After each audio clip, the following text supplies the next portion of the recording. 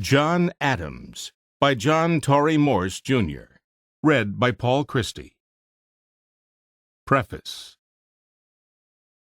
The liberality with which the Adams family has emptied for the public use its abundant stores of manuscripts would make it unreasonable to hope that they have yet more to give out concerning John Adams. Indeed, the latest ransackings in many private hoards throughout the country have probably been nearly or quite exhaustive of all contemporary documents of substantial value relating to the Revolution and the 3 first presidencies. If this is the case, biographical writing for that period must in future consist simply of new portraits of the several personages, and the memoirist will no longer be able to promise to unfold facts which have lain unknown until he has the privilege of disclosing them. The usefulness and the interest of his work will therefore consist in the faithfulness and skill with which he reproduces the traits of his hero. Such was already the condition of things when this Life of Adams was written.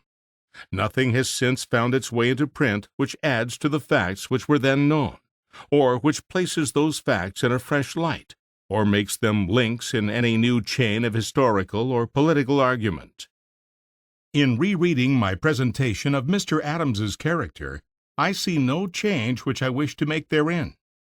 I think of him now as I thought of him then.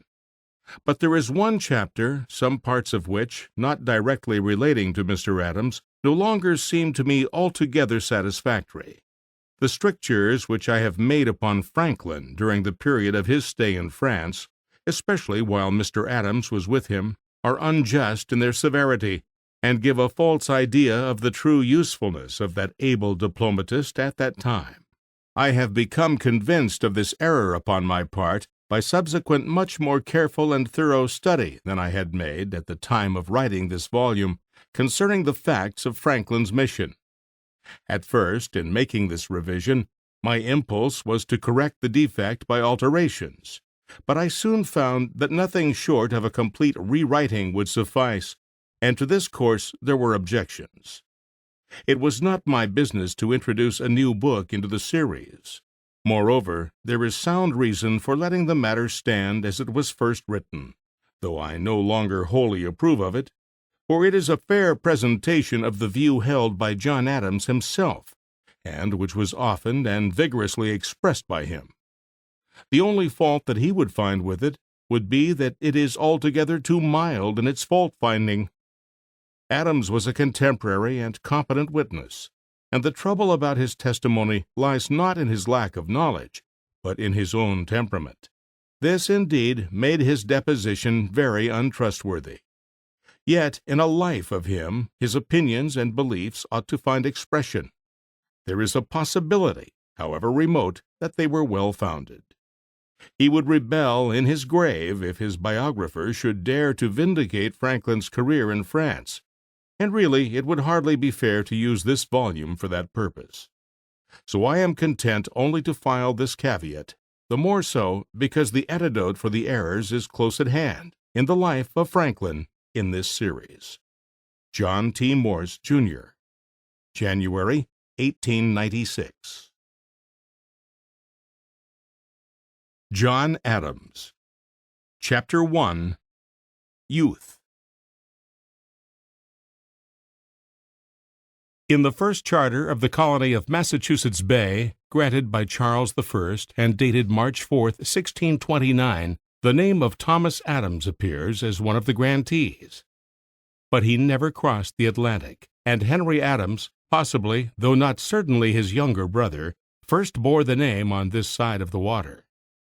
In 1636, this Henry was one of the grantees of sundry parcels of land at Mount Wollaston, soon afterward made the town of Braintree, in which neighborhood descendants from him have continued to have dwellings and to own extensive tracts of land to the present day. The John Adams with whom we have to do was of the 4th generation in descent from Henry, and was born at Braintree, October 19, 1735.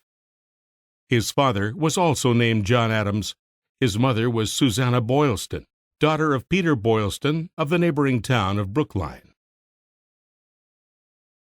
The founder of the American family apparently could do little better for himself than simply to hold his own in the desperate struggle for existence amid sterile hills and hostile Indians. At his death he left, as his whole estate, a small bit of land of which there was no dearth on the new continent, a house of 3 rooms and a barn.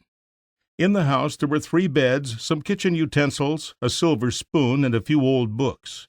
In the barn were a cow and calf, pigs, and a little fodder. The whole property was valued at £75 13 shillings. Little by little, however, the sturdy workers in successive years wrenched increased belongings from the reluctant soil, so that the inventory of the estate of our John Adams's father, who died in 1760, shows £1,330 9 shillings 8 cents. A man so well-to-do as this could afford to give one son a good education, and John Adams, being the eldest, had the advantage of going through Harvard College. Such was the privilege, the only privilege, with which primogeniture was invested by the custom of the family. Indeed, our John Adams's grandfather, who also had educated his eldest son at college, afterward divided his property among his other children, thinking that thus he made matters as nearly equal and fair between them all as was possible. John Adams was graduated in the class of 1755, which, as his son tells us, in proportion to its numbers contained as many men afterwards eminent in the civil and ecclesiastical departments as any class that ever was graduated at that institution. He was reputed to be a very good scholar, but cannot be accurately compared with his comrades, since rank was not then given for scholarship. The students took precedence according to the social standing of their parents, and upon such a scale the Adams family were a trifle nearer to the bottom than to the top. In a class of 24 members, John was 14th, and even for this modest station he was probably indebted rather to the standing of his maternal family than to that of his father. John Quincy Adams very frankly says that in those days the effect of a college education was to introduce a youth of the condition of John Adams into a different class of familiar acquaintance from that of his father. Later in life, John Adams became noted as an aristocrat and incurred not a little ridicule and animosity through his proclivities and personal pretensions of this kind. In fact, he was that peculiar production of American domestic manufacture which may perhaps be properly described as a self-made aristocrat, a character familiar enough on this side of the Atlantic, but which Lord Thurlow almost alone could bring within the comprehension of Englishmen. Fortunately, in Adams's individual case, his ability to maintain the position prevented his passion from appearing so comical as the like feeling so often does with inferior men. Nor indeed was he always and altogether devoid of sound sense in this respect. He wrote in 1791 that, if he could ever suppose family pride to be any way excusable, he should think a descent from a line of virtuous independent New England farmers for 160 years was a better foundation for it than a descent from regal or noble scoundrels ever since the flood. The truth is that a proper pride in one's own descent, if it can be sustained, is neither an unamiable nor a mischief-working trait. Adams had it in the true American shape, and was influenced by it only in the direction of good. He was at once gratified and satisfied with having a lineage simply respectable. The boyhood and youth of John Adams are encumbered with none of those tedious apocrypha which constitute a prophetic atmosphere in the initial chapter of most biographies. No one ever dreamed that he was to be a great man until he was well advanced in middle age, and even then, in the estimation of all persons save himself, he had many peers, and perhaps a very few superiors. As the fourth Harry, our king, philosophically remarked upon hearing of Lord Percy's death at Otterburn, "I have 100th captains in England," he said, "as good as ever was he." Though, probably enough, Percy's valuation of himself was different. Pretty much the first authentic knowledge which we get of John Adams comes from his own pen. On November 15, 1755, just after his 20th birthday, he began a diary. Intermittently, suffering many serious breaks provokingly to diminish its just value, he continued it until November 21, 1777. Only a few years more elapsed before the famous diary of his son, John Quincy Adams, was begun, which ran through its remarkable course until 1848, and it is said that a similar work has been done in the third generation. If this be so, much more than 100 years of American annals will be illuminated by the memorials of this one family in a manner unprecedented in history and equally useful and agreeable. So portentous a habit of diary writing is an odd form for the development of heredity.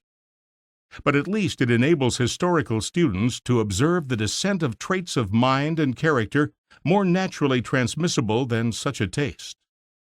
The Adams blood was strong blood, too strong to be seriously modified by alien strains introduced by marriage.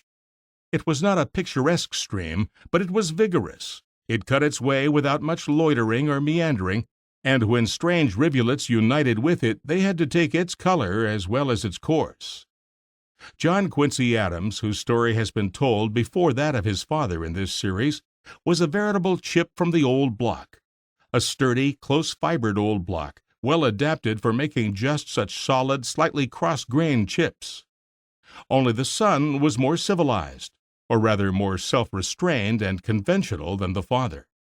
The ruggedness of the earlier fighter and self-made man was rubbed smoother in the offspring, inheriting greatness and growing up amid more polishing forces. In youth, John Adams was an admirable specimen of the New England Puritan of his generation, not excessively straight-laced in matters of doctrine, but religious by habit and by instinct, rigid in every point of morals, conscientious, upright, pure-minded, industrious. The real truth about that singular community is that they mingled theology with loose morals in a proportion not correctly appreciated by their descendants. For historians have dwelt upon the one ingredient of this mixture and have ignored the other, so that the truth has become obscured. Certain it is that long sermons and much polemical controversy were offset by a great deal of hard drinking, and not a little indulgence in carnal sins.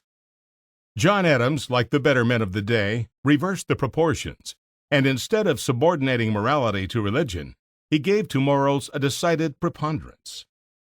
In his diary he grumbles not only at others, but also very freely at himself, partly because it was then his nature always to grumble a good deal about everything and everybody, partly to fulfill the acknowledged Christian duty of self-abasement. He had an early tendency to censoriousness, not to be compared in degree to that development of this failing which disfigured his son, but furnishing a strong germ for the later growth. While passing through periods of discontent, which occasionally beset his opening manhood, his depreciatory habit was too strong to be checked even in his own case, and he constantly falls his own victim, beneath his passion for uncharitable criticism. Also like his son, though more intermittently and in a less degree, he is possessed of the devil of suspiciousness, constantly conceiving himself to be the object of limitless envy, malice, hostility, and of the most ignoble undermining processes. As a young man, he often imagined that his neighbors and acquaintances were resolved that he should not get on in the world, though it does not appear that he encountered any peculiar or exceptional obstacles of this kind. But to his credit, it may be noted that in his early years he had a knowledge of these weaknesses of his disposition. He wishes that he could conquer his natural pride and self-conceit, expect no more deference from my fellows than I deserve, acquire meekness and humility, etc. He acknowledges having been too ready with ill-natured remarks upon the intellectuals, manners, practice, etc. of other people.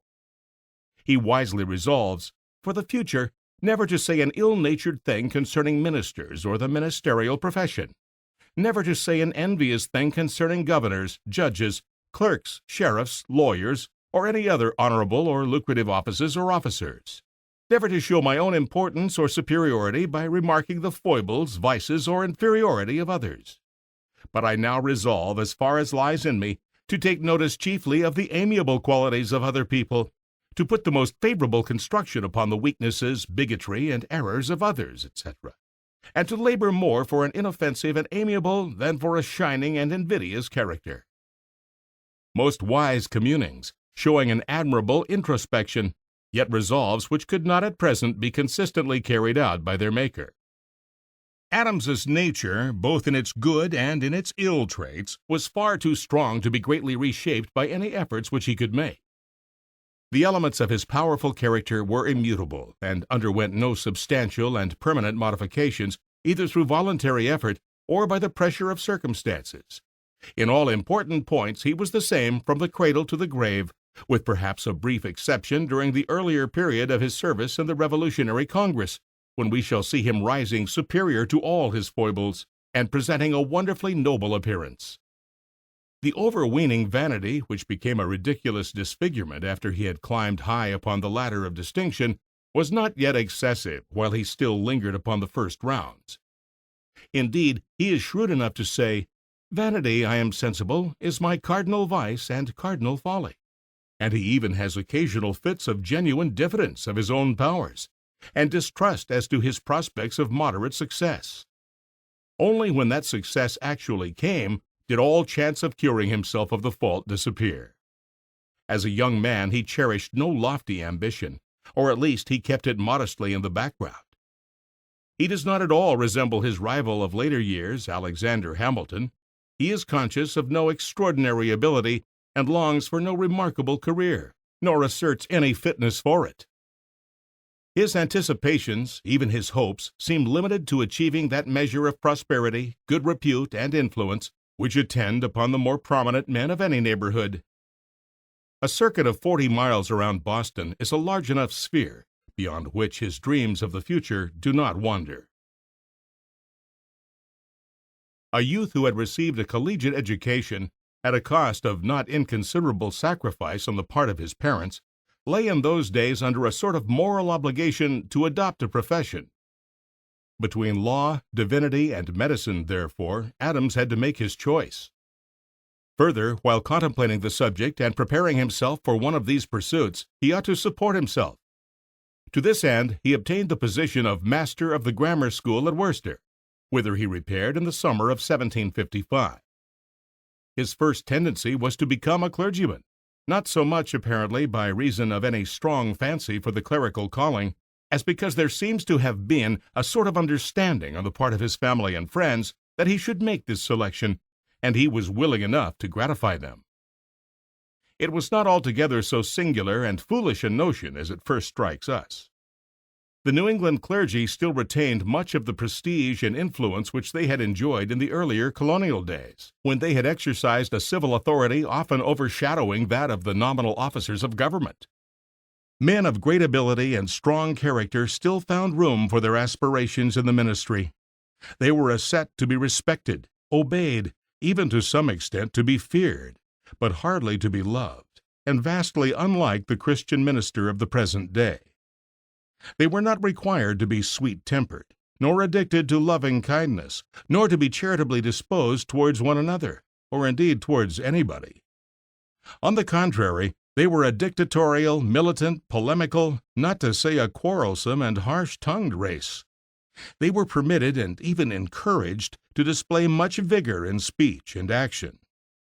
Nevertheless, the figure of impetuous, dogmatic, combative, opinionated, energetic, practical, and withal liberal John Adams at a pulpit is exceedingly droll.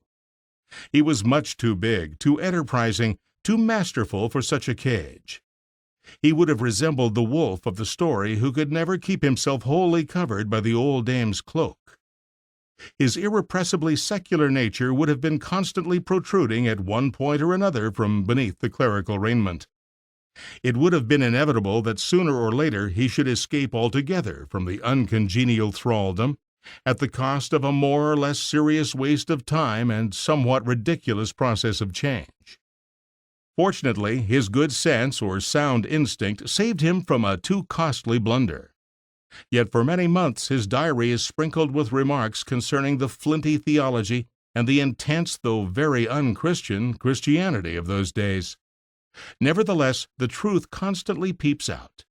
Disputatious enough and severe upon backslidings, he appears not sufficiently narrow in intellect and merciless in disposition. He could not squeeze himself within the rigid confines which hemmed in the local divine. It is to no purpose that he resolves to rise with the sun and to study the Scriptures on Thursday, Friday, Saturday, and Sunday mornings, and that occasionally he writes Scripture poetry industriously of a morning. The effort is too obvious, yet he was religiously inclined. The great Lisbon earthquake of 1755, which filled Europe with infidels, inspired him with a sense of religious awe. God Almighty, he says, has exerted the strength of his tremendous arm and shook one of the finest, richest, and most populous cities in Europe into ruin and destruction by an earthquake. The greatest part of Europe and the greatest part of America have been in violent convulsions, and admonished the inhabitants of both that neither riches nor honors nor the solid globe itself is a proper basis on which to build our hopes of security. The Byronic period of his youth even takes a religious form. He gloomily reflects that 1/3 of our time is consumed in sleep, and 3/7 of the remainder is spent in procuring a mere animal sustenance. And if we live to the age of 70, and then sit down to make an estimate in our minds of the happiness we have enjoyed and the misery we have suffered, we shall find, I am apt to think, that the overbalance of happiness is quite inconsiderable. We shall find that we have been, through the greater part of our lives, pursuing shadows and empty but glittering phantoms rather than substances. We shall find that we have applied our whole vigor, all our faculties, in the pursuit of honor or wealth or learning, or some other such delusive trifle, instead of the real and everlasting excellences of piety and virtue.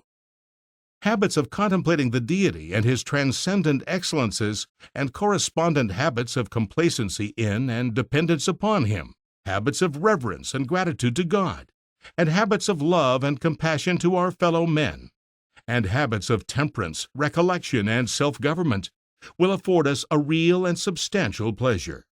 We may then exult in a consciousness of the favor of God and the prospect of everlasting felicity.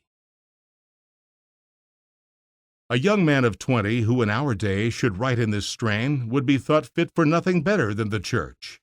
But Adams was really at war with the prevalent church spirits of New England. Thus, one evening in a conversation with Major Green about the divinity and satisfaction of Jesus Christ, the Major advanced the argument that a mere creature or finite being could not make satisfaction to infinite justice for any crimes, and suggested that these things are very mysterious. Adams's crisp commentary was, "Thus mystery is made a convenient cover for absurdity." Again he asks, where do we find a precept in the gospel requiring ecclesiastical synods, convocations, councils, decrees, creeds, confessions, oaths, subscriptions, and whole cartloads of other trumpery that we find religion encumbered with in these days? Independence in thought and expression soon caused him to be charged with the heinous unsoundness of Arminianism, an accusation which he endeavored neither to palliate nor deny, but quite cheerfully admitted. A few such comments, more commerce even with the tiny colonial world around him, a little thinking and discussion upon doctrinal points, sufficed for his shrewd common sense, and satisfied him that he was not fitted to labor in the ministerial vineyard as he saw it platted and walled in. Accordingly, upon August 21st, 1756, he definitely renounced the scheme. On the following day, he writes gravely in his diary, "Yesterday I completed a contract with Mr. Putnam to study law under his inspection for 2 years. Necessity drove me to this determination, but my inclination, I think, was to preach. However, that would not do. But I set out with firm resolutions, I think, never to commit any meanness or injustice in the practice of law. The study and practice of law, I am sure, does not dissolve the obligations of morality or of religion, and although the reason of my quitting divinity was my opinion concerning some disputed points, I hope I shall not give reason of offense to any in that profession by imprudent warmth." Thus, fortunately for himself and for the people of the colonies, Adams escaped the first peril which threatened the abridgment of his great usefulness. Yet the choice was not made without opposition from uncles and other relations full of the most illiberal prejudices against the law. Adams says that he had a proper veneration and affection for these relatives, but that, being under no obligation of gratitude to them, he thought little of their opinions. Young men nowadays are little apt to be controlled by uncles or even aunts in such matters, but John Adams' independence was more characteristic of himself than of those times. Chapter 2. At the Bar. On August 23, 1756, Adams says that he came to Mr. Putnam's and began law, and studied not very closely this week. But he was no sluggard in any respect, save that he was fond of lying abed late of mornings. Justinian's Institutes, with Vinnius's Notes, the works of Bracton, Britton, Fleta, Glanville, and all the other ponderous Latin tomes behind which the law of that day lay entrenched, yielded up their wisdom to his persistency. He had his hours of relaxation, in which he smoked his pipe, chatted with Dr. Savile's wife, and read her Ovid's Art of Love, a singular volume truly for a young Puritan to read aloud with a lady. Yet in the main he was a hard student, so that by October 1758 he was ready to begin business, and came to Boston to consult with Jeremiah Gridley, the leader and father of that bar, as to the necessary steps for an introduction to the practice of law in this country. Gridley was very kind with the young man, who seems to have shown upon this occasion a real and becoming bashfulness. Among other pieces of advice, the shrewd old lawyer gave to the youngster these two. First, to pursue the study of the law rather than the gain of it. Pursue the gain of it enough to keep out of the briars, but give your main attention to the study of it. Second, not to marry early, for an early marriage will obstruct your improvement, and in the next place it will involve you in expense. On Monday, November 6th, the same distinguished friend, with a few words of kindly presentation, recommended Adams to the court for the oath. This formality being satisfactorily concluded, says Adams, I shook hands with the bar and received their congratulations, and invited them over to Stone's to drink some punch, where the most of us resorted and had a very cheerful chat. Through this alcoholic christening, the neophyte was introduced into the full communion of the brethren, and thereafter it only remained for him to secure clients.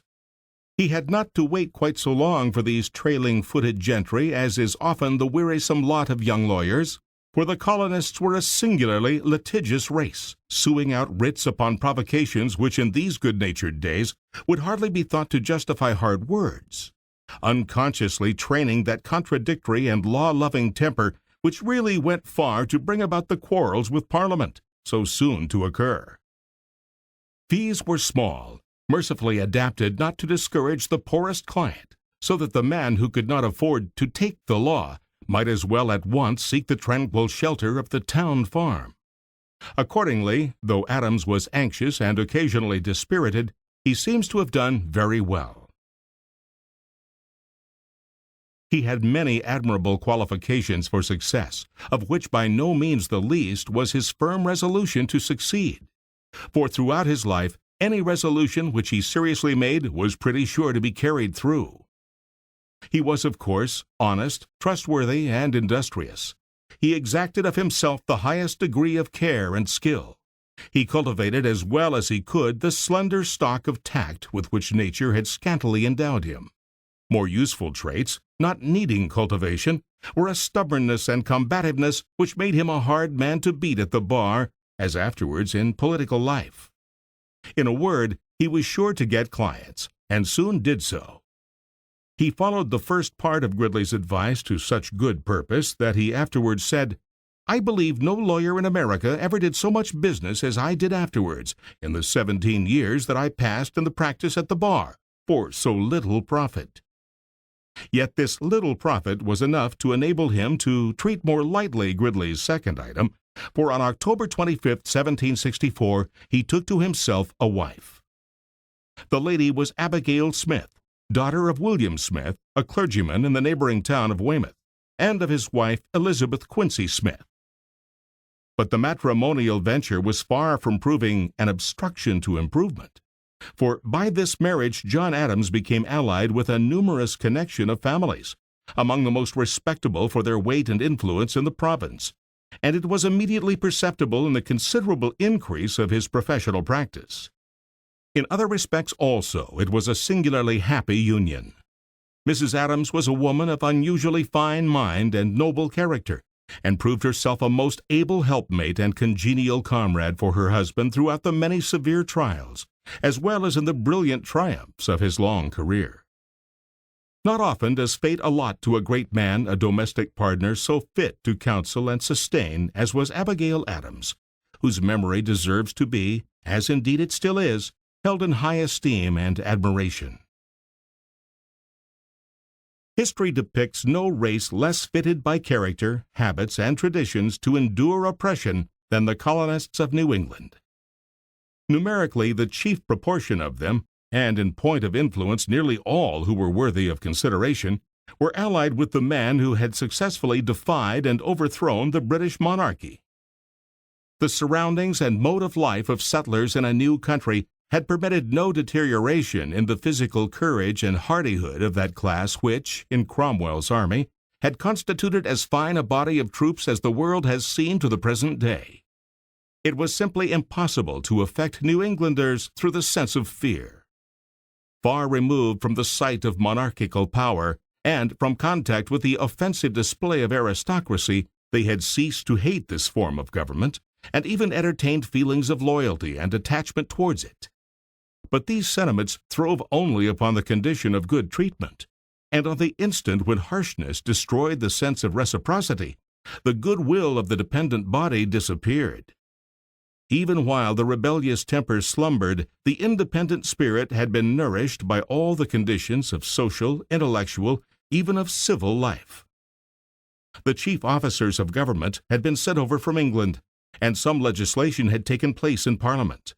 But the smaller laws and regulations, which, with the ministers thereof, touched the daily lives and affairs of the people, had been largely established by the colonists themselves. They were a thinking race, intelligent, disputatious, and combative. The religion which absorbed much of their mental activity had cherished these qualities, and though their creed was narrow, rigid, and severe, yet they did not accept it, like slaves of a hierarchy, without thought and criticism. On the contrary, their theology was notably polemical, and discussion and dispute on matters of doctrine were the very essence of their Christianity. Their faith constituted a sort of gymnasium or arena for the constant matching of strength and skill. They were ready at every sort of intellectual combat. The very sternness of their beliefs was the exponent of their uncompromising spirit, the outgrowth of a certain fierceness of disposition, and by no means a weight or pall which had settled down upon their faculties of free thought.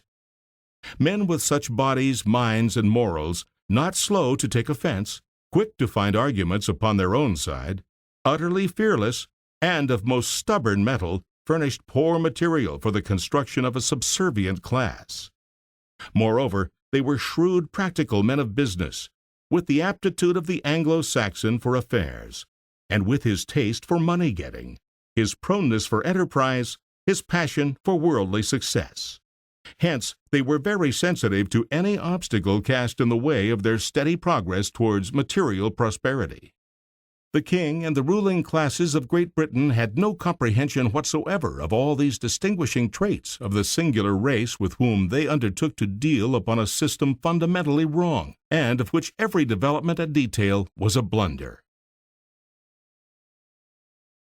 In nearly every respect, John Adams was a typical New Englander of the times. At least it may be said that in no one individual did the colonial character find a more respectable or more comprehensible development than in him. So that to understand and appreciate him is to understand and appreciate the New England of his day, and to draw him is to draw the colonists in their best form.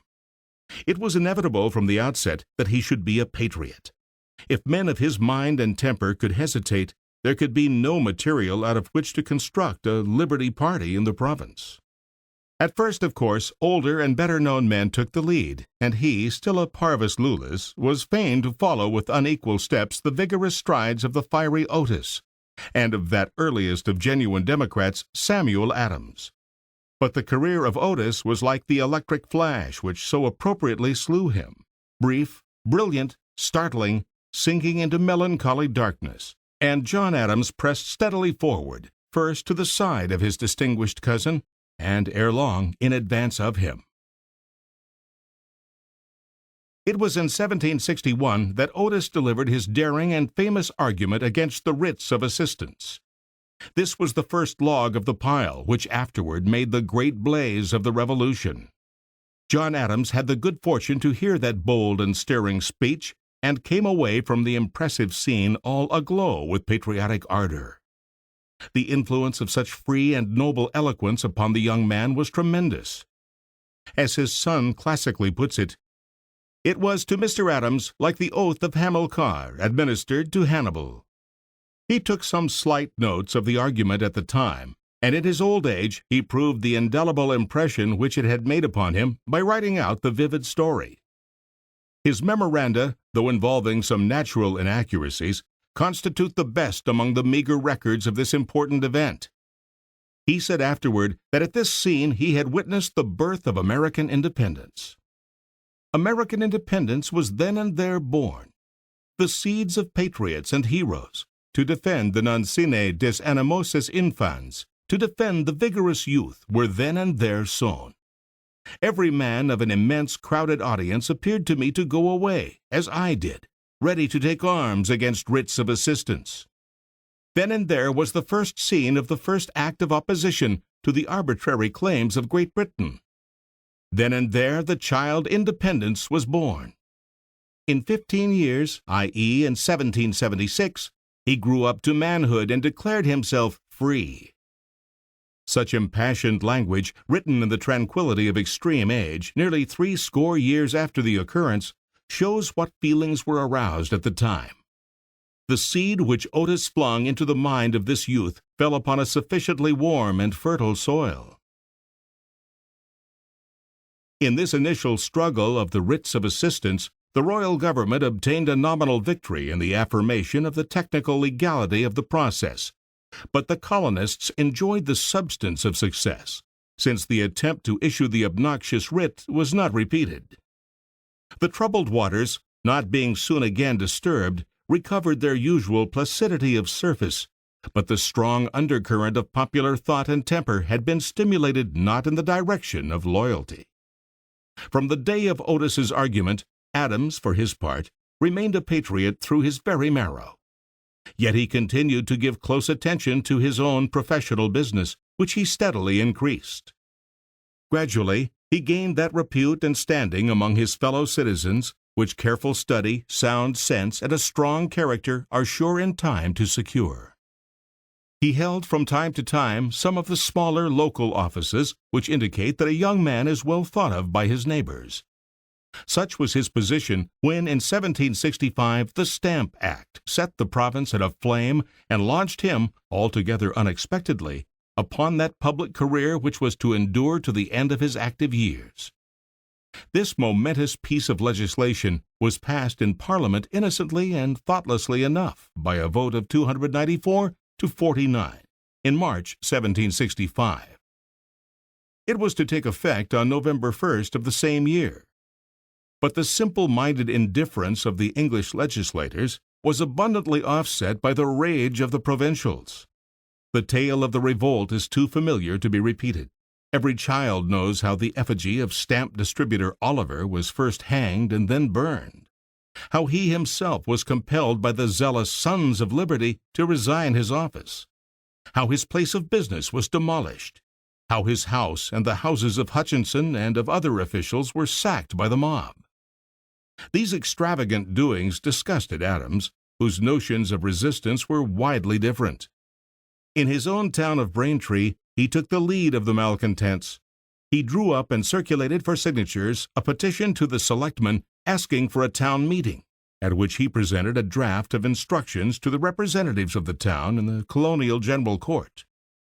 These, being carried unanimously, were published in Draper's paper and adopted by 40 other towns of the province as instructions to their respective representatives. Adams became a man of prominence. When the time came for putting the new statute in operation, diverse expedients for evading it were resorted to. But Chief Justice Hutchinson in the county of Suffolk prevented the opening of the courts there and the transaction of business without stamps. On December 18th, Adams wrote gloomily, "The probate office is shut, the custom house is shut, the courts of justice are shut, and all business seems at a stand. I have not drawn a writ since the 1st of November. This long interval of indolence and idleness will make a large chasm in my affairs, if it should not reduce me to distress and incapacitate me to answer the demands upon me. I was but just getting into my gears, just getting under sail, and an embargo is laid upon the ship. 30 years of my life are passed in preparation for business. I have groped in dark obscurity till of late, and had but just become known and gained a small degree of reputation, when this execrable project was set on foot for my ruin, as well as that of America in general, and of Great Britain." Adams was not alone in feeling the stress of this enforced cessation of all business. On the very day when he was writing these grievous forebodings, a town meeting was holding in Boston, at which a memorial was adopted, praying the governor and council to remove the fatal obstruction out of the way of the daily occupations of the people. The next day, news came to Mr. Adams at Braintree that he had been associated with the venerable Jeremiah Gridley and James Otis as counsel for the town to support this memorial. This politico-professional honor, which was the greater since he was not a citizen of Boston, surprised him and caused him no little perturbation. He saw in it some personal peril, and, what he dreaded much more, a sure opposition to his professional advancement on the part of the government and the numerous body of loyalists. Moreover, he distrusted his capacity for so momentous and responsible a task. But there is no instance in Adams's life when either fear of consequences or modesty seriously affected his action. Upon this occasion he did not hesitate an instant. "I am now," he at once declared, "under all obligations of interest and ambition, as well as honor, gratitude, and duty, to exert the utmost of my abilities in this important cause." On the evening of the very next day, with no possibility for preparation, with few hours even for thought or consultation, the 3 lawyers were obliged to make their arguments before the governor and council. Mr. Adams had to speak first. "Then it fell upon me," he said, "without one moment's opportunity to consult any authorities, to open an argument upon a question that was never made before, and I wish I could hope it never would be made again, that is, whether the courts of law should be open or not." John Quincy Adams alleges, not without justice, that his father placed the demands of the colonists upon a stronger as well as upon a more daring basis than did either of his colleagues. Mr. Otis reasoned with great learning and zeal on the judges' oaths, etc. Mr. Gridley on the great inconveniences that would ensue the interruption of justice. Mr. Adams, though advancing also points of expediency, grounded his argument on the invalidity of the Stamp Act, it not being in any sense our act, having never consented to it. This was recognized as the one sufficient and unanswerable statement of the colonial position, from this time forth to the day of independence, the injustice and unlawfulness of legislation, especially for taxation, over persons not represented in the legislature. But in British ears such language was rebellious, even revolutionary. No historian has conceived or described the condition of affairs, of society, of temper and feeling, at least in the southern part of this country, at the time of the Stamp Act, with anything like the accuracy and vividness which illuminate the closing pages of The Virginians. With a moderation happily combined with force, and with a frank recognition of the way he would have been struck by his own arguments had he listened to them from the other side, Thackeray puts into the mouth of George Warrington the English justification of English policy. It may be admitted that, if Parliament could not tax the colonists, then there was the case of a government which could exact no revenue from its subjects, and which, therefore, could only take with thanks their voluntary contributions. In any theory of government, such a proposition is an absurdity. It may further be admitted that Englishmen, at home, were a much more heavily taxed community than there was any endeavor to make the expatriated colonial Englishmen. It is also true that Great Britain acknowledged and performed reasonably well the duties which are part of the function of government. Against these weighty arguments there was but one which could prevail, and that was the broad and fundamental one advanced by Mr. Adams. It reached deeper than any of the English arguments. It came before them and settled the controversy before one could get to them. Great Britain said, "A government without a power of taxation is an impossible absurdity." The colonists replied with a still earlier fact, "But taxation cannot be exercised without representation." The truth at the very bottom was fortunately the American truth, and this Mr. Adams saw clearly and said boldly, so that the Liberty Party never forgot the exposition. There was a question which he did not shirk, though he contemplated it with something like a shudder. If there could be no government without taxation, and no taxation without representation, and there was no chance that representation would be conceded, what then? Only independence. Such a chain of logic was enough to make so thoughtful a man as Adams very serious, and one is not surprised to find these brief, pregnant entries in his diary.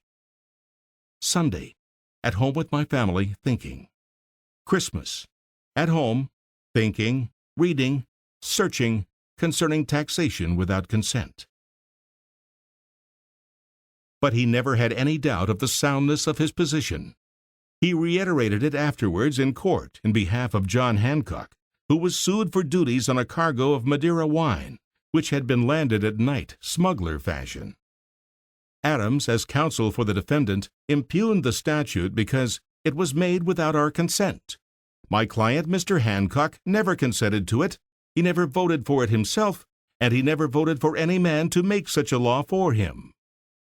This cause, by the way, gave Adams plenty of business for one winter, since the government lawyers seemed determined to examine the whole town as witnesses.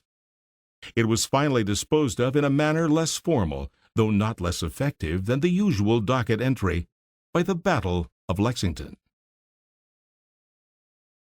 By the share which he took in this business of the Stamp Act, Adams conclusively cast in his lot with the Patriot party, and thereafter stood second only to such older leaders as Otis, Samuel Adams, and Hancock.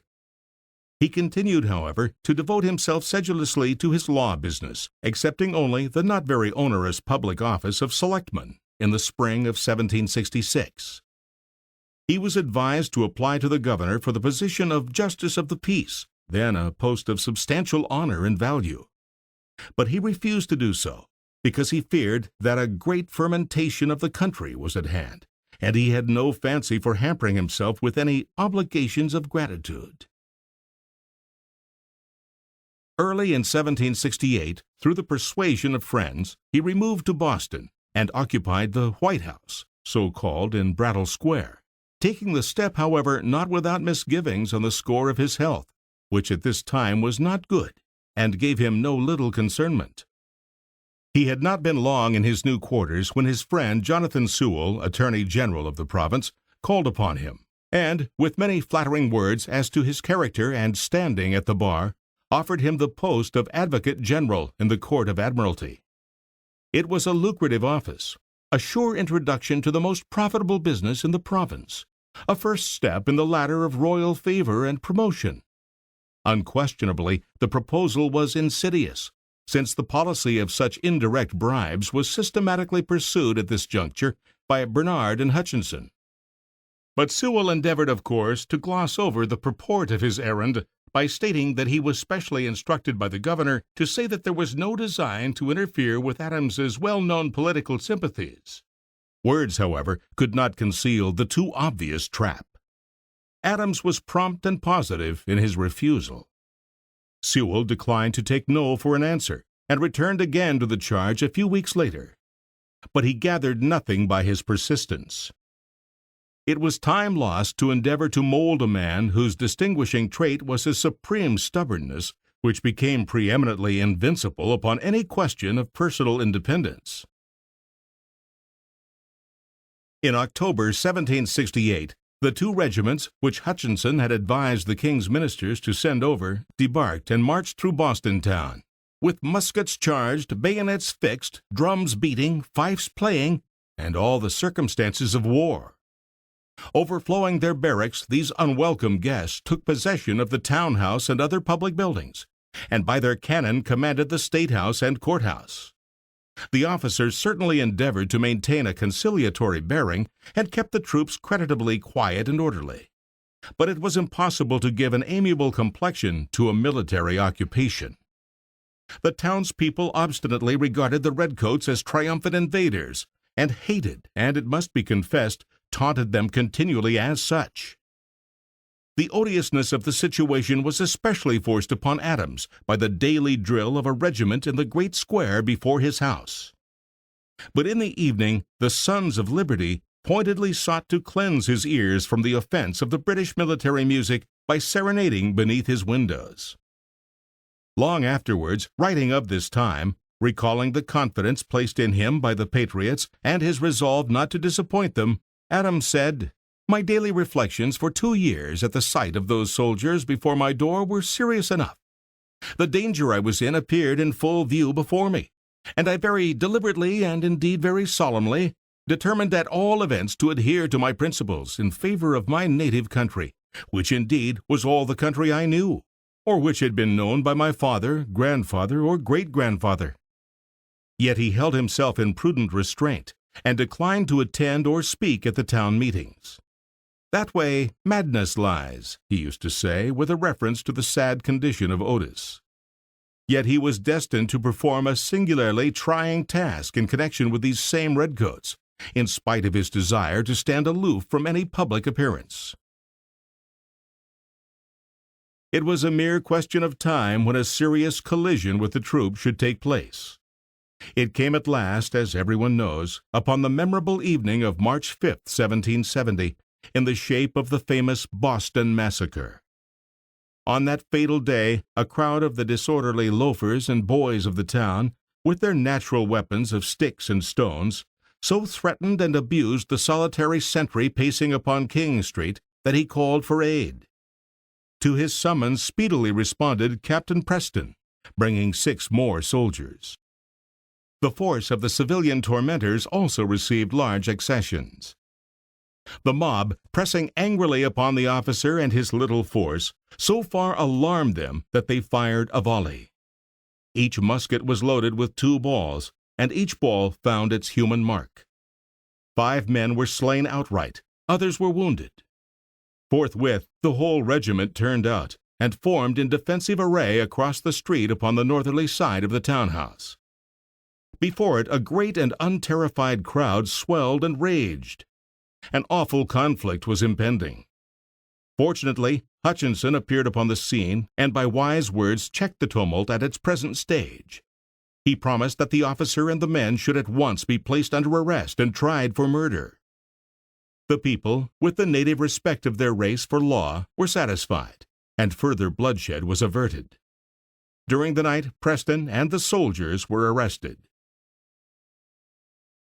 The very next morning, the heat of the turmoil still seething, there came into Mr. Adams's office one Forrest, pleasantly nicknamed the Irish Infant. This emissary was charged to induce Adams to act as counsel for the accused, and he evidently expected to find his task difficult of accomplishment. But Adams acceded to the request as soon as it was preferred, making some remarks to the point of professional duty, trite and commonplace in their ethical aspect, but honorably distinguished in that they were backed by instant action at a moment of grave trial. With him acted Josiah Quincy, Jr., then a young man lately called to the bar. It was no welcome duty which professional obligation and perhaps still higher sentiments thus thrust upon these 2 lawyers. It has been suggested that the choice of Mr. Adams especially was due to the astute cowardice of Hutchinson, who wished first to handicap a strong patriot by rendering him an object of suspicion among the less reasonable malcontents, and next, in the case of being ultimately compelled to pardon the accused men, to interpose between himself and an angry people the character and influence of the most highly considered lawyer on the popular side. It may well be supposed, however, that Captain Preston, on trial for his life amid strange and hostile surroundings, selected his counsel with a single eye to his own interest. Mr. C.F. Adams regards this engagement in this cause as constituting one of the four great moral trials and triumphs marking his grandfather's career. Undoubtedly, it was so. It was not only that, so far as his own feelings were concerned, the position was odious, but he was called upon to risk losing the well-earned confidence of those of his fellow townsmen, with whom he was in profound sympathy in matters of momentous importance, to imperil a reputation and popularity won by 12 long years of honest labor, and necessary to his success and even to his livelihood. It is difficult to admire too highly the spirit which saw no cause even for an hour's hesitation in the sudden demand for such sacrifices. That he was unquestionably right is now so evident that it is hard to appreciate that he could have incurred great censure and peril at the time. Yet this was the case. The cooler and more intelligent patriots could be counted upon to appreciate the case justly, and in time also a large proportion of the party would follow. But at first there was a great clamor of rebuke and wrath. Even Josiah Quincy Sr., a man from whom, if from anyone, better judgment might have been anticipated, wrote to his son a letter mingled of incredulity, indignation, and remonstrance. It seemed ridiculous to find that long years afterwards, after the Revolution, after Adams had signed the Declaration of Independence, had been insulted at the English court, and had served as vice president with Washington, this legal service of his was dragged out by his opponents as evidence of his subjugation to British influence. Yet such folly actually occurred. The trial of Preston began October 24th and closed October 30th. It resulted in an acquittal, since it was, of course, impossible to adduce satisfactory evidence that he had given the command to fire. The trial of the soldiers followed, which a shorthand writer endeavored to report, but he failed lamentably in catching the tenor of the counsel's arguments. Of these defendants, all were acquitted save 2, who were found guilty of manslaughter. They claimed their privilege of clergy and so saved their lives, but were branded on the hand with a hot iron, a disgrace which they keenly felt to be undeserved, and which won for them the honest sympathy of Mr. Adams. It may be remarked that Adams was much annoyed at a story, to which a sort of corroboration was afterward given by some unfair language of Hutchinson in his history, that his motive for engaging for the prisoners came in the shape of a large fee. In fact, his entire remuneration for all services rendered to all his 8 clients was only 19 guineas, which were not accompanied or followed by so much as even a courteous word of thanks from Preston. But he had the comfort of appreciating the character of his own conduct, at least as well as if he were judging the behavior of another person. He said of it 2 or 3 years later, "It was one of the most gallant, manly, and disinterested actions of my whole life, and one of the best pieces of service I ever rendered my country."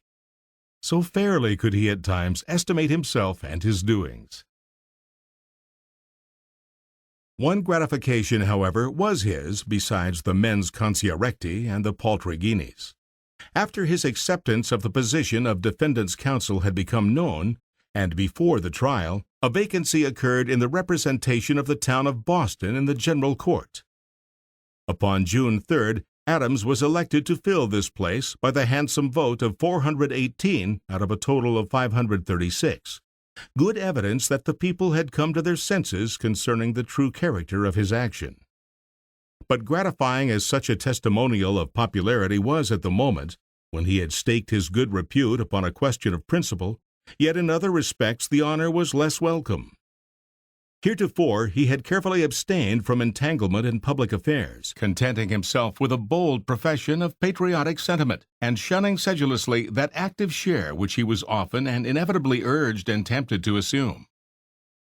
He had devoted himself with steady and almost exclusive persistence to the practice of his profession, recognizing no object superior to that.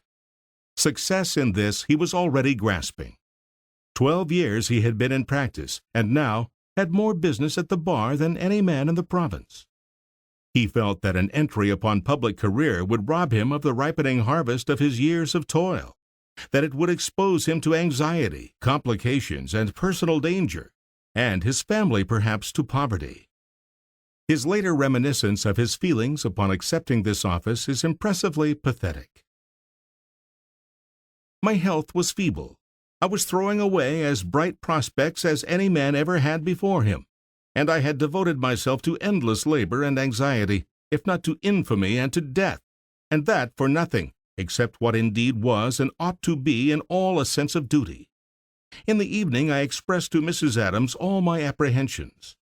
That excellent lady, who has always encouraged me, burst into a flood of tears, and said she was very sensible of all the danger to her and to our children, as well as to me, but she thought I had done as I ought. She was very willing to share in all that was to come, and to place her trust in Providence. Thus solemnly, with a sense of costly self-sacrifice to duty, and with dark presagings, Adams consented to enter upon that public career, which in the inscrutable future proved to be laden with such rich rewards for his noble courage and such brilliant confutation of his melancholy forebodings. This first incursion into the domain of public life, undertaken in so grave a temper, was not of long duration. Considering the hale and prolonged old age which Mr. Adams came to enjoy, his health in what should have been vigorous years seems to have given him a surprising amount of solicitude. So now, within a few months after his election, he fell into such a condition with a pain in his breast and a complaint in his lungs, which seriously threatened his life, that he felt sure that city life was disagreeing with him. Accordingly, in the spring of 1771, just 3 years after coming to town, he removed his household back to Braintree, and of course at the end of his year of service he could not again be returned as a member from Boston. He was very despondent at this time. He held the inhabitants of Boston in the most pleasing and grateful remembrance. He said, "I wish to God it was in my power to serve them as much as it is in my inclination. But it is not. My wishes are impotent, my endeavors fruitless and ineffectual to them, and ruinous to myself." He fell occasionally into moods of melancholy like this, doubtless by reason of ill health. Probably also, after having tasted the singular fascination of active concernment in public affairs, he was not able altogether without regret to contemplate his apparent future, with no journeys to Cambridge, no general court to attend, nothing but law and husbandry. He had come to be a man of some note, which is always pleasant, whatever disingenuous professions prominent men may sometimes make. Already, many months before, when stopping at a tavern on his way to Plymouth, he was surprised by having a fellow traveler, unknown to him, go out to saddle and bridle his horse and hold the stirrup for him, saying, "Mr. Adams, as a man of liberty, I respect you. God bless you. I'll stand by you while I live, and from hence to Cape Cod you won't find 10 men amiss."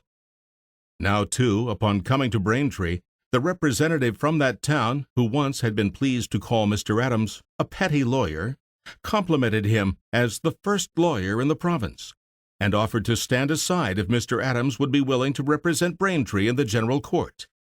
One could not lightly throw away such prestige.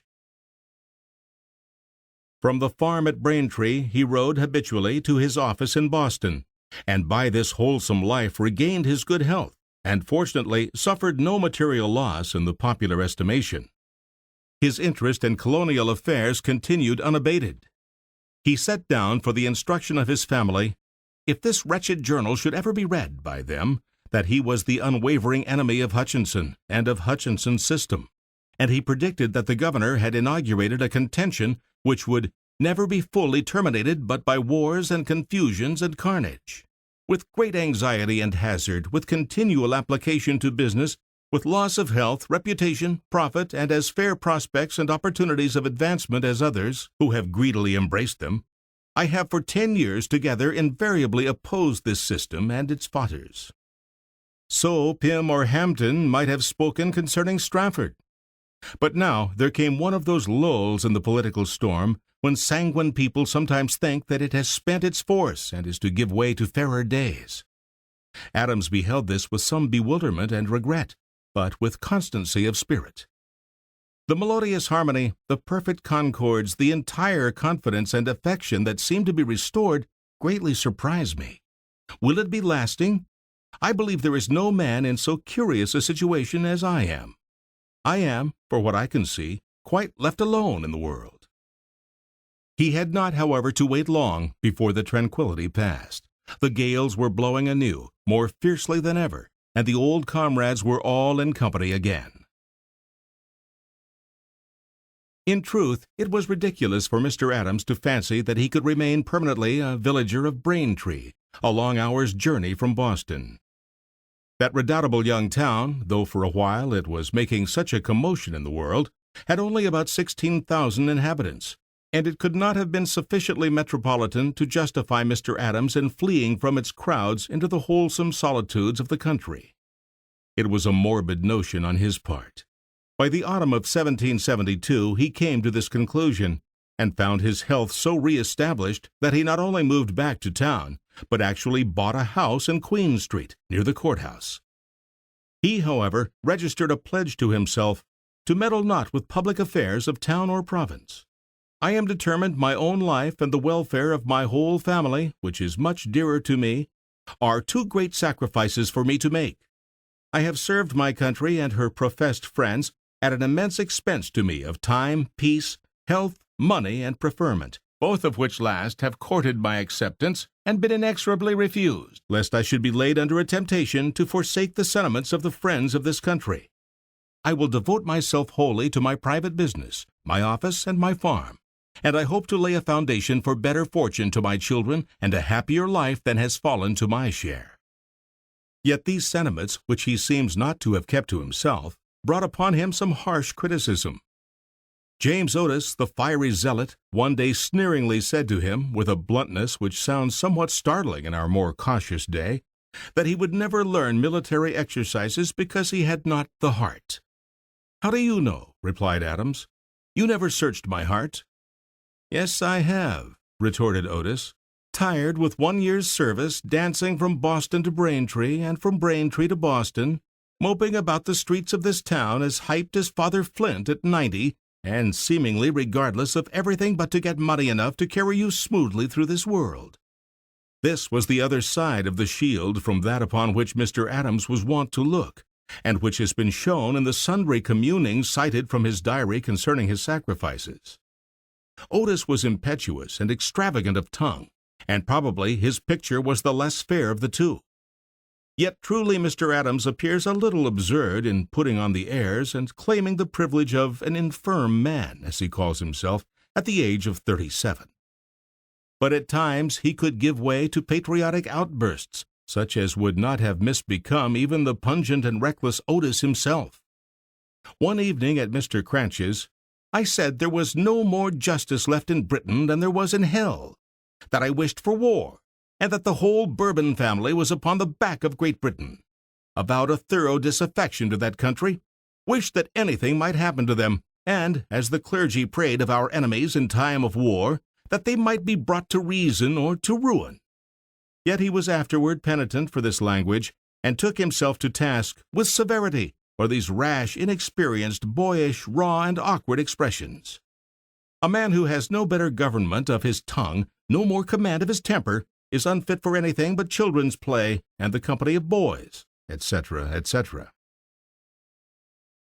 In justice to Mr. Adams, it should be said that, so far as any records show, he had not often to blame himself in this manner.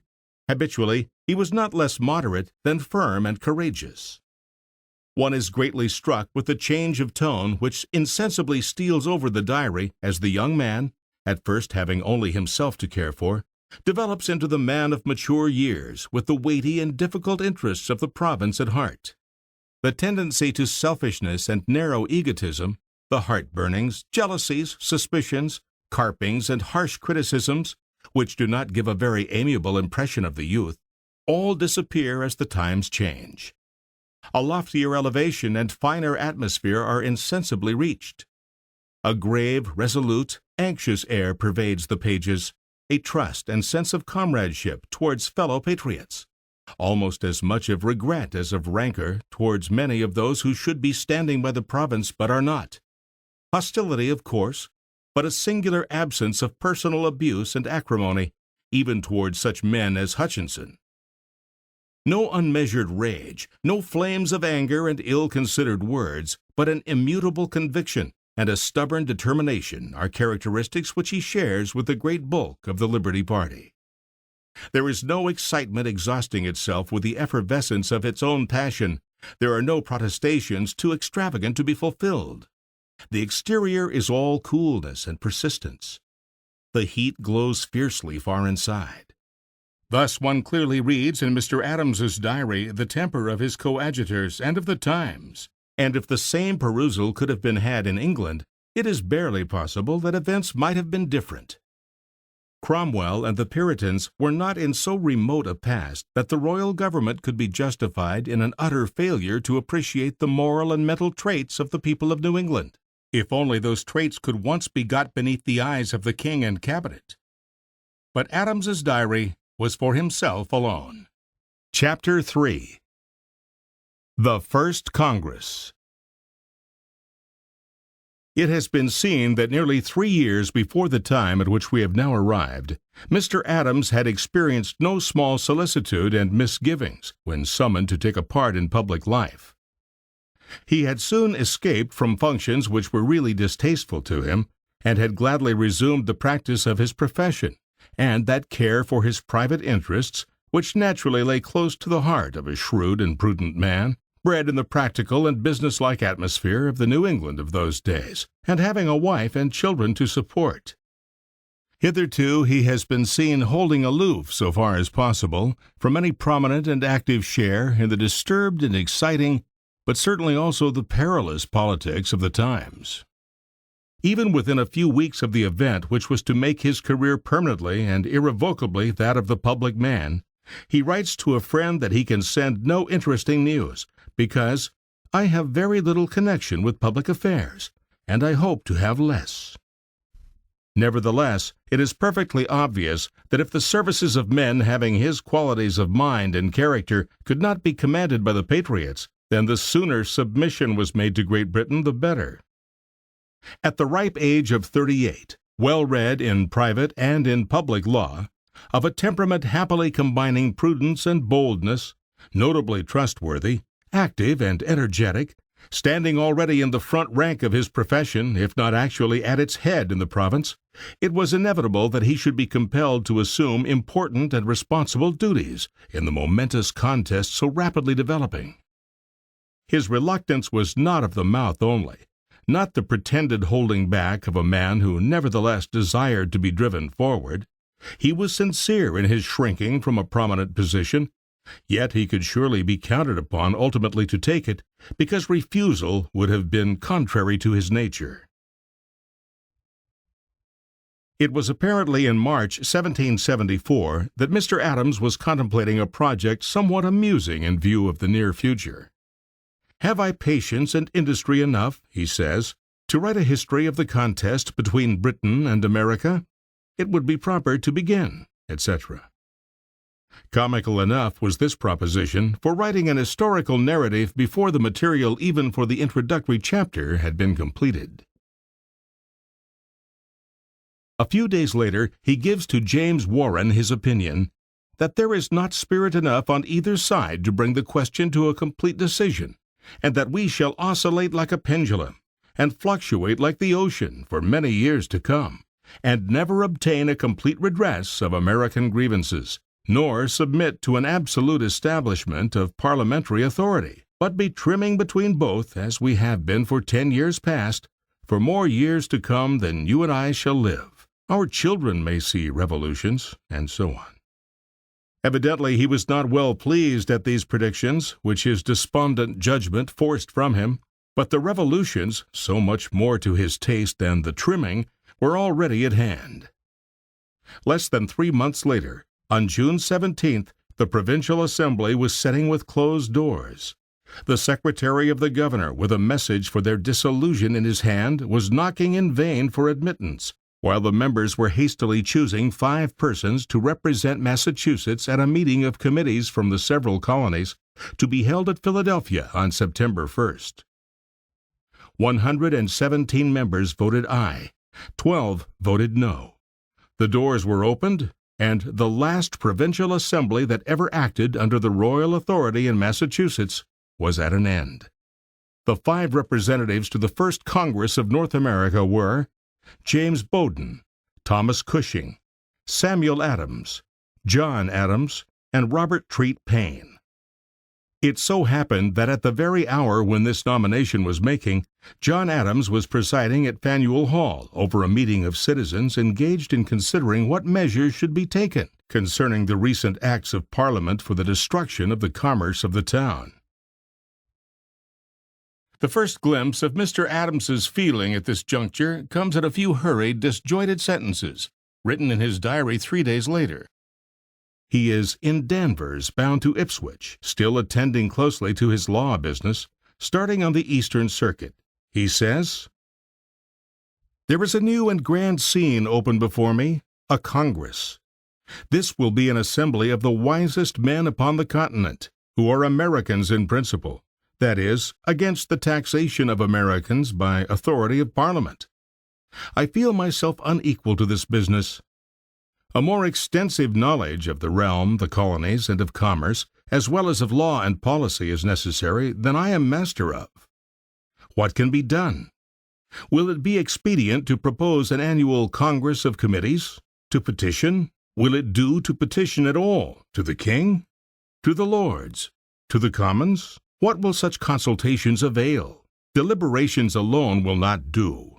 We must petition, or recommend to the assemblies to petition, or—" The alternative to be introduced by this "or" gives him pause. It is too terrible, doubtless also as yet too little considered in all its vague, vast, and multiform possibilities, to be definitely shaped in words, even on these secret pages. He will not be run away with by a hasty pen, though his only reader is himself. 5 days later he comes back from a long walk through corn, rye, grass, and writes, "I wander alone and ponder. I muse, I mope, I ruminate. I am often in reveries and brown studies. The objects before me are too grand and multifarious for my comprehension. We have not men fit for the times. We are deficient in genius, in education, in travel, in fortune, in everything. I feel unutterable anxiety. God grant us wisdom and fortitude. Should the opposition be suppressed, should this country submit, what infamy and ruin! God forbid! Death in any form is less terrible." On June 25th, he writes to his friend Warren, who had been instrumental in appointing him to Congress, "I suppose you sent me there to school. I thank you for thinking me an apt scholar, or capable of learning. For my own part, I am at a loss, totally at a loss, what to do when we get there, but I hope to be there taught. It is to be a school of political prophets, I suppose, a nursery of American statesmen." Mr. Adams estimated with much candor and fairness the deficiencies which he recognized as likely to stand in the way of his usefulness and success in Congress. But in speaking of his qualifications he did not mention, and doubtless did not at all appreciate, one fact which told largely in his favor. In our day, men habitually go to Congress with only such crude training in the oral discussion of public questions as they have gained in the juvenile debating societies of school or college, or possibly through an occasional appearance on the stump. But Adams had enjoyed the advantage of a peculiar and singularly admirable schooling, and it was only because this had been a matter of course in his life ever since he had come of age that he failed now to set it down at its true value. He had been accustomed always to take an active part in the town meetings, that old institution of New England, than which nothing finer as a preparatory school of debate has ever existed in the world. In these assemblages, at which nearly all the voters of the town were present, every public question was discussed with that ardor which the near personal interest of the speakers can alone supply. There was no indifference. Everyone made it a point to be present, and the concourse was a more striking one than many more pretentious and dignified gatherings. The colonists were a disputatious, shrewd, and hard-headed race. When they met to arrange all those matters of domestic polity, which by virtue of their nearness seemed much more important than grander but more distant and abstract questions, there was no lack of earnestness, or of keen ability in their debates. Men learned the essential elements of vigorous and able discussion. They did not, perhaps, learn all the intricacies of parliamentary tactics, but they did acquire a good deal of skill in the way of observation and of management. It was a democratic political body, wherein perfect equality prevailed so far as privilege or the distinction of the individual were concerned, but where the inequality arising from difference in natural ability counted for all that it was worth. In such conflicts every man learned to strike with all the skill and strength that he could master, and learned also to take as good and often better than he could give back. Behind it all lay the fundamental Anglo-Saxon feeling of respect for law and order, for common sense and the sounder reason. It was generally the stronger argument which prevailed. It was to the judgment, not to the emotions, that appeal had to be made in bodies composed of such material. A throng of Yankee farmers or merchants listening to a speaker for the purpose of detecting the weak points in his speech compelled the ablest and the coolest man to do his best. No one could afford to lose either his temper or his head.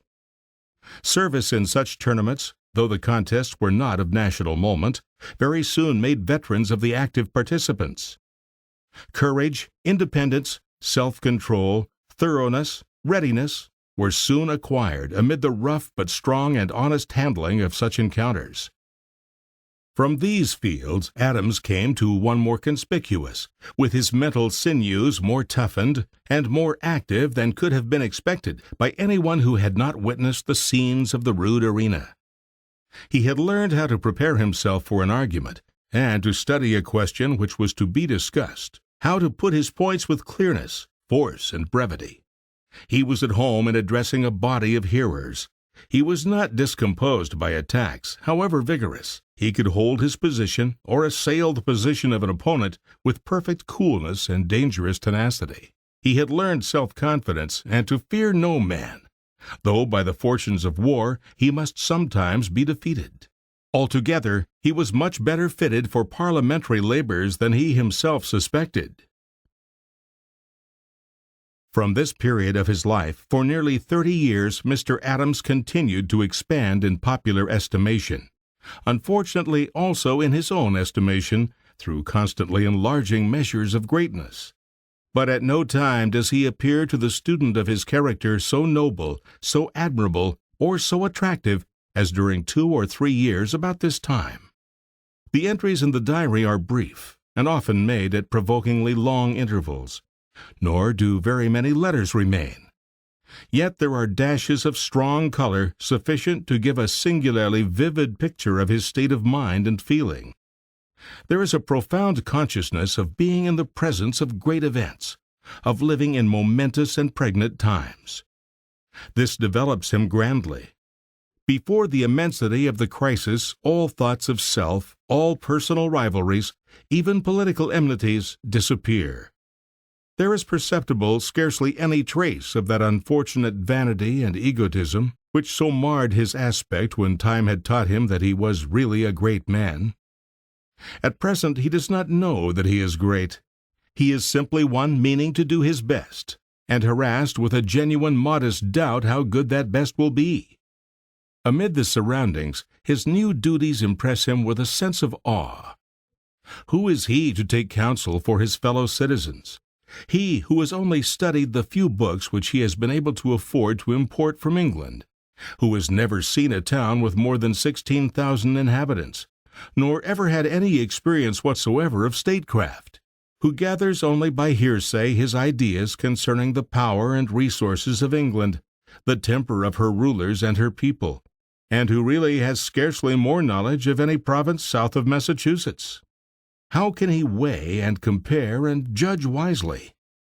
Yet he has at least the wisdom to measure his own exceeding ignorance, and obviously he will commit no such rash blunders as those into which he will by and by be led by the overweening self-confidence of later years. Now he will ponder and reflect, and will act prudently and moderately, for he feels most gravely his immense responsibility. But though he feels this, it does not make a coward of him. The courage and the spirit of John Adams were the same from the cradle to the grave. There is not a shadow of timidity. Modesty and self-distrust do not take that shape, nor betray him into irresolution. In every line that he writes, the firm and manly temper is distinctly seen. If he will be anxious, so also he will be bold and will fear no consequences either for his country or for himself. His nerve is good. He is profoundly thoughtful, but not in the least agitated. His own affairs must give him some thought, but not for himself, only for his family. He does not say this. If he did, the fact might be less sure. But his letters, clear, brief, blunt, straightforward, written often in haste and always with unquestionable simplicity and frankness, leave no doubt concerning his generous courage in all matters of his private interests. The only direct recognition of his personal risk is in a passage of a letter to James Warren. There is one ugly reflection. Brutus and Cassius were conquered and slain. Hampden died in the field, Sidney on the scaffold, Harrington in jail, etc. This is cold comfort. Politics are an ordeal path among red-hot plowshares. Who then would be a politician for the pleasure of running about barefoot among them? Yet somebody must. After he had been a short while in Congress, he writes reassuringly to his wife, "Be not under any concern for me. There is little danger from anything we shall do at the Congress. There is such a spirit through the colonies, and the members of Congress are such characters, that no danger can happen to us which will not involve the whole continent in universal desolation, and in that case who would wish to live?" He was willing to take his turn and to do his share, but he insisted that after he had contributed his fair proportion of toil and sacrifice, and had assumed his just measure of peril, others should come forward to succeed him and play their parts also. In truth, at this crisis a prominent public position did not hold out those lures to ambition which exist in established governments. There were no apparent prizes of glory, power, or prosperity. There were alarming visible chances of utter destruction. The self-seeking and aspiring class saw meager temptations. So Adams may be rigidly believed when he writes, "To say the truth, I was much averse to being chosen, and shall continue so, for I am determined, if things are settled, to avoid public life. At such a time as this there are many dangerous things to be done, which nobody else will do, and therefore I cannot help attempting them. But in peaceful times there are always hands enough ready." The letters of Adams to his wife from the time of his appointment to Congress are delightful reading. Not because they communicate interesting historical facts, which indeed it was not safe to set down in correspondence, but rather because in 1,000 little ways they cast such a vivid light upon the very striking character of the man himself, and give us his personal surroundings. Also that atmosphere of the times, which was intense to a degree which we hardly picture to ourselves as we read cold sketches of them. We see his anxiety, sometimes transiently darkening into despondency, for his energetic, impatient temperament chafes occasionally at the delays of more timid souls. But anon his high spirit gives him gleams of bright hope. No one who has a cause so near at heart as Adams had the cause of America ever despairs more than temporarily in hours of fatigue. Generally, Adams' courage is of the stubborn and determined sort. He feels with something of bitterness the sacrifices which he seems to be making at the cost of his family, and meets them as might be expected of such a typical descendant of the New England Puritans. We live, my dear soul, in an age of trial. What will be the consequences, I know not. The town of Boston, for aught I can see, must suffer martyrdom. It must expire. I go mourning in my heart all the day long, though I say nothing. I am melancholy for the public and anxious for my family. As for myself, a frock and trousers, a hoe and a spade would do for my remaining days. For God's sake, make your children hardy, active, and industrious, for strength, activity, and industry will be their only resource and dependence. This he reiterates. The education of our children is never out of my mind. Train them to virtue. Habituate them to industry, activity, and spirit. Make them consider every vice as shameful and unmanly. Fire them with ambition to be useful. On August 10, 1774, Mr. Adams set forth upon a journey which was to give him his first opportunity to see other places than the small town of Boston and the eastern villages, to meet persons whose habits of thought and ways of life differed from those prevalent among the descendants of the Pilgrims. With 3 of his fellow delegates, he started in a coach and rode to Coolidge's, whither a large number of gentlemen had gone before and had prepared an entertainment for them. The parting after dinner was truly affecting, beyond all description affecting. The following days proved most interesting and agreeable. At every place of any consequence, the travelers were received with flattering attentions. The people turned out in crowds, bells were rung, even cannon were fired. The feasting was frequent and plentiful. Every person of any note called on them, and they had ample opportunities to learn the opinions and to judge the feelings of the influential citizens all along the route. Adams was naturally much pleased. He began to have that sense of self-importance which expanded so rapidly during many years to come.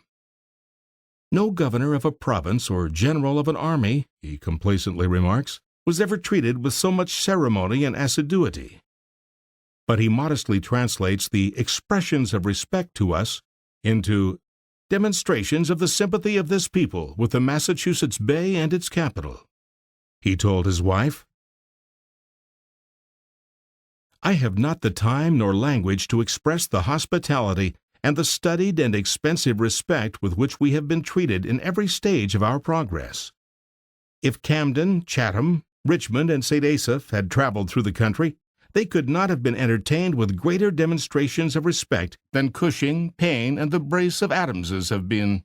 I confess the kindness, the affection, the applause which have been given to me, and especially to our province, have many a time filled my bosom and streamed from my eyes." It was the period when gentlemen, dining and shaking hands, were full of noble patriotism and a generous sense of brotherhood, before the problems and hardships of a tedious and painful conflict had bred weariness and doubt, before the rivalries of office and authority had given rise to jealousy and division.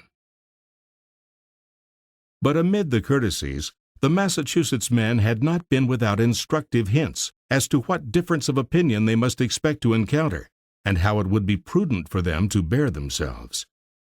Forthwith after his appointment, Adams had written to the shrewd old lawyer, the Nestor of the Massachusetts patriots, Joseph Hawley, and in reply had received a singularly wise as well as kindly letter of advice.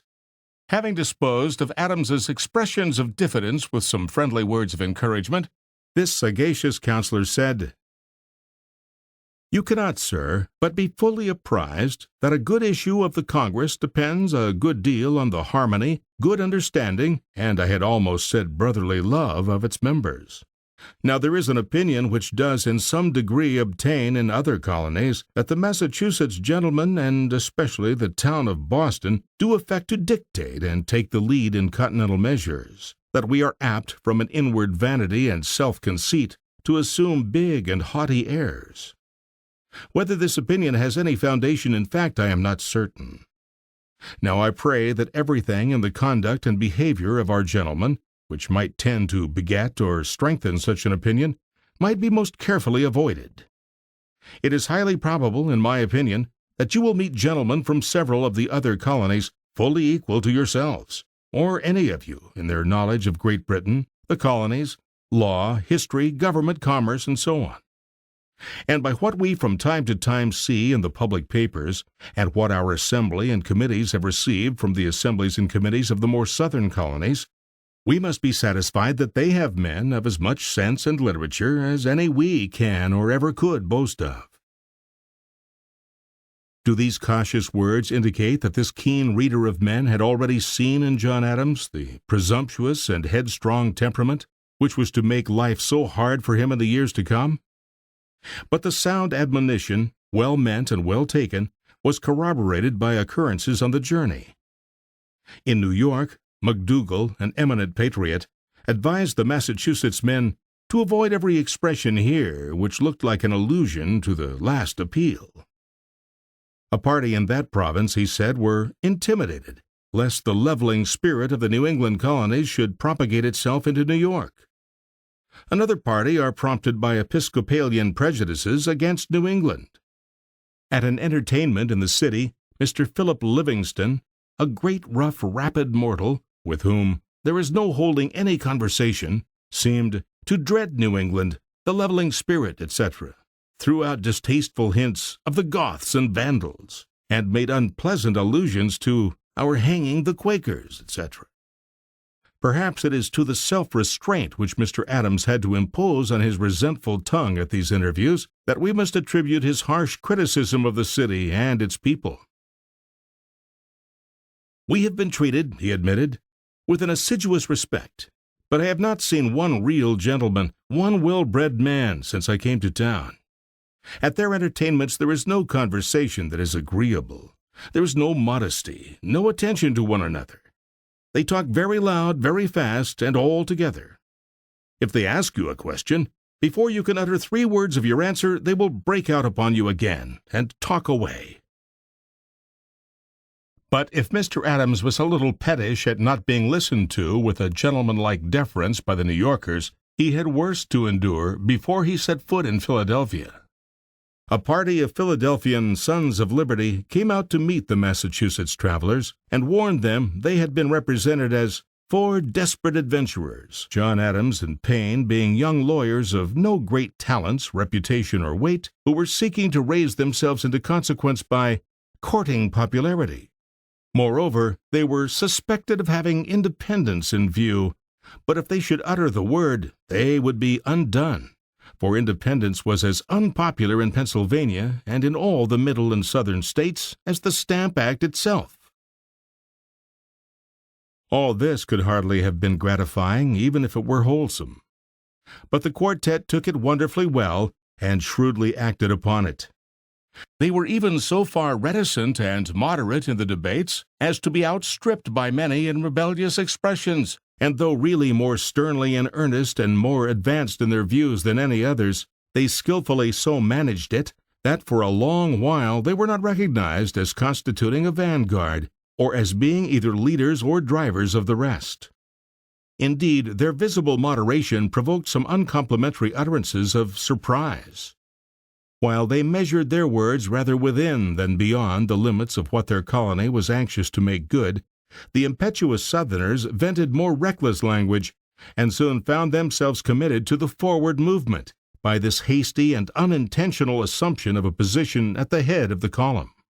The gentleman from Virginia pleased Mr. Adams much. They appear to be the most spirited and consistent of any, he said.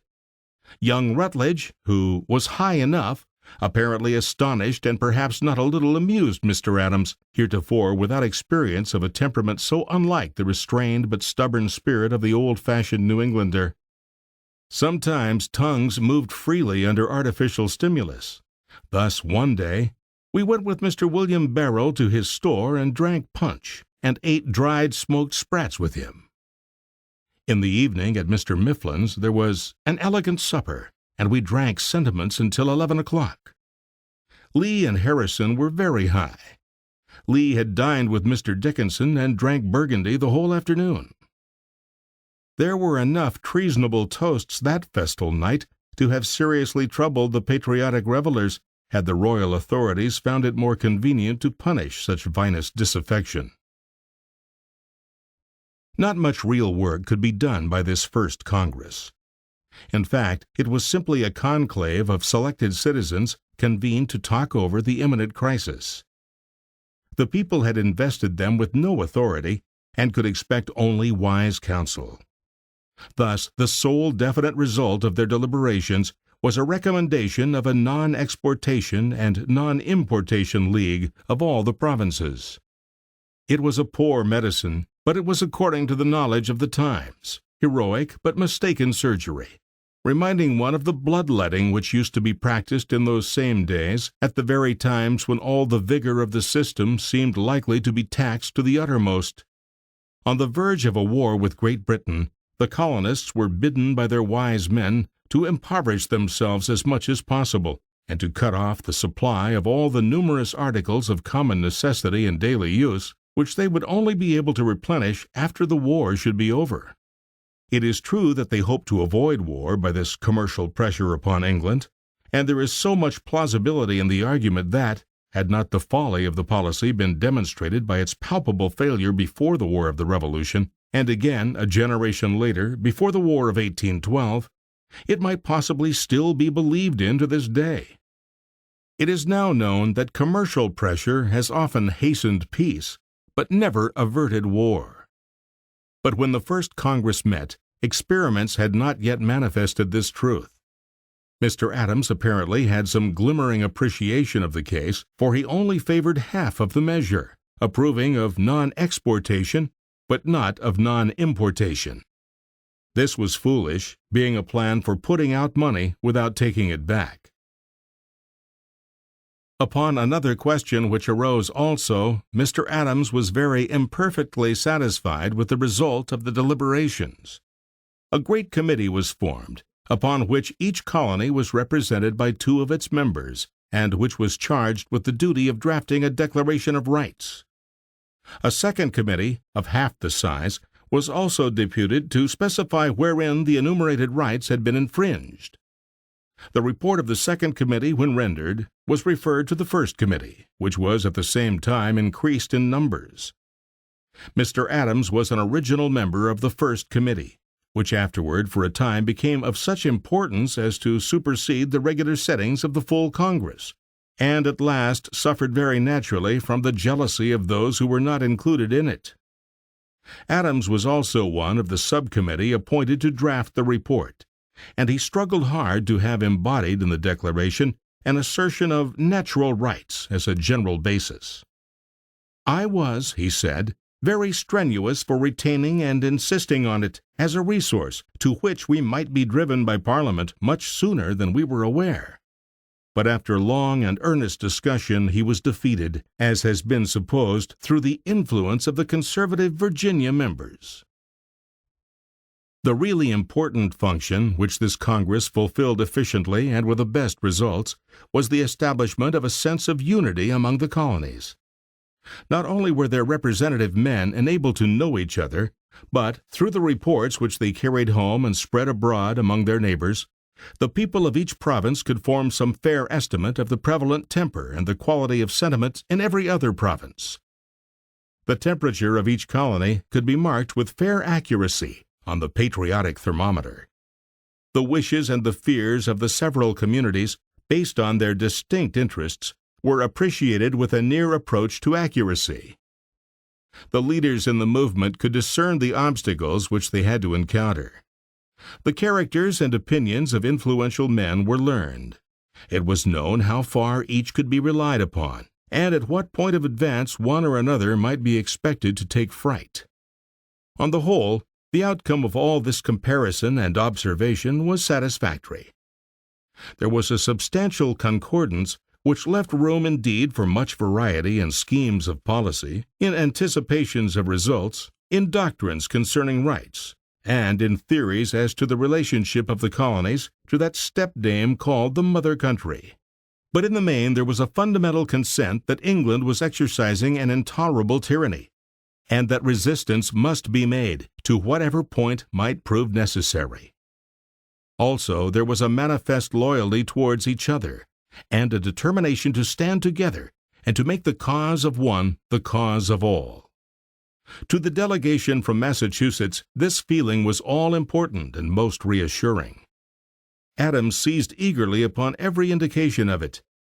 By nature he was a man of action rather than of observation, and upon the present errand he had to do violence to his native qualities in many ways.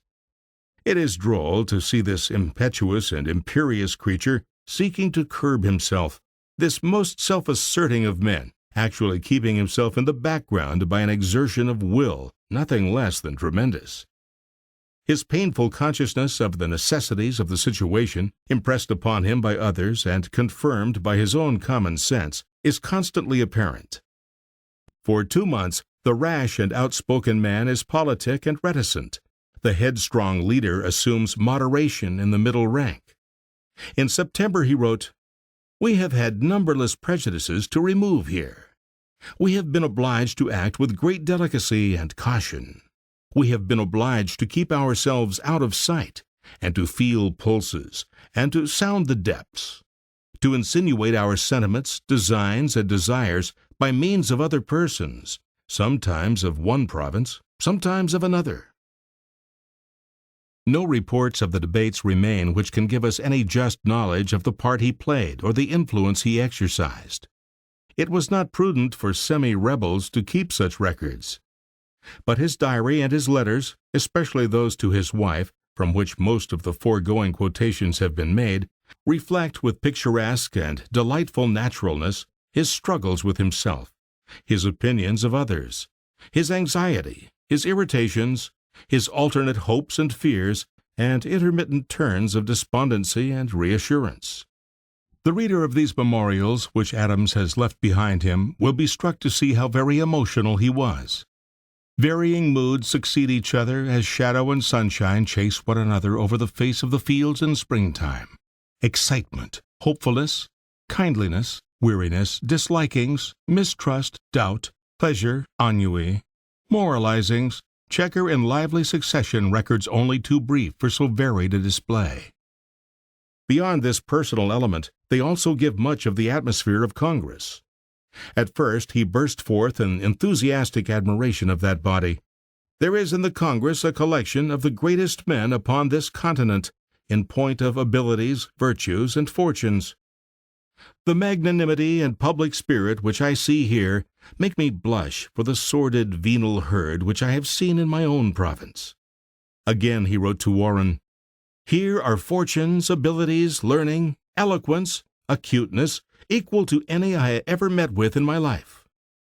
Every question is discussed with a moderation, an acuteness, and a minuteness equal to that of Queen Elizabeth's Privy Council. But the moderation and minuteness, admirable qualities as they were, involved vexation in the shape of infinite delays. So occasionally Adams finds his pulse beating somewhat faster than that of others, and says with less satisfaction, 'But then, when you ask the question, what is to be done?' they answer, 'Stand still. Bear with patience. If you come to a rupture with the troops, all is lost.' Resuming the first charter, absolute independency, etc., are ideas which startle people here. They shudder at the prospect of blood," he says, "yet are unanimously and unalterably against submission by Massachusetts to any of the acts of Parliament." Adams felt very keenly the inconsistency between these sentiments.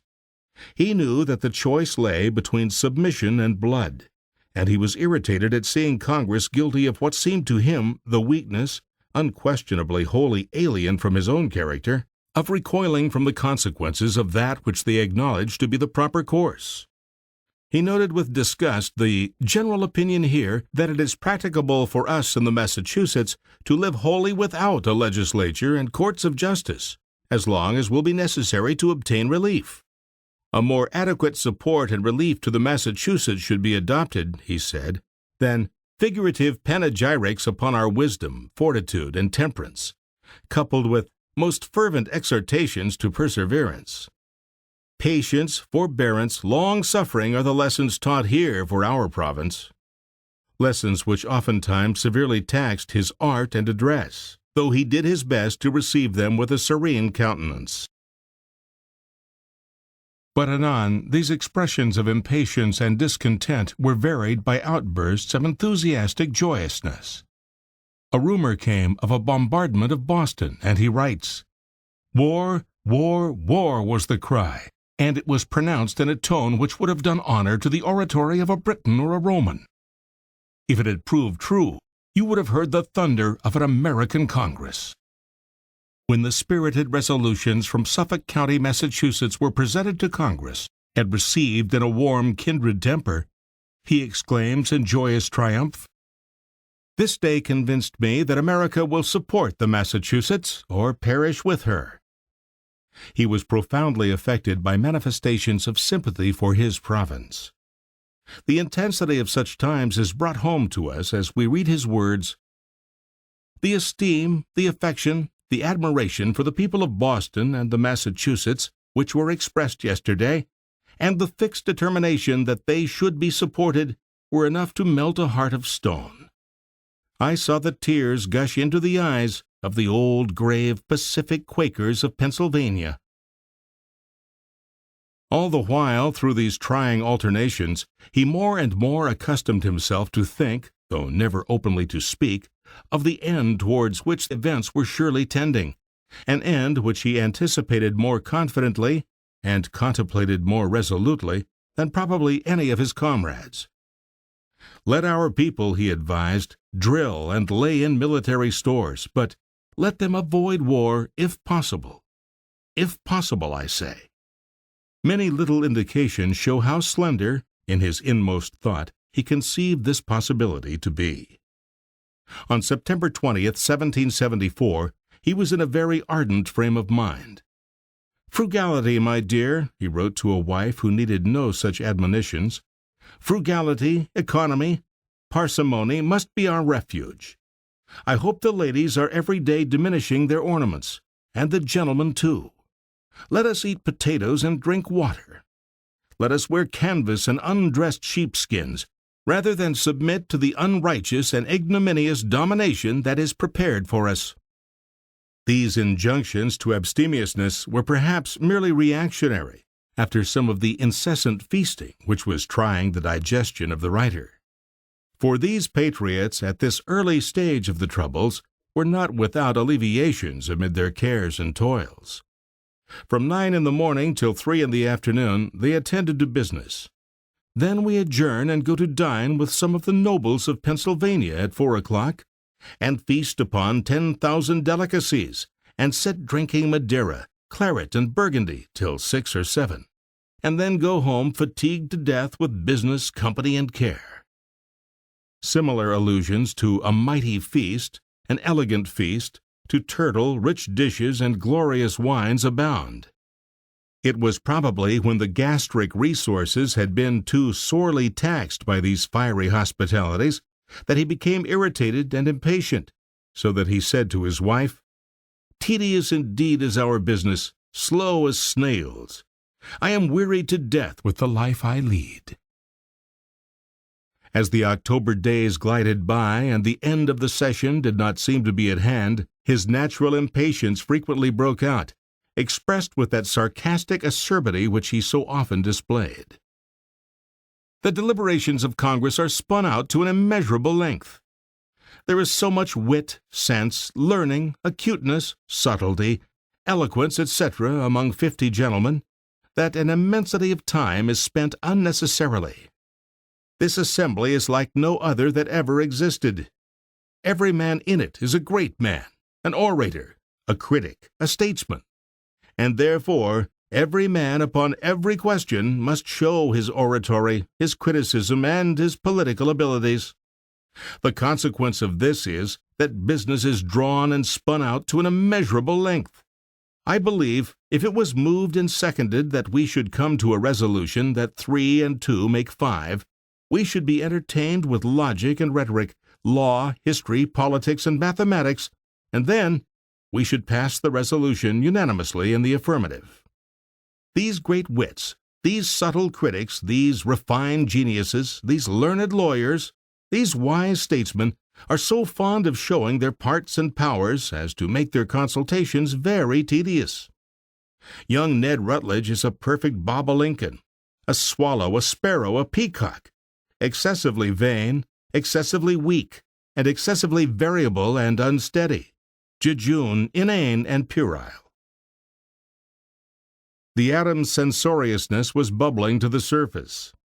Even the perpetual round of feasting began to pall upon his simple New England stomach, and he grumbles that Philadelphia, with all its trade and wealth and regularity, is not Boston. The morals of our people are much better. Their manners are more polite and agreeable. They are purer English. Our language is better. Our taste is better. Our persons are handsomer. Our spirit is greater. Our laws are wiser. Our religion is superior. Our education is better. But by November 28th, when he was able at last to start for home, he recovered his good nature, and though he had to depart in a very great rain, yet he could speak of the happy, the peaceful, the elegant, the hospitable and polite city of Philadelphia, and declared his expectation ever to retain a most grateful, pleasing sense of the many civilities he had received there. In truth, there were sound reasons to account for Mr. Adams's irritability and critical outbursts. Though he had sense enough not to say so, yet evidently he was dissatisfied with the practical achievements of the Congress. In a momentous crisis, with events pressing and anxious throngs hanging expectant upon the counsels of the sages in debate, those sages had broken up their deliberations and were carrying home to their constituents only a recommendation of commercial non-intercourse. One half of this scheme Adams plainly saw to be foolish. The mischief of the other half he did not comprehend. Yet he was shrewd enough to give it small credit for efficiency.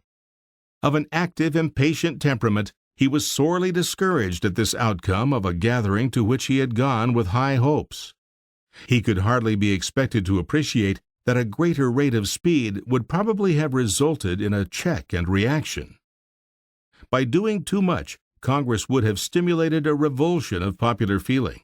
By doing too little, it tempted the people to demand more. The really serious misfortune was that the little which was done was unpopular.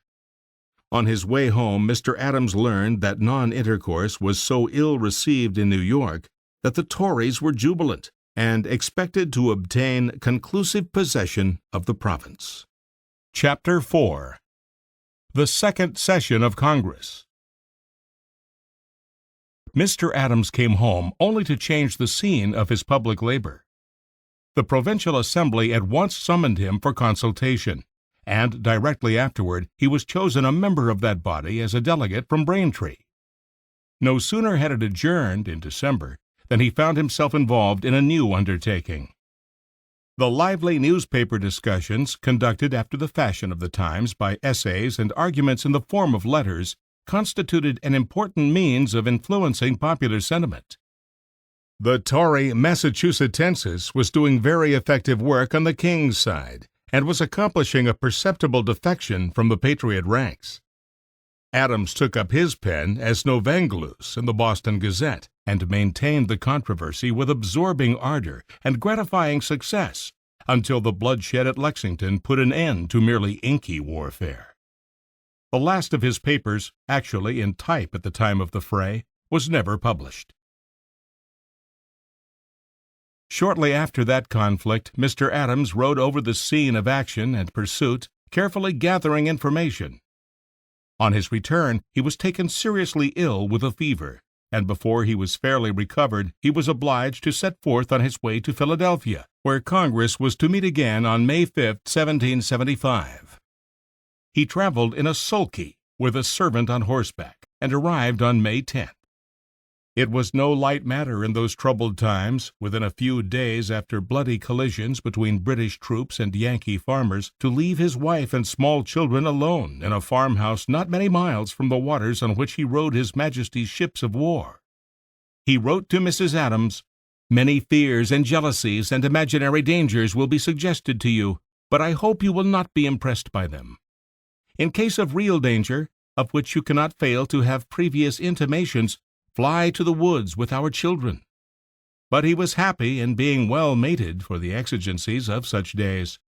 His admirable wife would perhaps have not been less distinguished than himself had she not been handicapped by the misfortune of sex. She was a woman of rare mind, high courage, and of a patriotism not less intense and devoted than that of any hero of the Revolution. Mr. Adams found infinite support and comfort in her, and gratefully acknowledged it.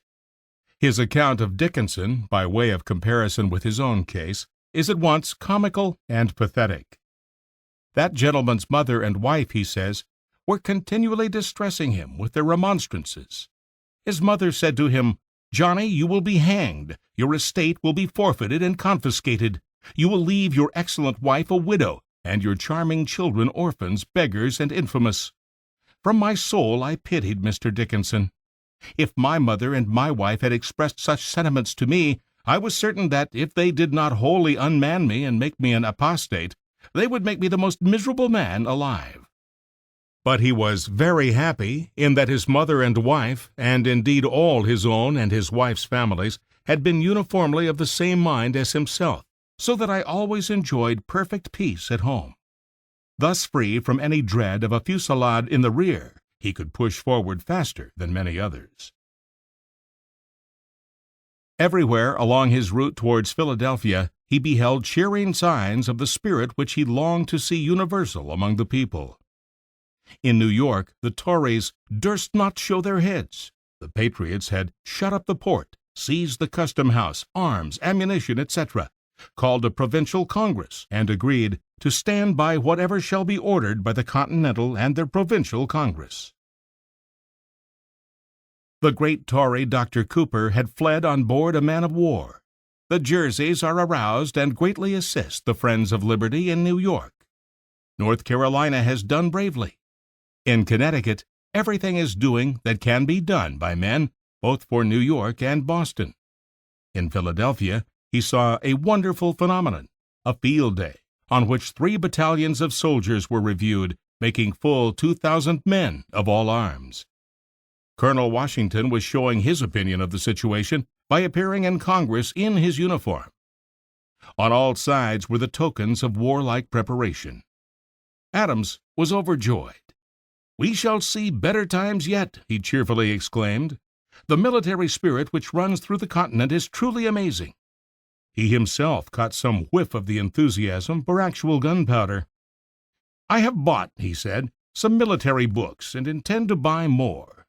Oh, that I were a soldier! I will be. I am reading military books. Everyone must, and will, and shall be a soldier." But in cooler moments he concluded that his age and health rendered it foolish for him to think of undertaking camp life. He was right, of course. His proper place was among the civilians.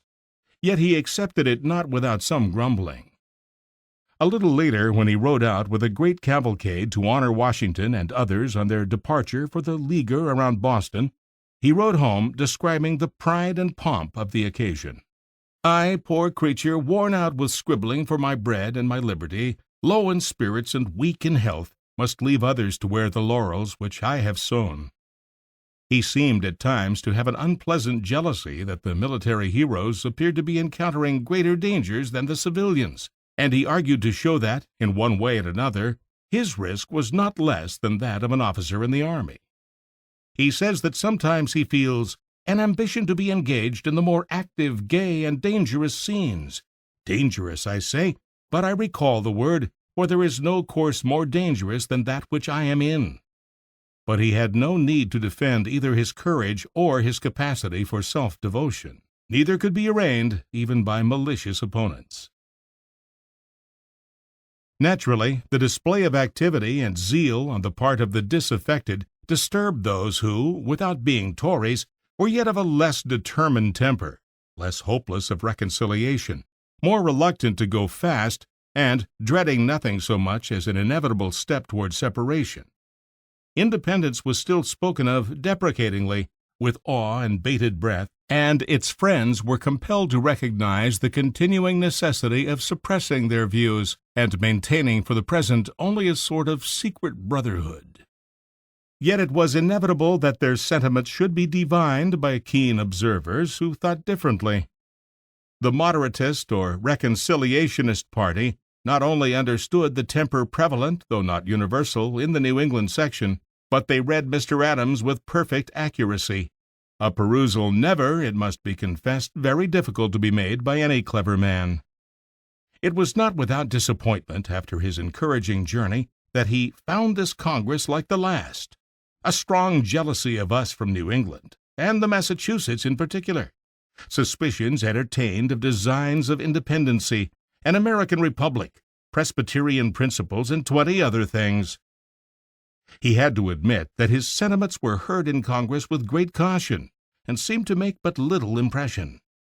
The reticence and self-restraint practiced by him in the early weeks of the preceding summer session had not long retarded a just estimate both of his opinions and his abilities. This is proved by the fact that the moderates now singled him out as their chief and most dangerous antagonist. It was this respect and hostility manifested preeminently towards him by the opponents of separation which, combined with his own strenuous force, placed him during this winter at the head of the party of independence. In strong contrast with him, upon the other side, was Dickinson, leader of the conciliationists, rich, courteous, popular, cultivated, plausible, amiable, moderate by nature, and handicapped by the ladies at home. This tardy, though really sincere patriot, now insisted that a second petition, another olive branch, should be sent to the king.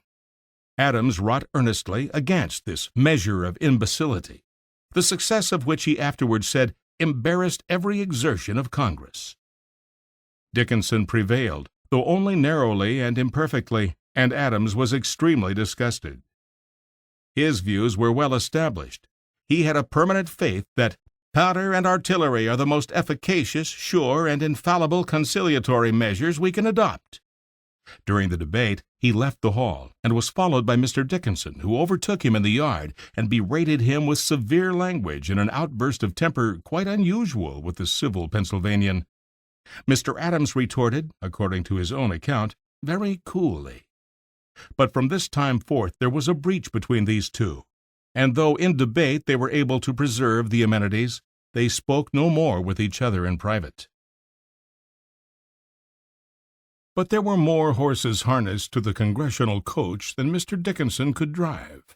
Many necessities were pressing upon that body, and many problems were imminent, which could not readily be solved in consistence with Loyalist or even with Moderatist principles. Adams, hampered by no such principles, would have had little difficulty in establishing a policy of great energy, possibly of too great energy, had he been allowed to dictate to the Assembly. Many years afterwards, in writing his autobiography, he gave a very graphic and comprehensive sketch of his views at this time. It is true that he was looking back through a long vista of years, and his memory was not always accurate, so that we may doubt whether at the actual moment his scheme was quite so bold and broad, so rounded and complete as he recalled it. But unquestionably his feelings are substantially well shown. "I thought," he says, "the first step ought to be to recommend to the people of every state in the Union to seize on all the Crown officers and hold them, with civility, humanity, and generosity, as hostages for the security of the people of Boston, and to be exchanged for them as soon as the British army would release them. That we ought to recommend to the people of all the states to institute governments for themselves, under their own authority, and that without loss of time. That we ought to declare the colonies free, sovereign, and independent states, and then to inform Great Britain that we were willing to enter into negotiations with them for the redress of all grievances, and a restoration of harmony between the two countries upon permanent principles. All this I thought might be done before we entered into any connection, alliances, or negotiations with foreign powers. I was also for informing Great Britain, very frankly, that hitherto we were free, but if the war should be continued, we were determined to seek alliances with France, Spain, and any other power of Europe that would contract with us. That we ought immediately to adopt the army in Cambridge as a continental army, to appoint a general and all other officers, take upon ourselves the pay, subsistence, clothing, arming, and munitions of the troops. This is a concise sketch of the plan which I thought the only reasonable one, and from conversation with the members of Congress I was then convinced, and have been ever since convinced, that it was the general sense of a considerable majority of that body. This system of measures I publicly and privately avowed without reserve. It is evident from some contemporary statements that, at least in the early days of the session, these avowals were not quite so open and unreserved as Mr. Adams afterward remembered them to have been.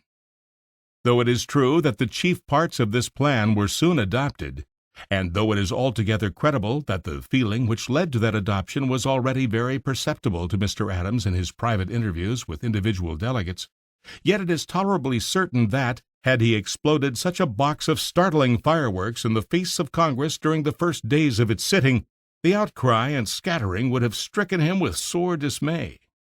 Fortunately, though burning with impatience, he was more politic than he afterward described himself, and he had sufficient good sense to wait a little until events brought the delegates face to face with issues which the moderatists could rationally and consistently decide only in one way. He did not like the waiting. He chafed and growled, but he wisely endured, nevertheless, until his hour came. When and how that hour advanced is now to be seen. Mr. Dickinson had not carried his motion for a second memorial to King George without paying a price for it. Congress simultaneously declared that, by reason of grave doubt as to the success of that measure, it was expedient to put the colonies chiefly threatened, especially New York, into a condition for defense.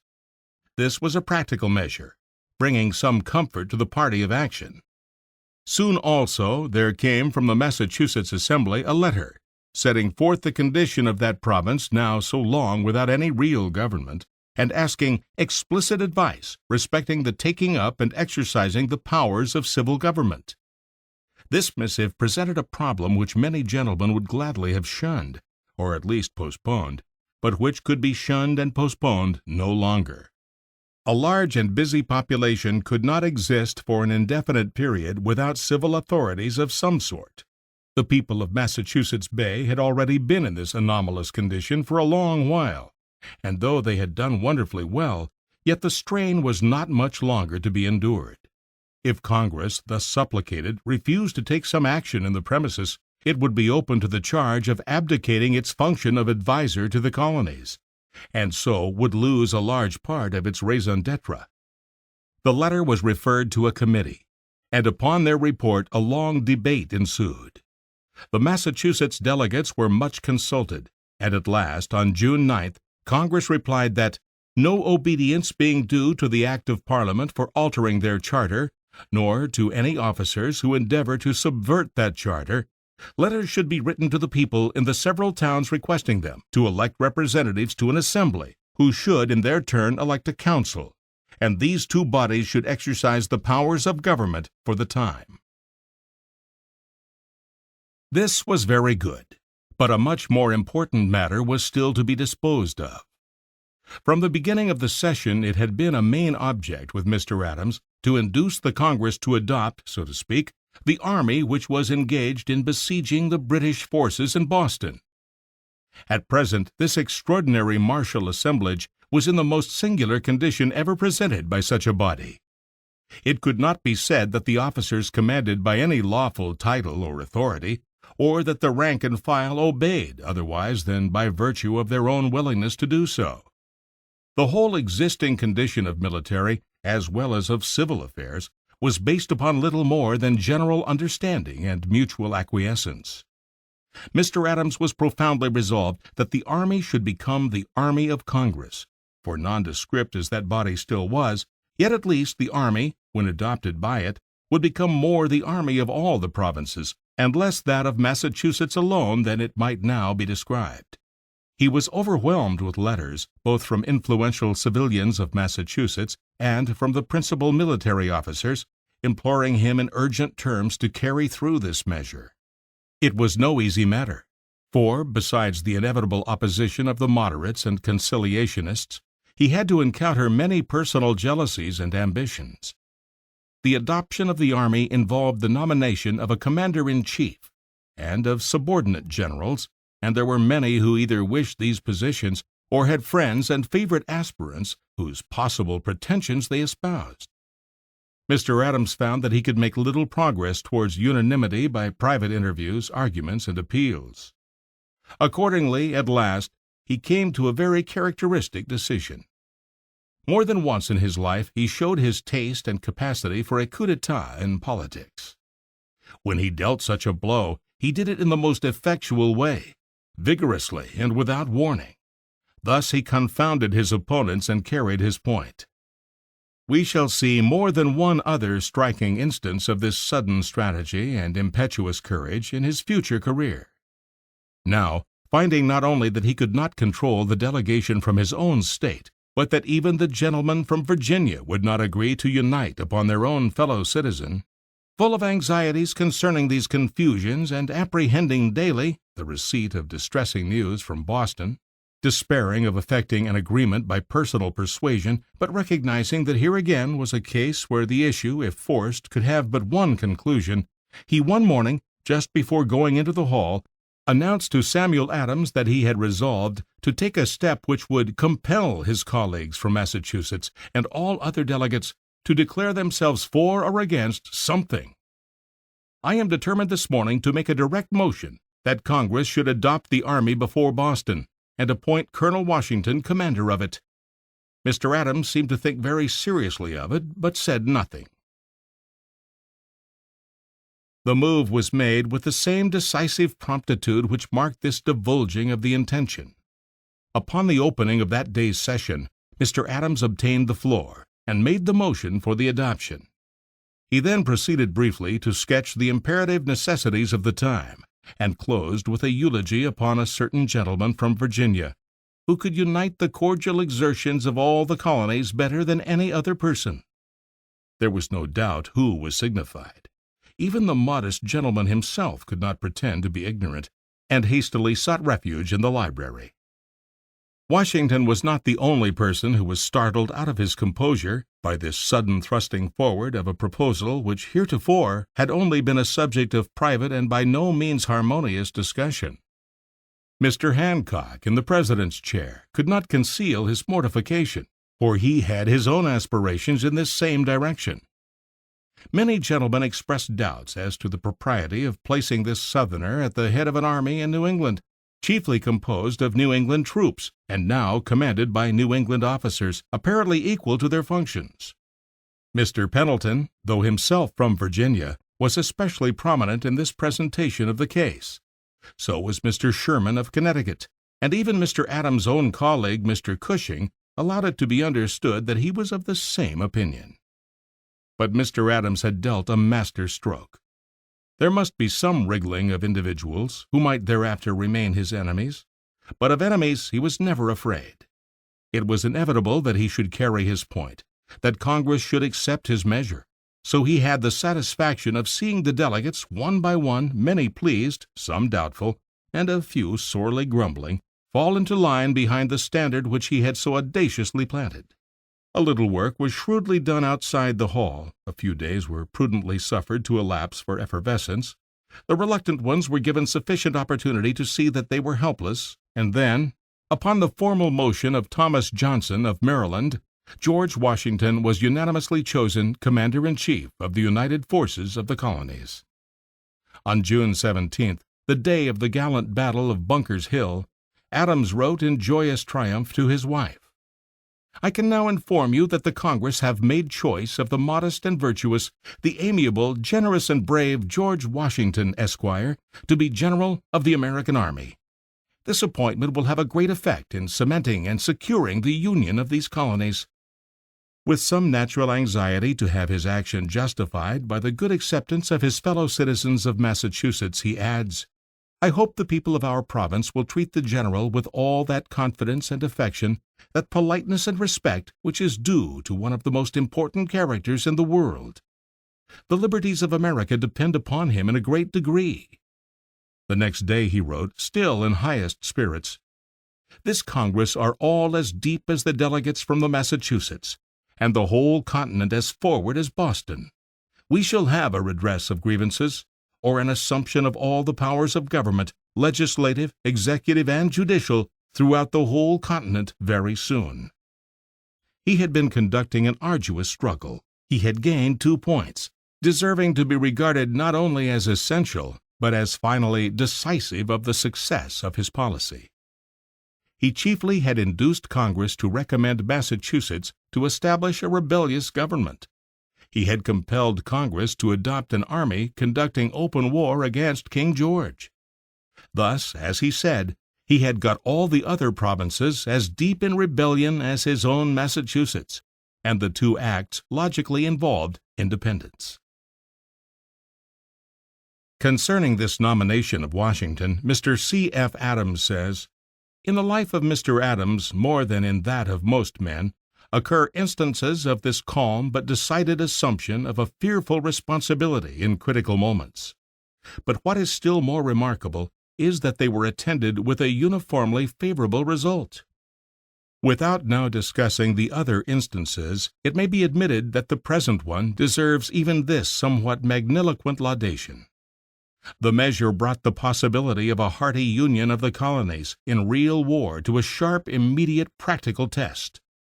It was the extreme of audacity for this one man to stand forth alone, having secured no supporters, apparently not having even felt the pulse of New England, to propose that there should be set over an army of New England troops, led by New England officers, encamped on New England soil, supported by New England resources, fighting in what was thus far chiefly, if not solely, a New England quarrel, and which had met with no reverses, a commander from a distant and, in a proper sense, even a foreign state.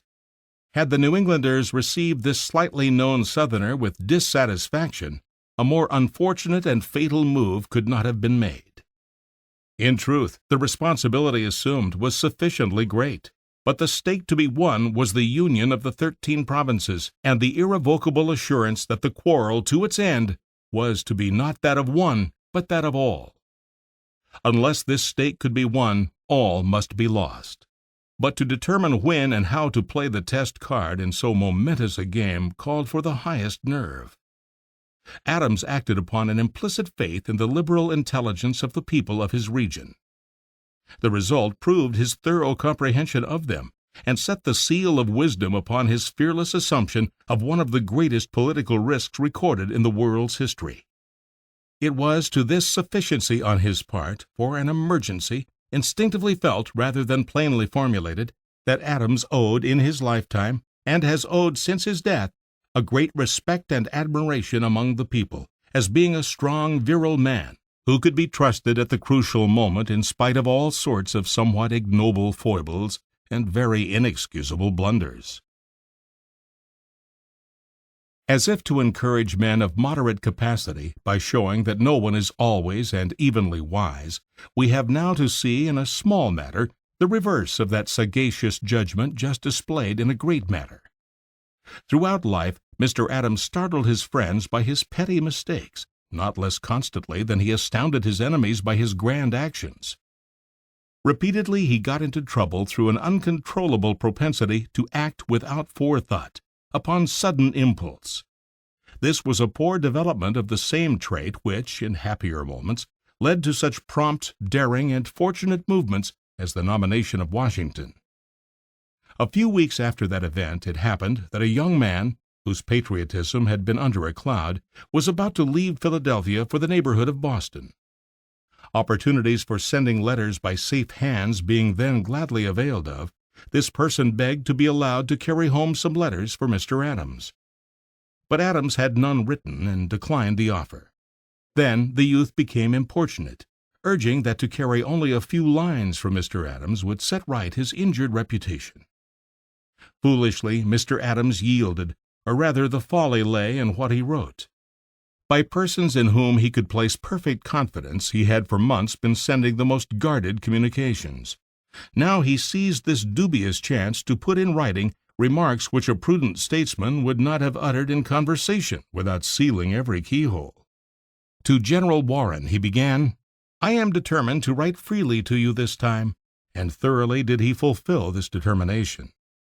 The other letter to his wife was a little less distinctly outspoken, but between the two, the doings and the plans of Adams and his advanced friends in Congress were boldly sketched, and some very harsh remarks were indulged in concerning delegates who were not fully in harmony with him.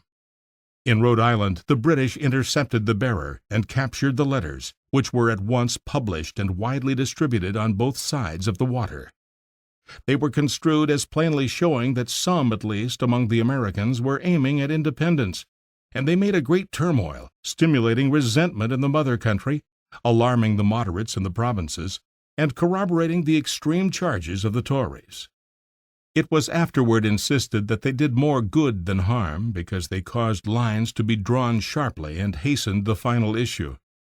Adams himself sought consolation in this view of the matter in his Autobiography.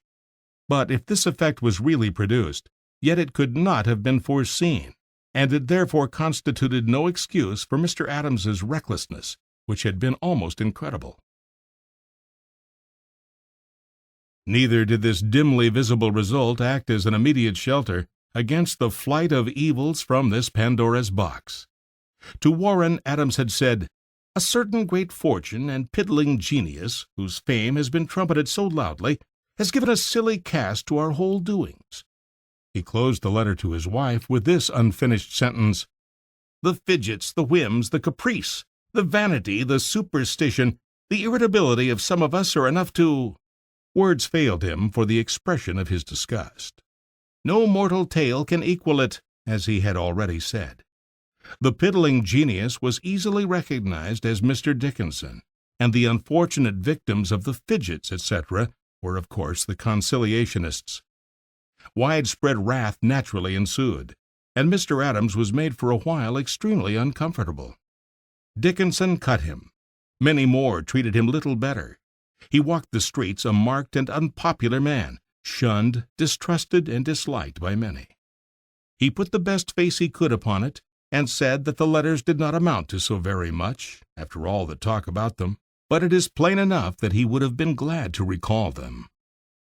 If they were nothing worse, at least they were crying evidence of his incorrigible and besetting weakness. He lived to be an old man, and had his full share of severe lessons, but neither years nor mortifications could ever teach him to curb his hasty, ungovernable tongue. The little member was too much for him to the end. Chapter 5. Independence.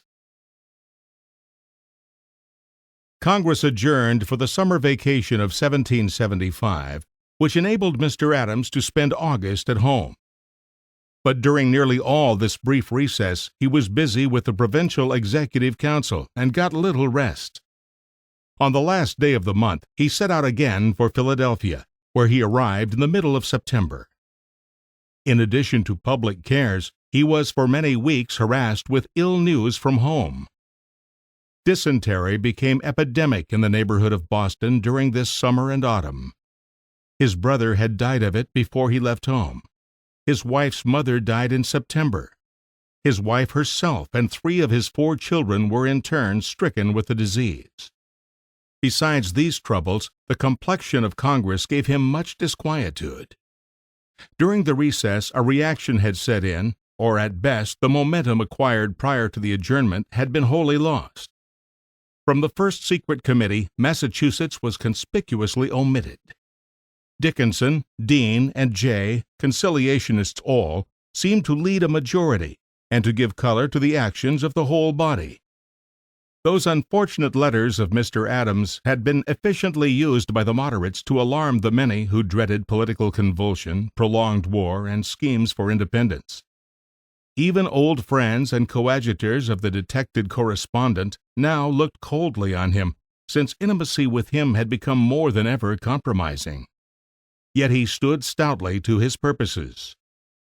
"I assure you," he wrote to his wife, "the letters had no such bad effects as the Tories intended, and as some of our short-sighted Whigs apprehended.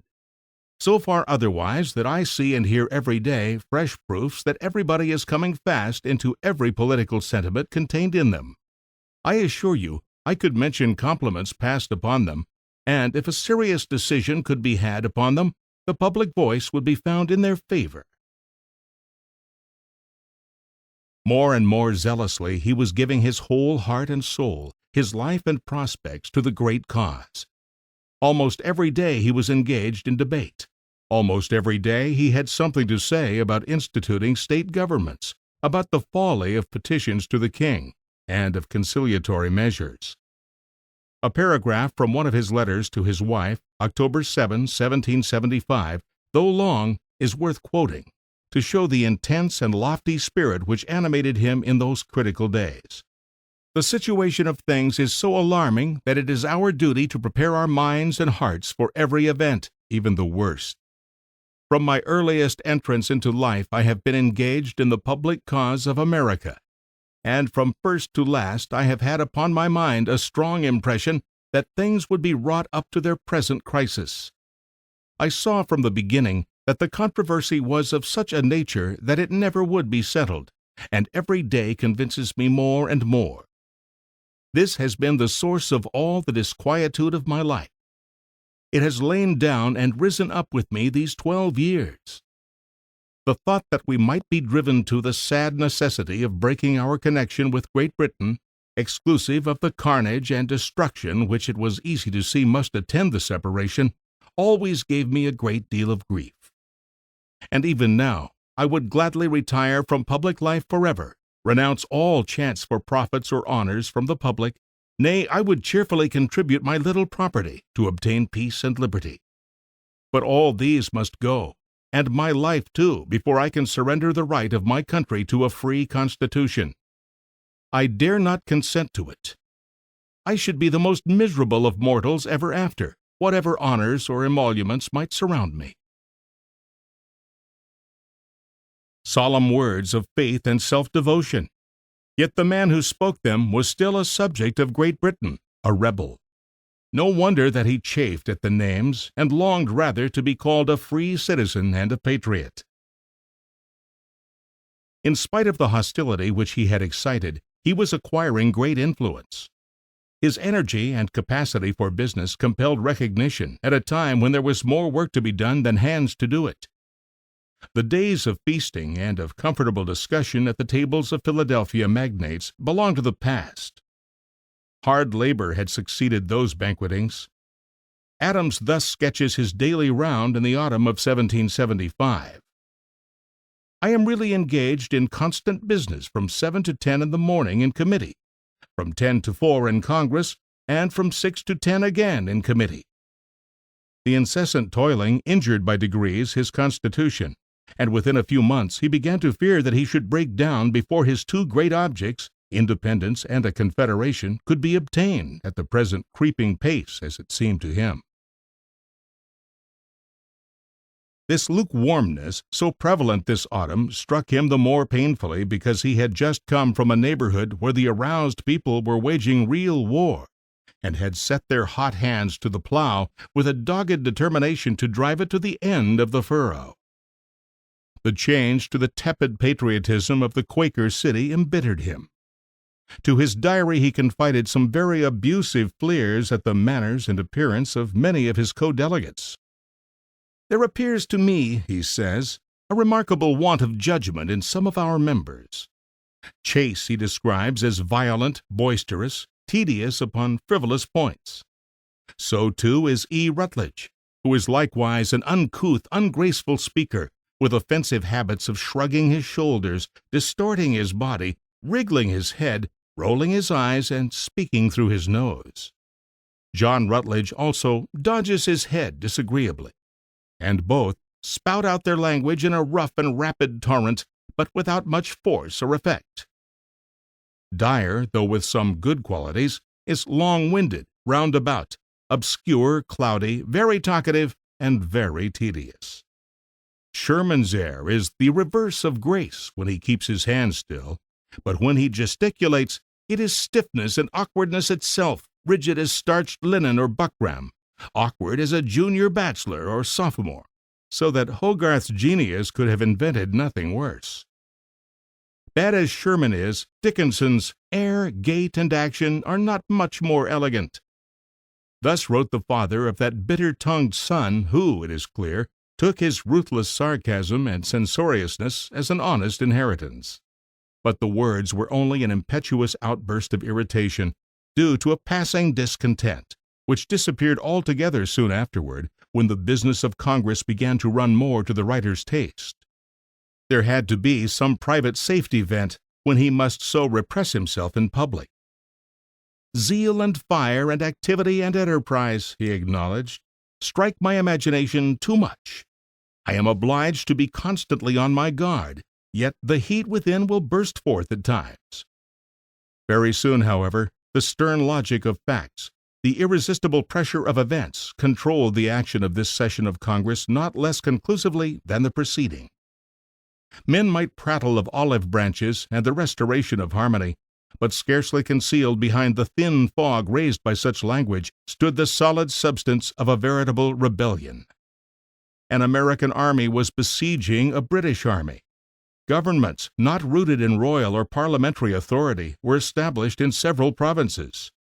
The Congress which had adopted that army, given it a commander, and provided for its maintenance, which also had promoted the organization of those governments, was a congregation of rebels, if ever there were rebels in the world. Dickinson and Dean were as liable to be hanged as were the Adamses and the Lees, and Washington himself was in scarcely more danger than any of these civilians. In this condition of affairs, advance was inevitable. All history shows that the unresting pressure of a body of able men, resolutely striving for a definite end, furnishes a motive power which no inertia of a reluctant mass can permanently resist. Progression gains point after point till the conclusion is so assured that resistance ceases. A fresh indication of this truth was now seen in the movement to establish a fleet at the Continental Charge. This naked proposition, Mr. C. F. Adams tells us, was at once met with a storm of ridicule, in which some delegates joined who might have been looked for on the other side. But the tempest spent itself in a few days, and then a committee was appointed, charged to procure vessels, to be placed under the control of Washington. Within less than 2 months, a real navy was in course of active preparation. Mr. Adams was a member of the committee and set zealously about the work. He sought information on all sides and exhaustively, and besides the practical equipment and manning of the vessels, he was soon ready with a maritime code. About the same time, an application from New Hampshire for advice concerning its internal policy was answered by a recommendation for calling a full and free representation of the people, and with advice that the representatives, if they think it necessary, establish such a form of government as, in their judgment, will best produce the happiness of the people during the continuance of the present dispute. The ease with which this resolution passed, almost unchallenged by the Dickinson party, was very encouraging. During this autumn also was made the first effort to organize foreign embassies. Mr. Adams described this endeavor as follows: "In consequence of many conversations between Mr. Chase and me, he made a motion for sending ambassadors to France. I seconded the motion. You know the state of the nerves of Congress at that time. Whether the effect of the motion resembled the shock of electricity, of mesmerism, or of galvanism the most exactly, I leave you philosophers to determine. But the grimaces, the agitations, and convulsions were very great." Vehement debates ensued, of his own share, in which Mr. Adams says, "I was remarkably cool, and, for me, unusually eloquent. On no occasion before or after did I ever make a greater impression on Congress." Attention and approbation were marked on every countenance. Many gentlemen came to pay him their compliments, and even Dickinson praised him. Nevertheless, his oratory failed to secure the practical reward of success.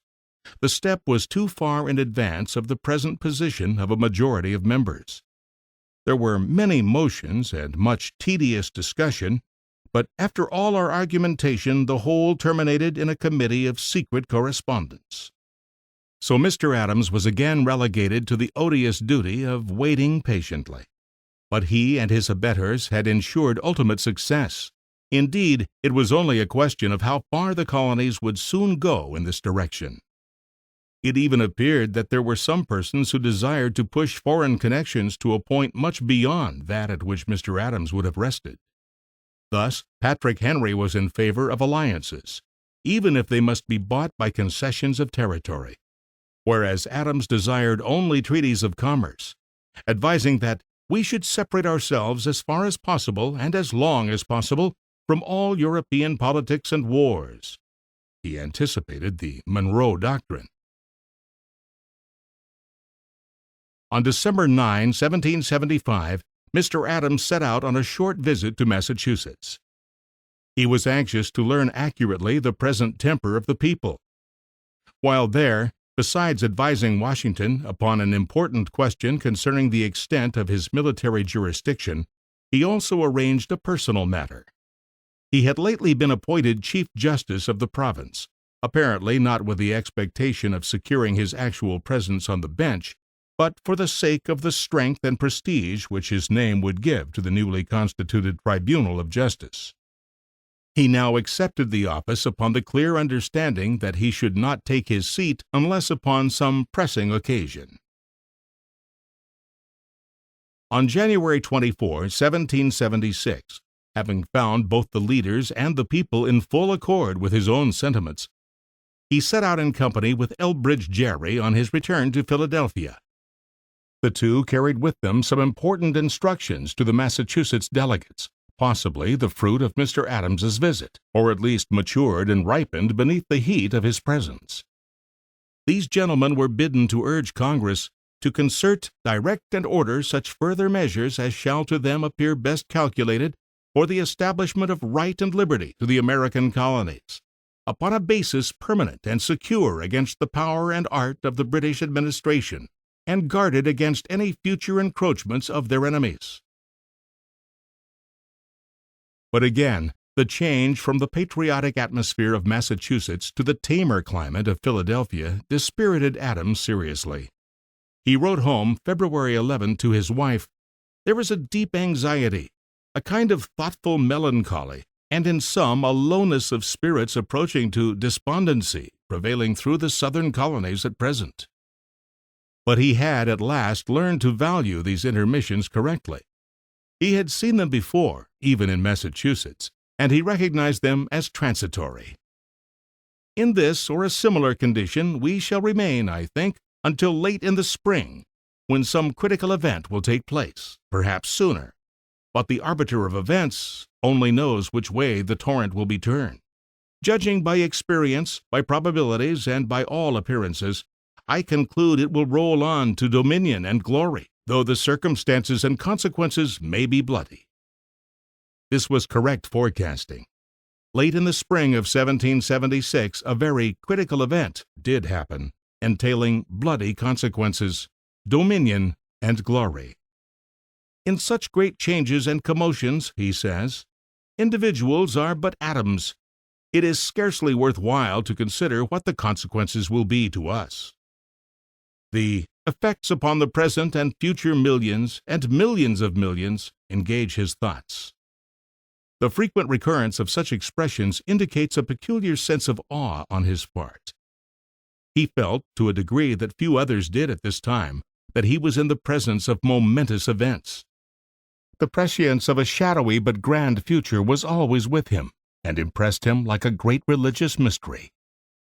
This feeling lent a solemn earnestness to his conduct, the wonderful force of which is plainly perceptible even to this day in the meager fragmentary records which have come down to us. As the winter of 1776 advanced, it could no longer be doubted that the American provinces were rapidly nearing an avowed independence. The Middle States might be reluctant, and their representatives in Congress might set their backs towards the point which they were approaching, but they approached it nevertheless. They were like men on a raft, carried by an irresistible current in one direction, while obstinately steering in the other. Adams listened to their talk with contempt. He had no sympathy with their unwillingness to assert an undeniable fact. "I cannot but despise," he said, "the understanding which sincerely expects an honorable peace for its credulity, and detest the hypocritical heart which pretends to expect it when in truth it does not." He spoke with the bitter irony of the timid ones who could not bring themselves to use a dreaded phrase, who were appalled by a word. If a post or two more should bring you unlimited latitude of trade to all nations, and a polite invitation to all nations to trade with you, take care that you do not call it or think it independency. No such matter. Independency is a hobgoblin of such frightful mien that it would throw a delicate person into fits to look it in the face. But by degrees he was able plainly to see the features of this alarming monster drawing nearer and nearer. He beheld an unquestionable and great advance by the other provinces towards the faith long since familiar to New England minds. The newspapers here are full of free speculations, the tendency of which you will easily discover. The writers reason from topics which have been long in contemplation and fully understood by the people at large in New England, but have been attended to in the southern colonies only by gentlemen of free spirits and liberal minds, who are very few.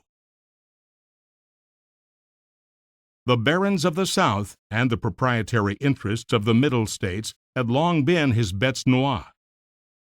All our misfortunes, he said, arise from a single source, the reluctance of the Southern colonies to a republican government.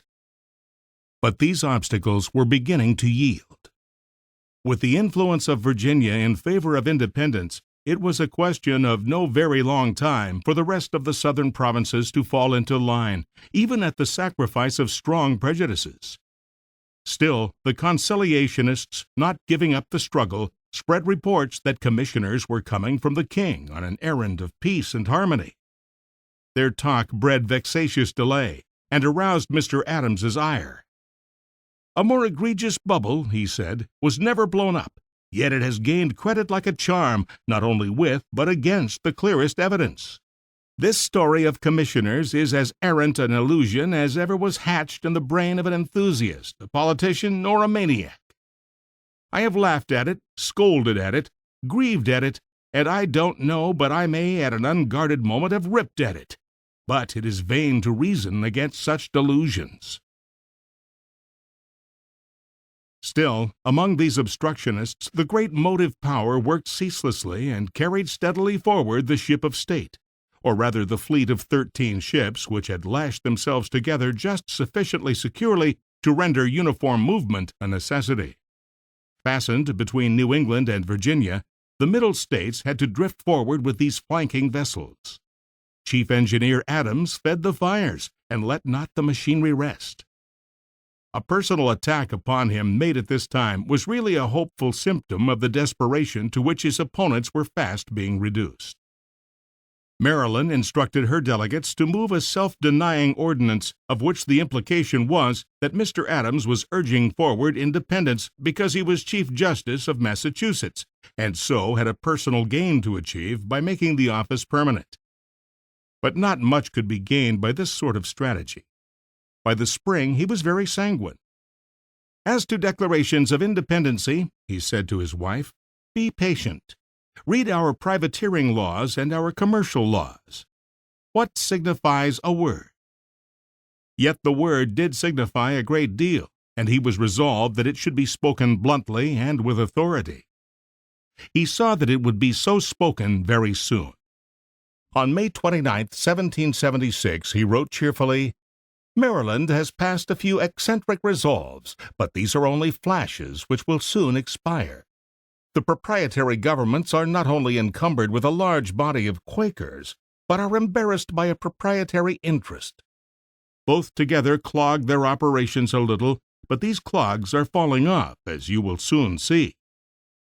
The middle colonies had never tasted the bitter cup, never smarted, and were therefore a little cooler, but you will see that the colonies are united indissolubly. Of this union he was assured. "Those few persons," he said, "who have attended closely to the proceedings of the several colonies for a number of years past, and reflected deeply upon the causes of this mighty contest, have foreseen that such a unanimity would take place as soon as a separation should become necessary." One immense relief he was now enjoying, which probably contributed not a little to raise his spirits. The odious season of reticence was over.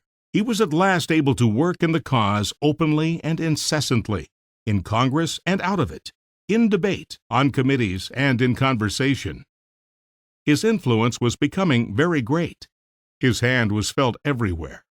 During the autumn of 1775, the winter and spring of 1776, he says that he unquestionably did more business than any other member of the body. He had broad ideas. He practiced a deep and far-reaching strategy. Long since he had conceived and formulated a complete scheme of independence, and he laid his plans to carry this through piece by piece, with the idea that when every item which went to the construction of the composite fact should be accomplished, so that the fact undeniably existed, then at last its declaration, even if postponed so late, could no longer be withstood. The three chief articles in his scheme, still remaining to be accomplished, were a government in every colony, a confederation among them all, and treaties with foreign nations to acknowledge us a sovereign state. In fact, a government in every colony really covered the whole ground, and was independence. A league between these free governments and connections with foreign states were logically only natural and desirable corollaries, not integral parts of the proposition, but practically they were very useful links to maintain it. By the month of May, the stage had been reached at which the general organization of free governments among the states, many of which had not yet gone through the form, seemed possible. On May 6, Mr. Adams brought forward a resolution which, after being debated 3 days, was passed upon May 9. It recommended to those several colonies, wherein no government sufficient to the exigencies of their affairs had yet been established, to adopt such a government as should best conduce to the happiness and safety of themselves and of America. Good so far as it went, this resolve was yet felt to be somewhat vague and easy of evasion. To cure these defects, Mr. Adams, Mr. Rutledge, and Mr. Lee were directed to prepare a preamble. They reported on May 15th a paragraph which covered the whole ground of separation from Great Britain and independence of the colonies. This skillful composition recited that His Britannic Majesty, in conjunction with the Lords and Commons, had excluded the inhabitants of these united colonies from the protection of his crown, that the whole force of his kingdom, aided by foreign mercenaries, was being exerted for the destruction of the good people of these colonies, that it was irreconcilable to reason and good conscience for the colonists now to take oaths and affirmations for the support of any government under the crown of Great Britain, that it was necessary that every kind of authority under that crown should be totally suppressed, and that all the powers of government should be exerted under the authority of the people of the colonies, etc. This was plain speaking, which no one could pretend to misunderstand. It involved independence, though it was not a formal and explicit declaration, but it was the substance, the thing itself. Only verbal recognition of the fact remained to be made, and was, of course, inevitable. This was sufficiently well appreciated. Mr. Duane said that this was a piece of mechanism to work out independence. The moderatists fought hard and not without bitterness, though they recognized that they were foredoomed to defeat. Finally, the preamble was adopted. Mr. Adams was profoundly happy in his triumph, but he was too deeply impressed with the grandeur of the occasion, too much overawed by a consciousness of his own leading part and chief responsibility, to be jubilant or elated as over a less momentous victory. He writes almost solemnly to his wife, "Is it not a saying of Moses, 'Who am I, that I should go in and out before this great people?' When I consider the great events which are past, and those greater which are rapidly advancing, and that I may have been instrumental in touching some springs and turning some small wheels, which have had and will have such effects, I feel an awe upon my mind which is not easily described. Great Britain has at last driven America to the last step, a complete separation from her, a total absolute independence, not only of her Parliament, but of her Crown. For such is the amount of the resolve of the 15th.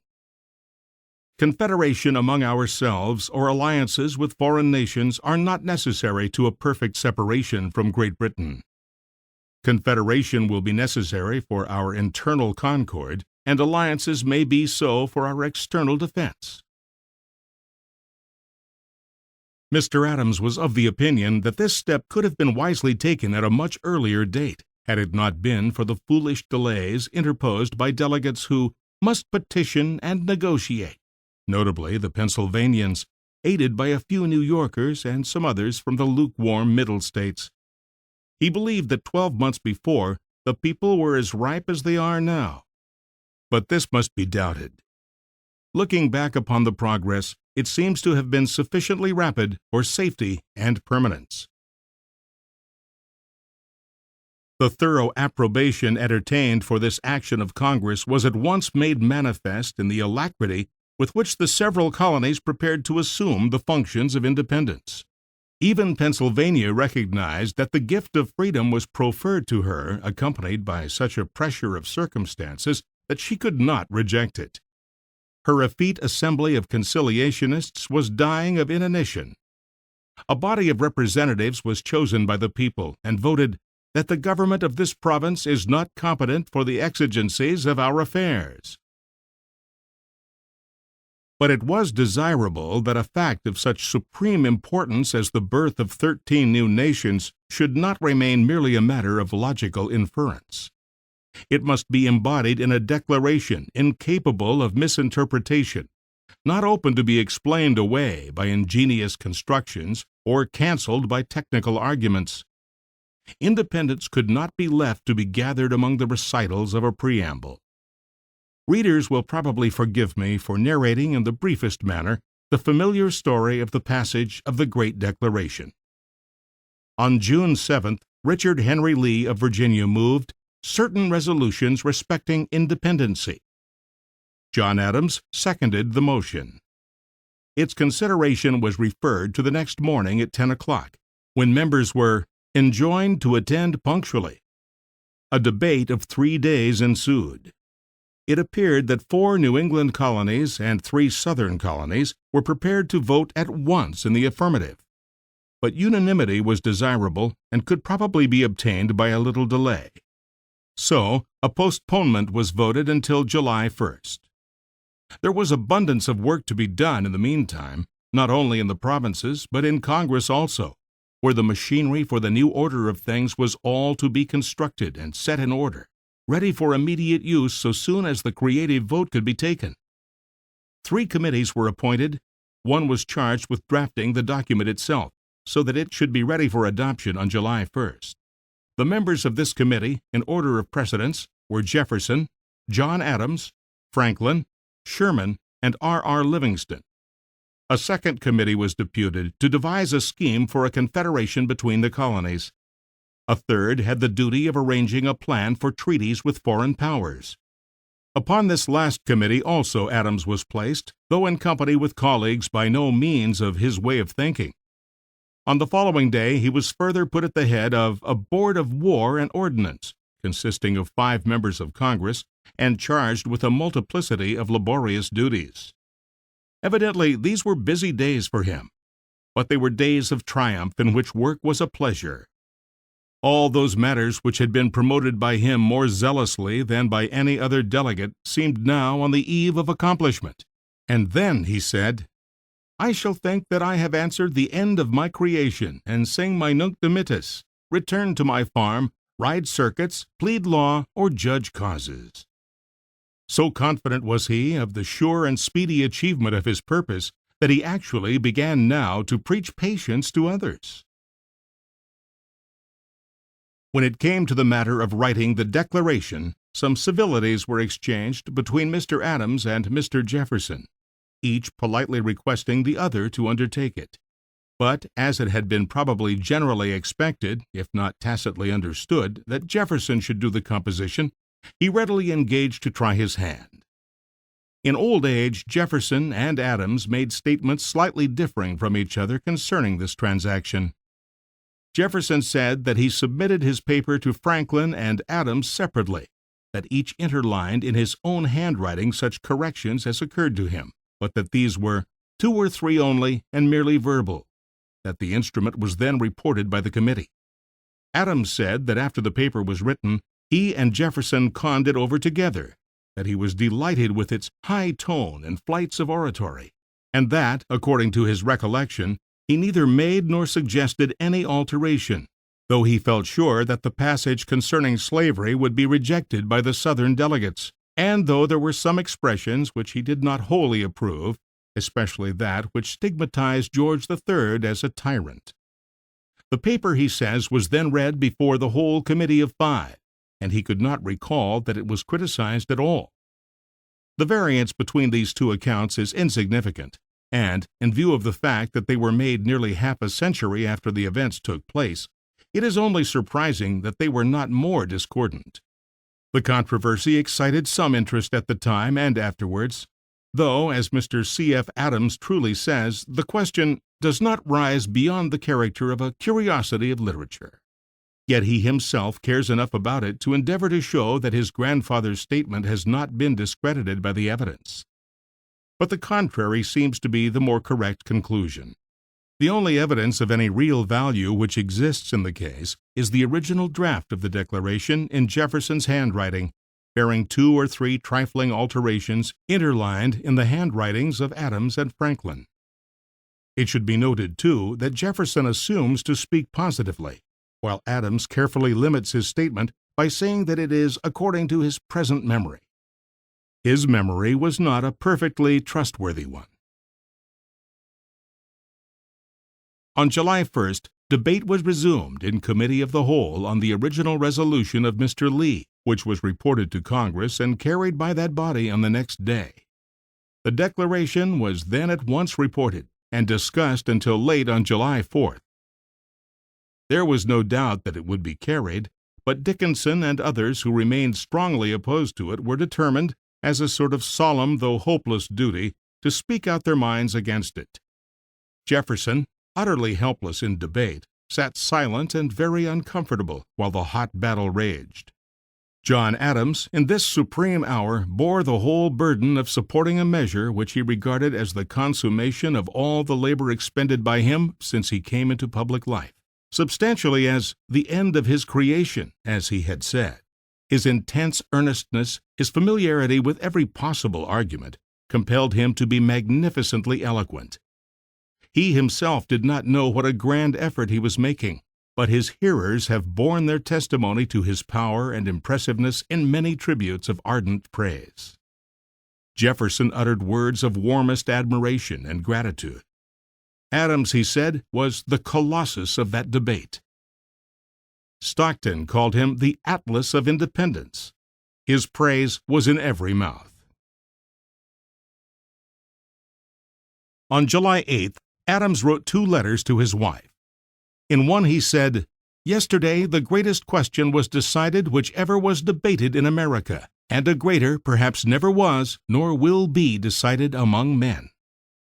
In the other, "The 2nd day of July, 1776, will be the most memorable epoch in the history of America.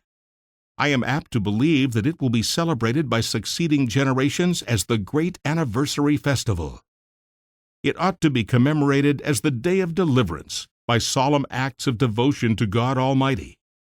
It ought to be solemnized with pomp and parade, with shows, games, sports, bells, bonfires, and illuminations from one end of this continent to the other, from this time forward forevermore. You will think me transported with enthusiasm, but I am not. I am well aware of the toil and blood and treasure that it will cost us to maintain this declaration and support and defend these states. Yet through all the gloom I can see the rays of ravishing light and glory.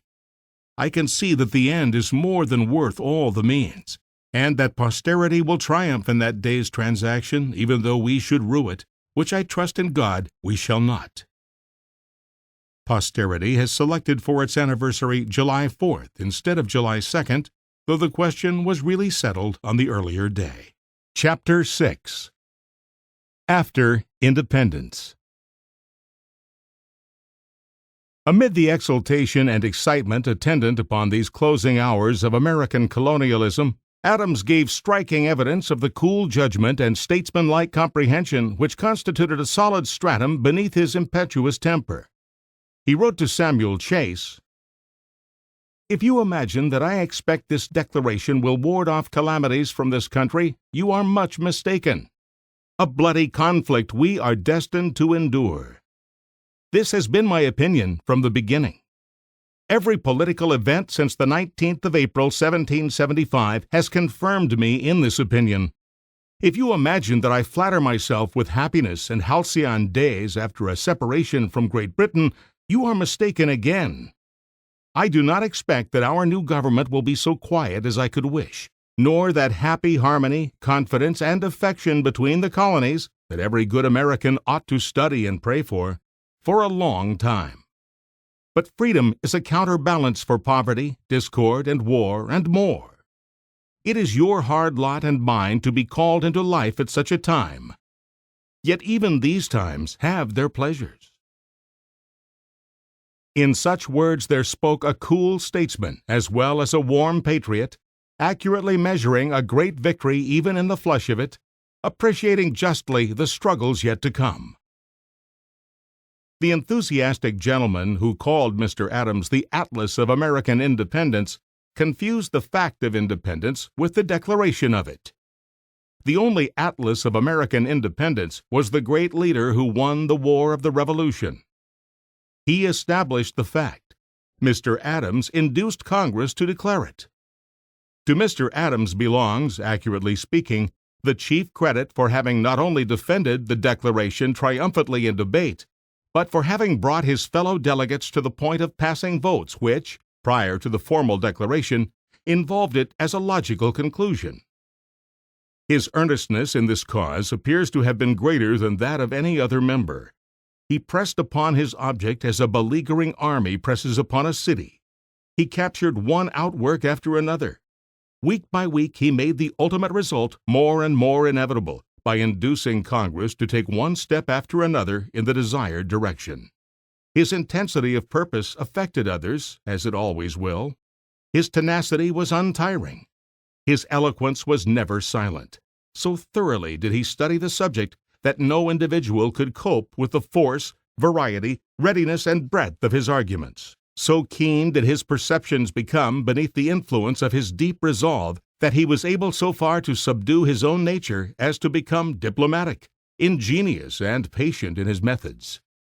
The same result would without doubt have been reached had John Adams never existed, so that, in a certain sense of the words, the Declaration was not due to him. But, as that phrase is ordinarily used, to signify that his efforts were the most conspicuous visible impulse, it is proper to say that the achievement was his work.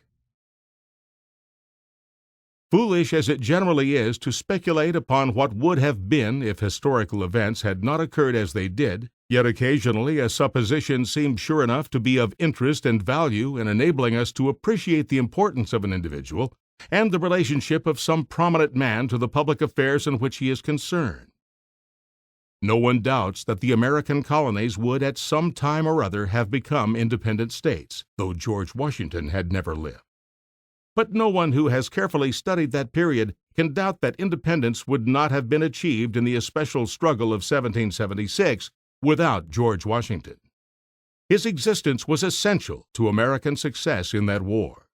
With him, the colonies were on the verge of failure. Without him, they would have inevitably have passed over that verge and would have had to wait during an uncertain period for a better opportunity. The combination of his moral and mental qualities was so singular that he is an absolutely unique character in history. Other men belong to types and classes, and individual members of any type or class may be compared with each other. Washington is the only man of his type or class. Thus it happens that no one has yet succeeded in describing his character.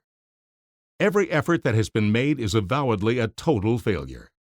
There have been men as honest, as just, as patriotic, as devoted, as persistent, as noble-minded, as dignified, as much above suspicion, men as capable of inspiring that confidence which leads to willing obedience, men infinitely more magnetic and able to excite much warmer personal allegiance, men of larger brains, of greater strategic abilities, natural and acquired, of wider aptitude for statesmanship. Yet still, Washington stands by himself, a man not susceptible of comparison with any other, whether for praise or disparagement. a man who never did a single act indicative of genius, yet who, amid problems as novel and perplexing as ever tortured the toiler in public affairs, never made a serious mistake. One writer will tell us that it was the grand morality of his nature which brought him success. Another prefers to say that it was his judgment. But neither of these mere suggestions of leading traits accomplishes the explanation or guides us to the heart of the undiscoverable secret. This lurks as hidden from the historian as does the principle of life from the anatomist.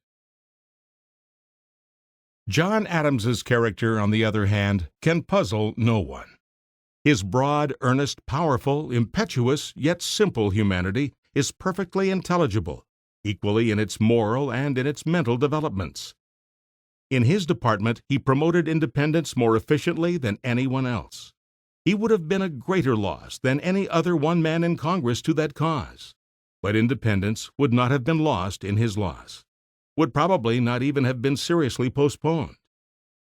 Popular sentiment would have demanded it, and Congress would have reflected that sentiment almost as soon, though the tongue of Mr. Adams had never moved.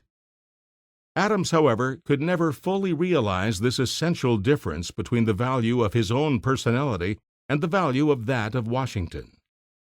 Throughout life, he felt that, in the preeminence universally given to Washington, he was robbed of insignia properly appurtenant to his glory.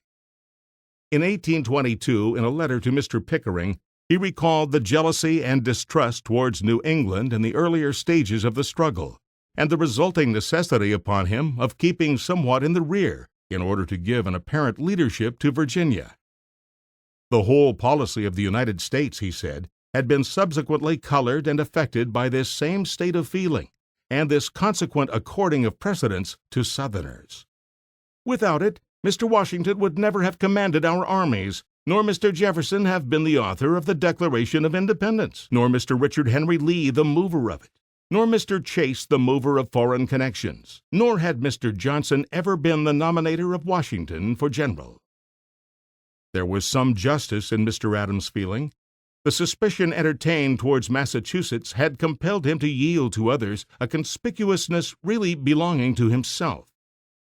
Jefferson, Lee, Chase, and Johnson together were far from constituting an equivalent for him.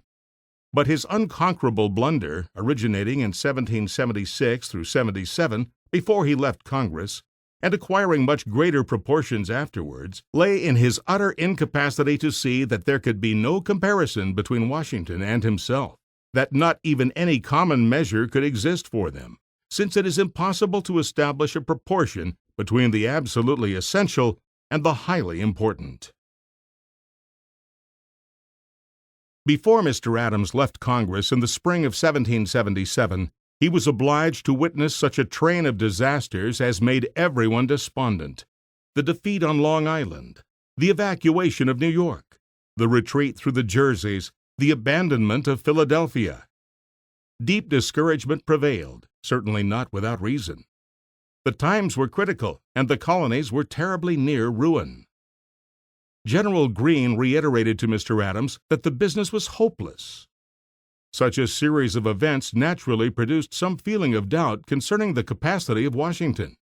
Personal and less honorable motives also exercised a like influence in some quarters. There was an effort to set up Gates as a rival after the surrender of Burgoyne. Adams was fortunately no longer a member of Congress when these designs had come near maturity. It is probable that he thus fortunately escaped any share in them, but his affiliations had been so largely with those who became anti-Washingtonians, and his predilections were already so far known, that he was regarded as of that connection and sympathy. Mr. C. F. Adams endeavors to clear his grandfather from the obloquy attendant upon such sentiments, but he is obviously uncomfortable beneath the necessity and performs his task unsatisfactorily.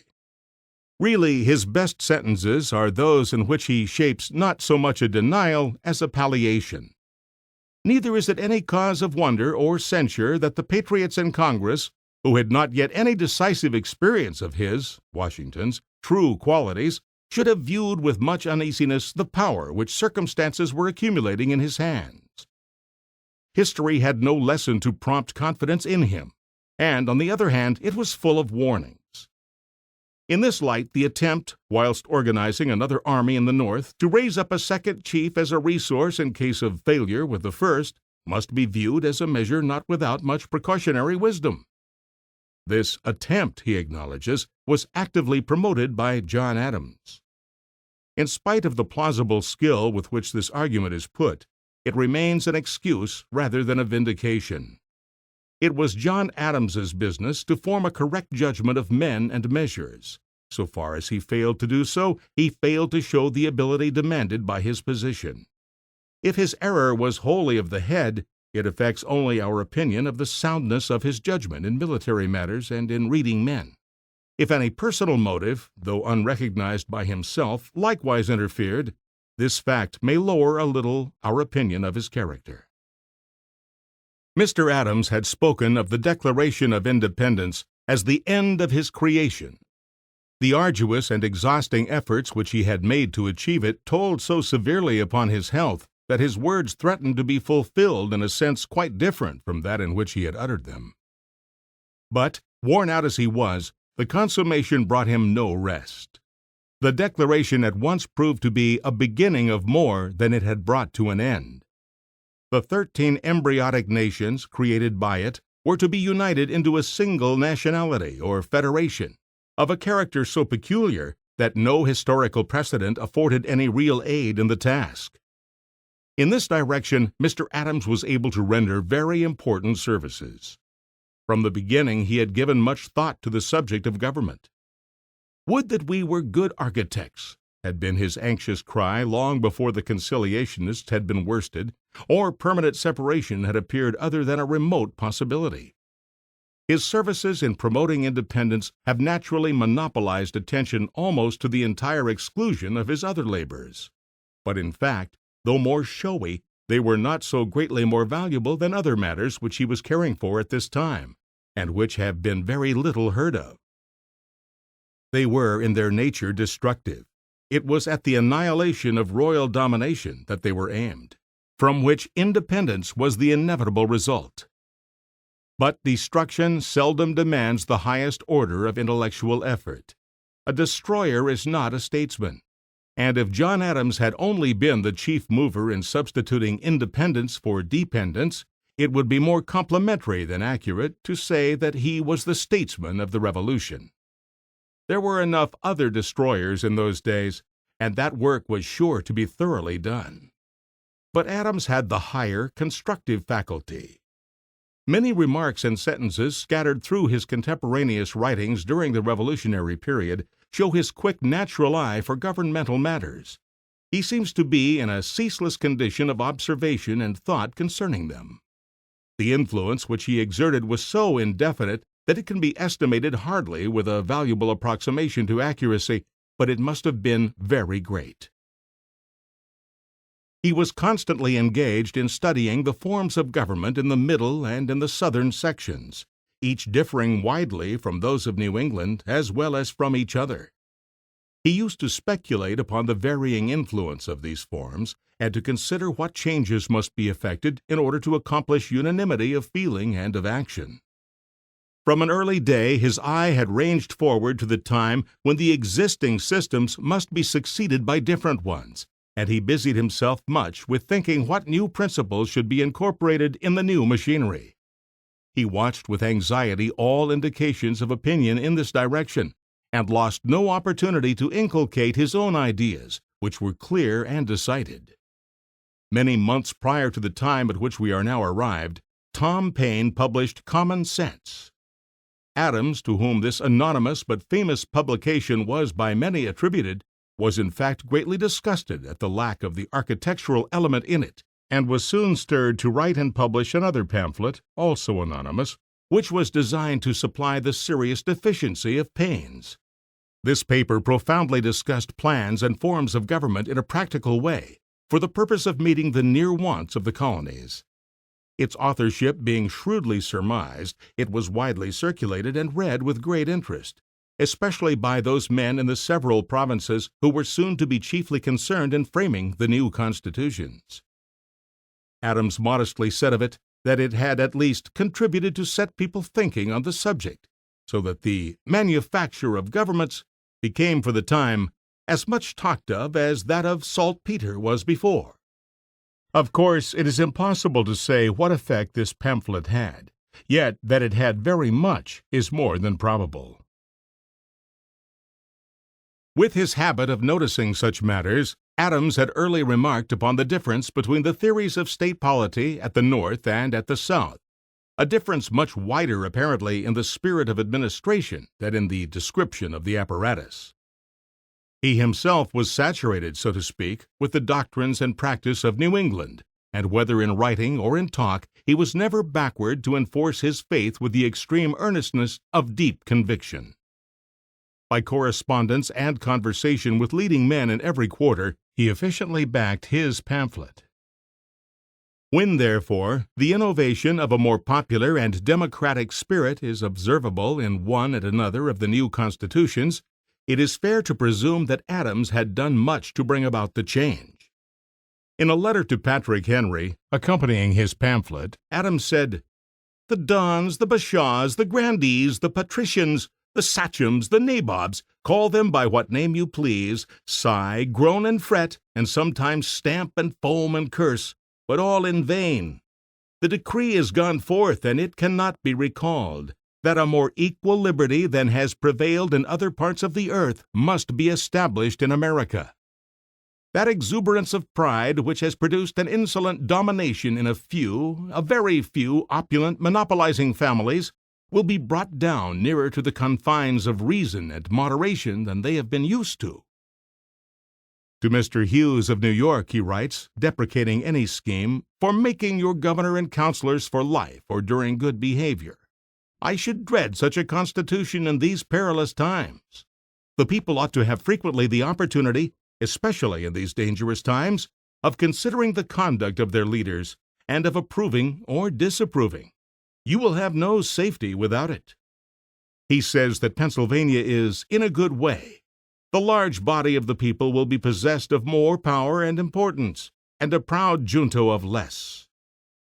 In a letter to Richard Henry Lee, he rejoices because there will be much more uniformity in the governments than could have been expected a few months ago, a result presumably due in large part to his own unremitting exertions. His Thoughts on Government had done good work in Virginia, far beyond his expectations, and generally he was amazed to find an inclination so prevalent throughout all the southern colonies to adopt plans so nearly resembling that which he had enforced in his political sermons. Immediately following independence came also a necessity for the formation of a federation. Some sort of a bond, a league, must be devised for tying the 13 nations together for a few purposes. Nevertheless, the alliance was not to have the effect of creating a single nationality, was not to deprive each ally of its character of absolute sovereignty as an individual state. Mr. Adams recognized that this could not be done at once in any perfect or permanent form. Whatever should be arranged now would necessarily be an experiment, a temporary expedient, out of which, by a study of its defects as they should develop, there might in time be evolved a satisfactory system. But none the less zealously did he enter upon the task of making the Federation as efficient as possible under the circumstances, and he did much hard and important work in this department. No sketch of it can well be given in this limited space, nor perhaps would such a sketch be very valuable except to a student of constitutional history.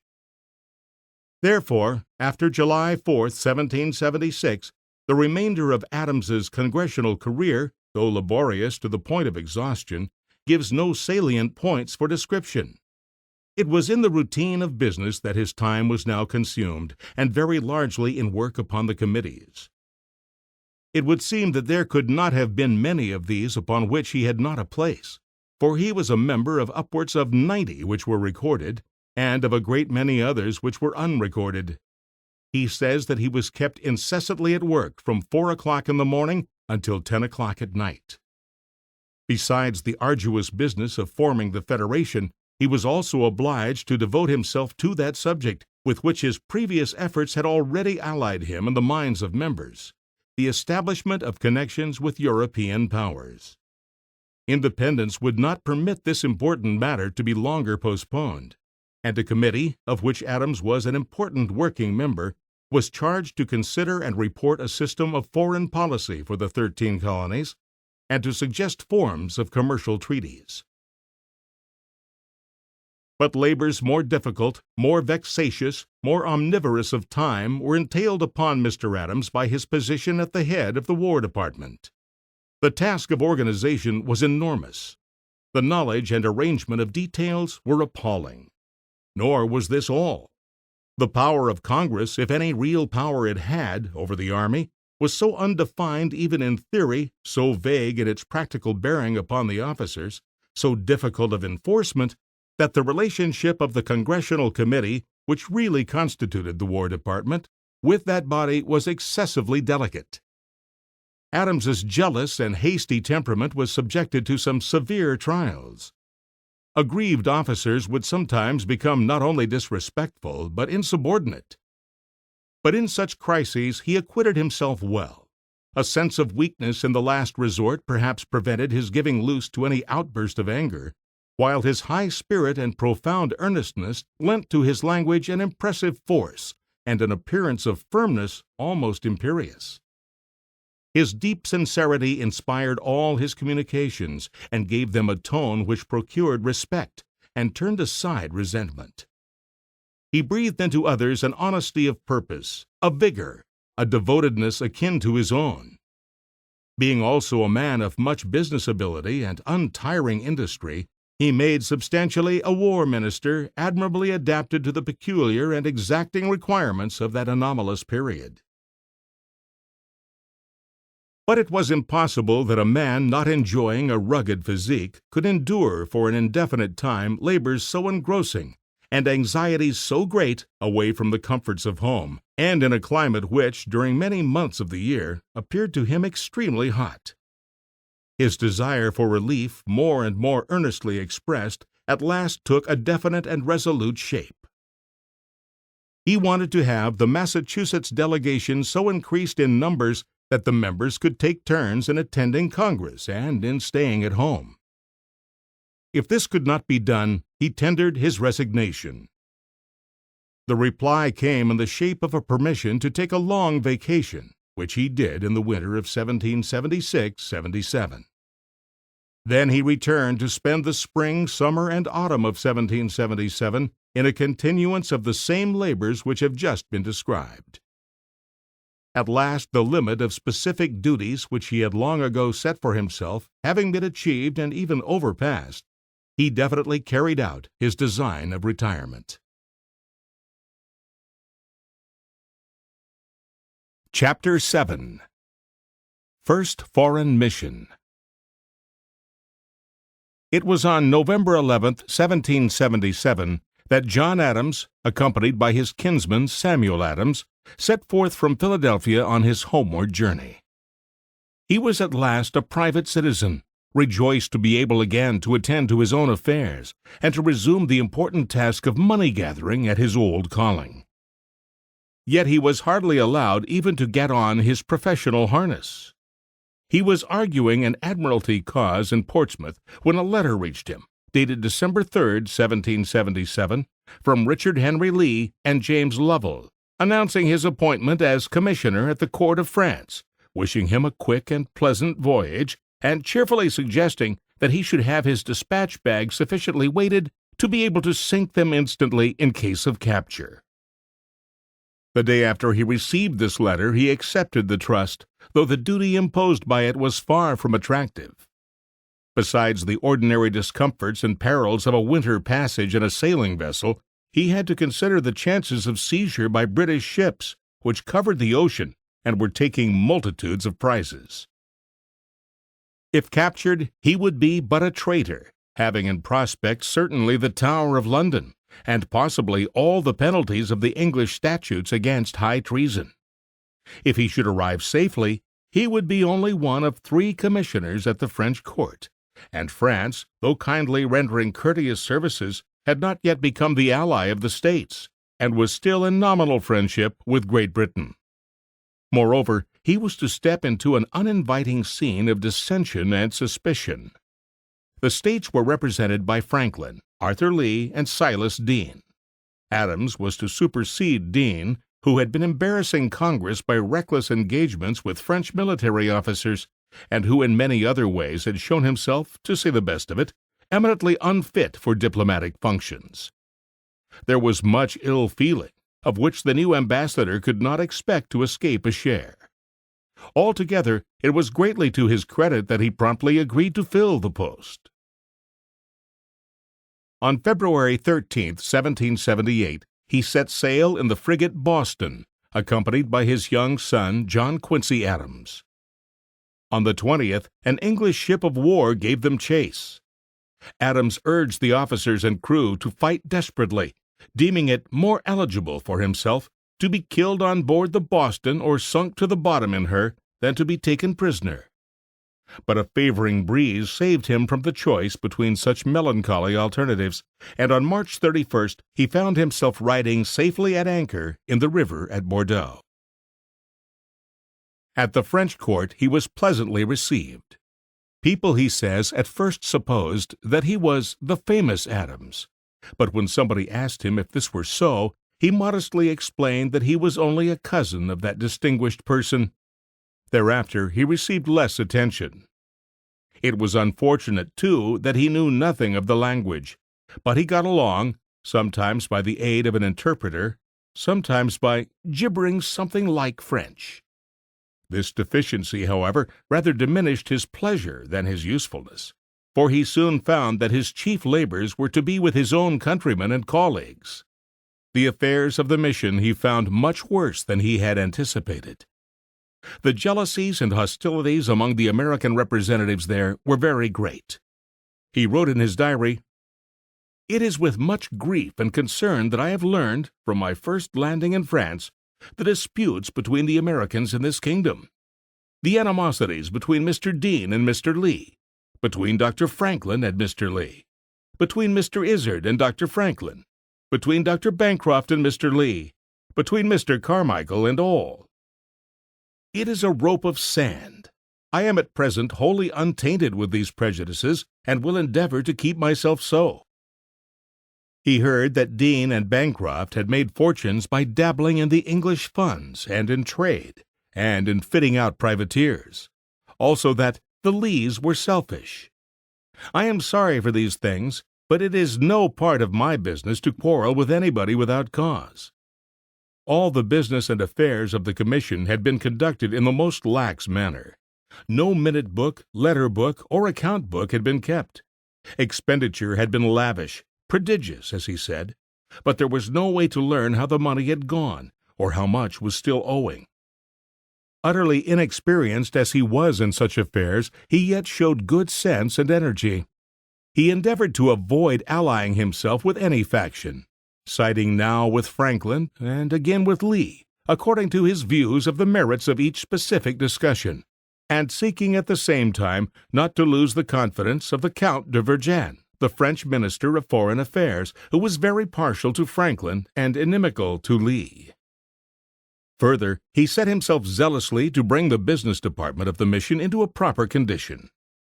The commissioners had complete control over the fiscal affairs of the states abroad, and had heretofore managed them in a manner inconceivably loose and careless. As Mr. Adams wrote home to the Commercial Committee of Congress, "Agents of various sorts are drawing bills upon us, and the commanders of vessels of war are drawing on us for expenses and supplies which we never ordered. We find it so difficult to obtain accounts from agents of the expenditure of moneys and of the goods and merchandises shipped by them that we can never know the true state of our finances." All this shocked Mr. Adams, who had the notions and habits of a man of business, and he at once endeavored to arrange a system of rigorous accuracy and accountability, in spite of the indifference and occasionally the reluctance of his colleagues. Henceforth records were kept, letters were copied, accounts were accurately set down. But the reforms in matters of detail which he could accomplish were by no means sufficient to counteract the clumsy and inefficient way in which the business of the states was conducted, and to which he had no mind to be even a silent party. An entire reorganization was evidently needed, and on May 21, 1778, he wrote a plain and bold letter, which he addressed to Samuel Adams, since, apart from his colleagues, he could not properly communicate with Congress. He urged the gross impropriety of leaving the salaries of the ministers entirely uncertain, so that they spent what they chose and then sent their accounts, such as they were, to be allowed by Congress. The error of blending the business of a public minister with that of a commercial agent, and most important of all, the folly of maintaining 3 commissioners where a single envoy would be vastly more serviceable.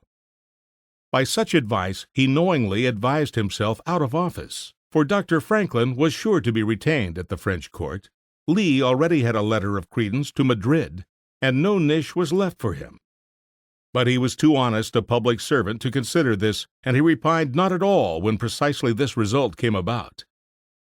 Congress lost no time in following his suggestions, leaving Franklin in Paris and ordering Lee to Madrid, at the same time in a strange perplexity overlooking Mr. Adams so entirely as not even to order him to return home.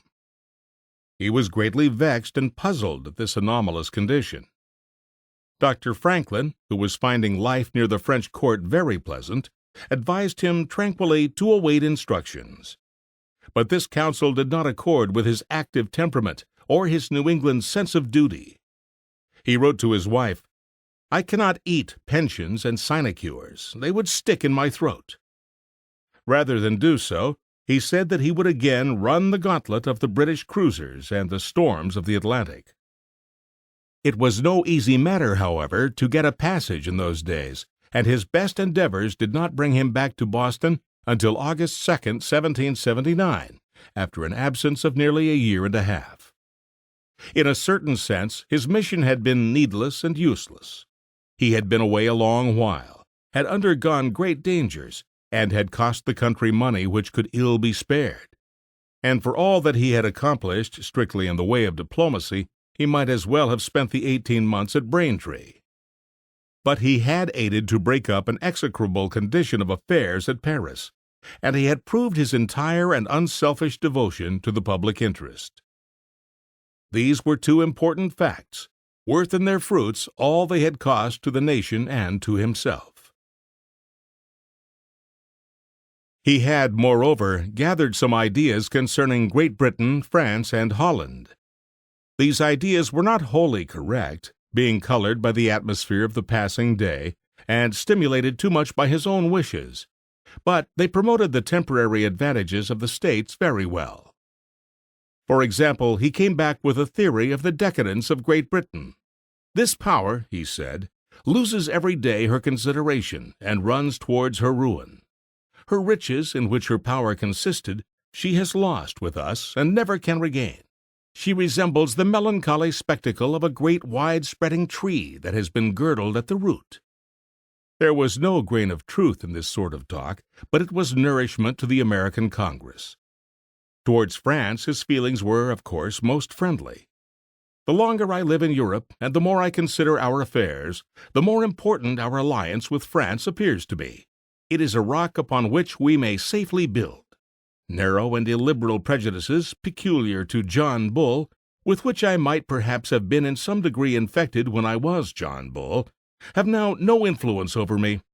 I never was, however, much of John Bull. I was John Yankee, and such I shall live and die. A very single-minded John Yankee he certainly was, for amid all his yearning for a French alliance, which he valued for its practical usefulness, he was jealous of too great a subservience to that power. It is a delicate and dangerous connection. There may be danger that too much will be demanded of us. There is danger that the people and their representatives may have too much timidity in their conduct towards this power, and that your ministers here may have too much diffidence of themselves, and too much complacence for the court. There is danger that French counsels and emissaries and correspondents may have too much influence in our deliberations. I hope that this court may not interfere by attaching themselves to persons, parties, or measures in America. Again, he wrote that it would be desirable to link the two countries very closely together, provided always that we preserve prudence and resolution enough to receive implicitly no advice whatever, but to judge always for ourselves, etc., etc. Within a few months, the need of this watchful independence was abundantly proved, and the early years of the history of the United States fully justified Adams's cautious dread of an undue warmth of sentiment towards France. Chapter 8. Second Foreign Mission in France and Holland. Scarcely was Mr. Adams given time to make his greetings to his friends after his return through the gauntlet of storms and British cruisers ere he was again set to work. A convention was summoned to prepare a constitution for Massachusetts, and he was chosen a delegate. It was a congenial task, and he was early assuming an active and influential part in the proceedings when, more to his surprise than to his gratification, he was interrupted by receiving a second time the honor of a foreign mission. The history of the establishment of diplomatic relations between the new states of North America and the old countries of Europe, the narrative of the reluctant and clumsy approaches by England towards a negotiation for peace, and especially the intricate tale of the subtle maneuvers of the French Foreign Office in connection with its transatlantic allies and supposed dear friends, together form a remarkably interesting chapter in American history. All the complexities of this web, involved beyond the average of diplomatic labyrinths, have been unraveled with admirable clearness by Mr. C. F. Adams in his Life of John Adams. A writer more competent to the difficult task could not have been desired, and he has so performed it that no successor can do more than follow his lucid and generally fair and dispassionate recital. His account of his grandfather is naturally tinged with the sentiment of the pious Aeneas. Neither, on the other hand, can he condone the French minister's selfishness and duplicity, though really not excessive according to the technical code of morals in European foreign offices of that day. But otherwise, his account of these events is keen, just, vivid, and exhaustive. During the period with which we have now to deal, the Count de Vergennes managed the foreign affairs of France.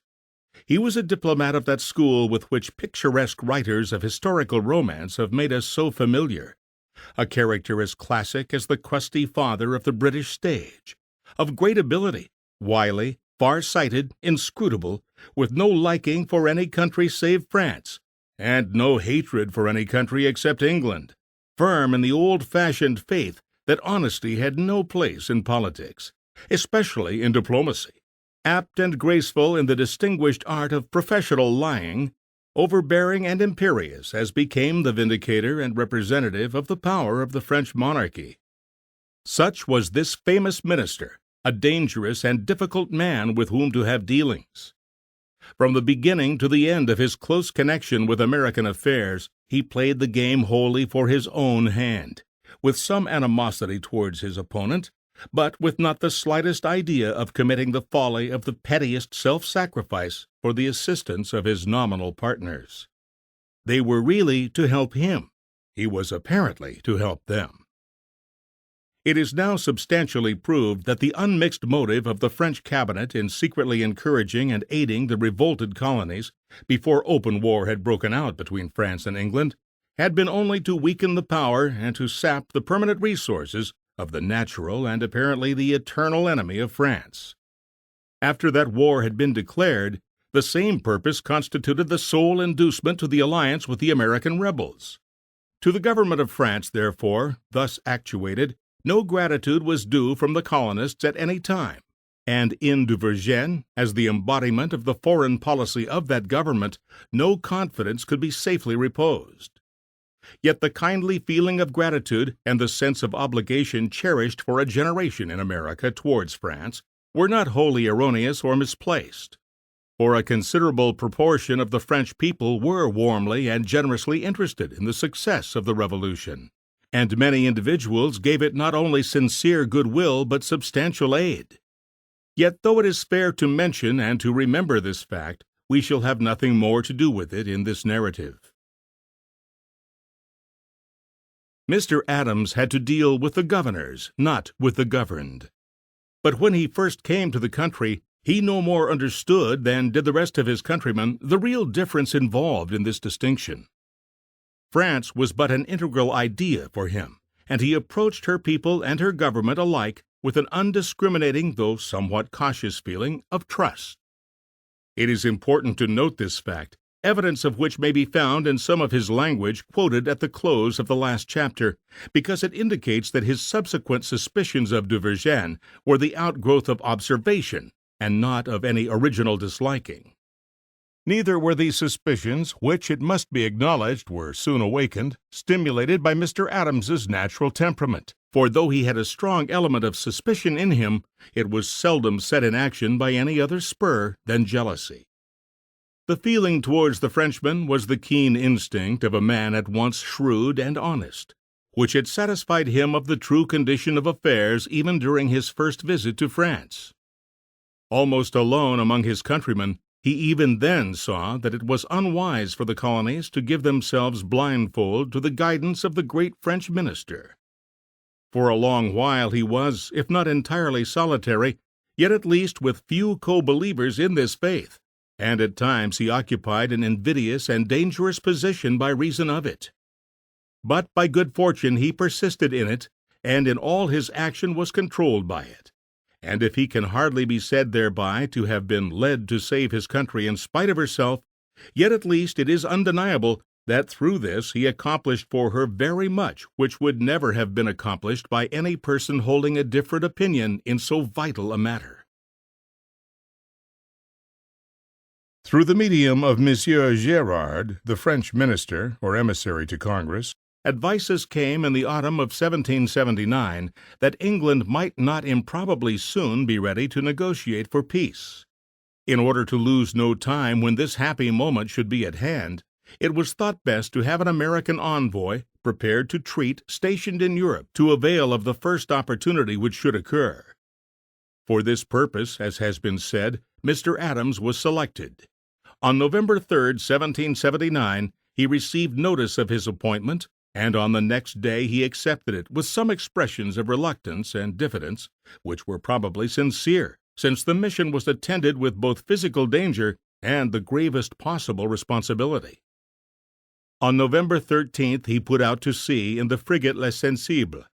She proved to be so unseaworthy that she could barely be brought into the port of Ferrol in safety, and the passengers were compelled to make a long, tedious journey by land to Paris, amid hardships so severe that they seem incredible as occurring in a civilized country of Europe less than a century ago. Before Mr. Adams' instructions had been drafted, the noxious and perfidious influence of de Vergennes, noxious and perfidious, that is to say, from an American point of view, had had its first effect. For a while that minister's desire had been that the war should draw along a weary and endless length, in order the more thoroughly to drain the vitality of England. How severely the vitality of the colonies might also be drained was matter of indifference, so long as they retained strength enough to continue fighting. To keep them up to their work, his plan had been to give them tonics in the shape of money, arms, and encouragement, secretly administered in such quantities as should be necessary in order to prevent their succumbing, but he had not cared to give them enough assistance, though it might be possible to do so, to enable them quite to conclude the struggle. Even the open outbreak of hostility between France and England had modified his designs only a little, and had affected the details rather than changed the fundamental theory of his action. Now, however, affairs having drifted to that point that the war seemed to be almost fought out, and peace looming apparently not very far away, he recognized only a sole object as necessary so far as the revolted states were concerned. He must see them independent. So mighty a limb must be lopped forever from the parent trunk. Beyond this he cared for nothing else.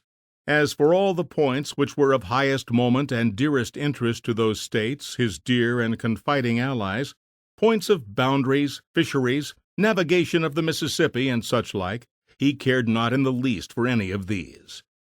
The earliest indication of the feeling in Congress had been that stipulations concerning these three matters should be inserted in the instructions to the American negotiator as ultimata. But this by no means consorted with the views of de Vergennes, who saw that such ultimata might operate to obstruct the pacification desirable for France, if England should resolutely refuse them, whereas if they were urgent demands only and not ultimata, the sacrifice of them might indirectly effect some gain for France. They might be used as a price to Great Britain, and the thing bought with them might inure to France. Accordingly, the strenuous efforts of Monsieur Gérard were put forth, and finally with success, to pare down the congressional instructions to the modest form desired by de Vergennes. It was voted that the envoy entreating for peace should have as his only ultimatum the recognition by Great Britain of the independence of the ex-colonies. But, in order not to abandon altogether these other important matters, he received also another and distinct commission for entering into a commercial treaty, and in this he was directed to secure the right to the fisheries. Massachusetts watched all this with extreme anxiety. The fisheries were to her matter of profound concern, far surpassing any question of boundary, and of vastly deeper interest than the navigation of the Mississippi. She was inexorably resolved that this great industry of her people should never be annihilated. To this resolution of so influential a state, the appointment of Mr. Adams was largely due. The matter of the foreign representation of the colonies at this time was complicated by many intrigues and quarrels, local jealousies, and personal animosities. Thus it happened that New York and other states were willing to send Mr. Adams to Spain, but wished Mr. Jay to be the negotiator for peace. This arrangement would have sufficiently pleased de Vergennes also, whose keen perception and accurate advices had already marked Mr. Adams as a man likely to be obstructive to purely French interests. But the New Englanders clung with unflinching stubbornness to their countrymen. They are said to have felt that, ultimatum or no ultimatum, he would save their fisheries if it were a human possibility to do so. They prevailed. Jay was appointed to Madrid, and Adams got the contingent commissions to England for both peace and commerce. In the end, Adams was chiefly instrumental in saving the fisheries, and if the choice of him was stimulated by this hope, the instinct or judgment appeared to have been correct. Yet it is perhaps worth noticing that his sentiments on this subject at this time were hardly identical with his subsequent expressions at Paris. "Necessity," he said, "has taught us to dig in the ground instead of fishing in the sea for our bread, and we have found that the resource did not fail us. The fishing was a source of luxury and vanity that did us much injury. Part of the fish had been exchanged in the West Indies for rum and molasses to be distilled into rum, which injured our health and our morals. The rest came back from Europe in the shape of lace and ribbons. To be compelled to substitute the culture of flax and wool for fishing would conduce to an acquisition of morals and of wisdom which would perhaps make us gainers in the end." Yet when it came actually to negotiating, Mr. Adams forgot all this horror of rum and frippery, all this desire for flax, wool, and morals, and made a fight for salt fish which won for him even more closely than before the heart of New England. Mr. Adams was a singular man to be selected for a difficult errand in diplomacy, especially under circumstances demanding wariness and adroitness, if not even craft and dissimulation. He might have been expected to prove but an indifferent player in the most intricate and artificial of invented games. He seemed to possess nearly every quality which a diplomatist ought not to have, and almost no quality which a diplomatist needed. That he was utterly devoid of experience was the least objection, for so were all his countrymen, and it was hoped that the friendly aid of de Vergennes might make up for this defect. But further than this, he was of a restless, eager temperament, hot to urge forward whatever business he had in hand, chafing under any necessity for patience, disliking to bide his time, frank and outspoken in spite of his best efforts at self-control, and hopelessly incapable of prolonged concealment of his opinions, motives, and purposes in action. his likings and dislikings towards persons.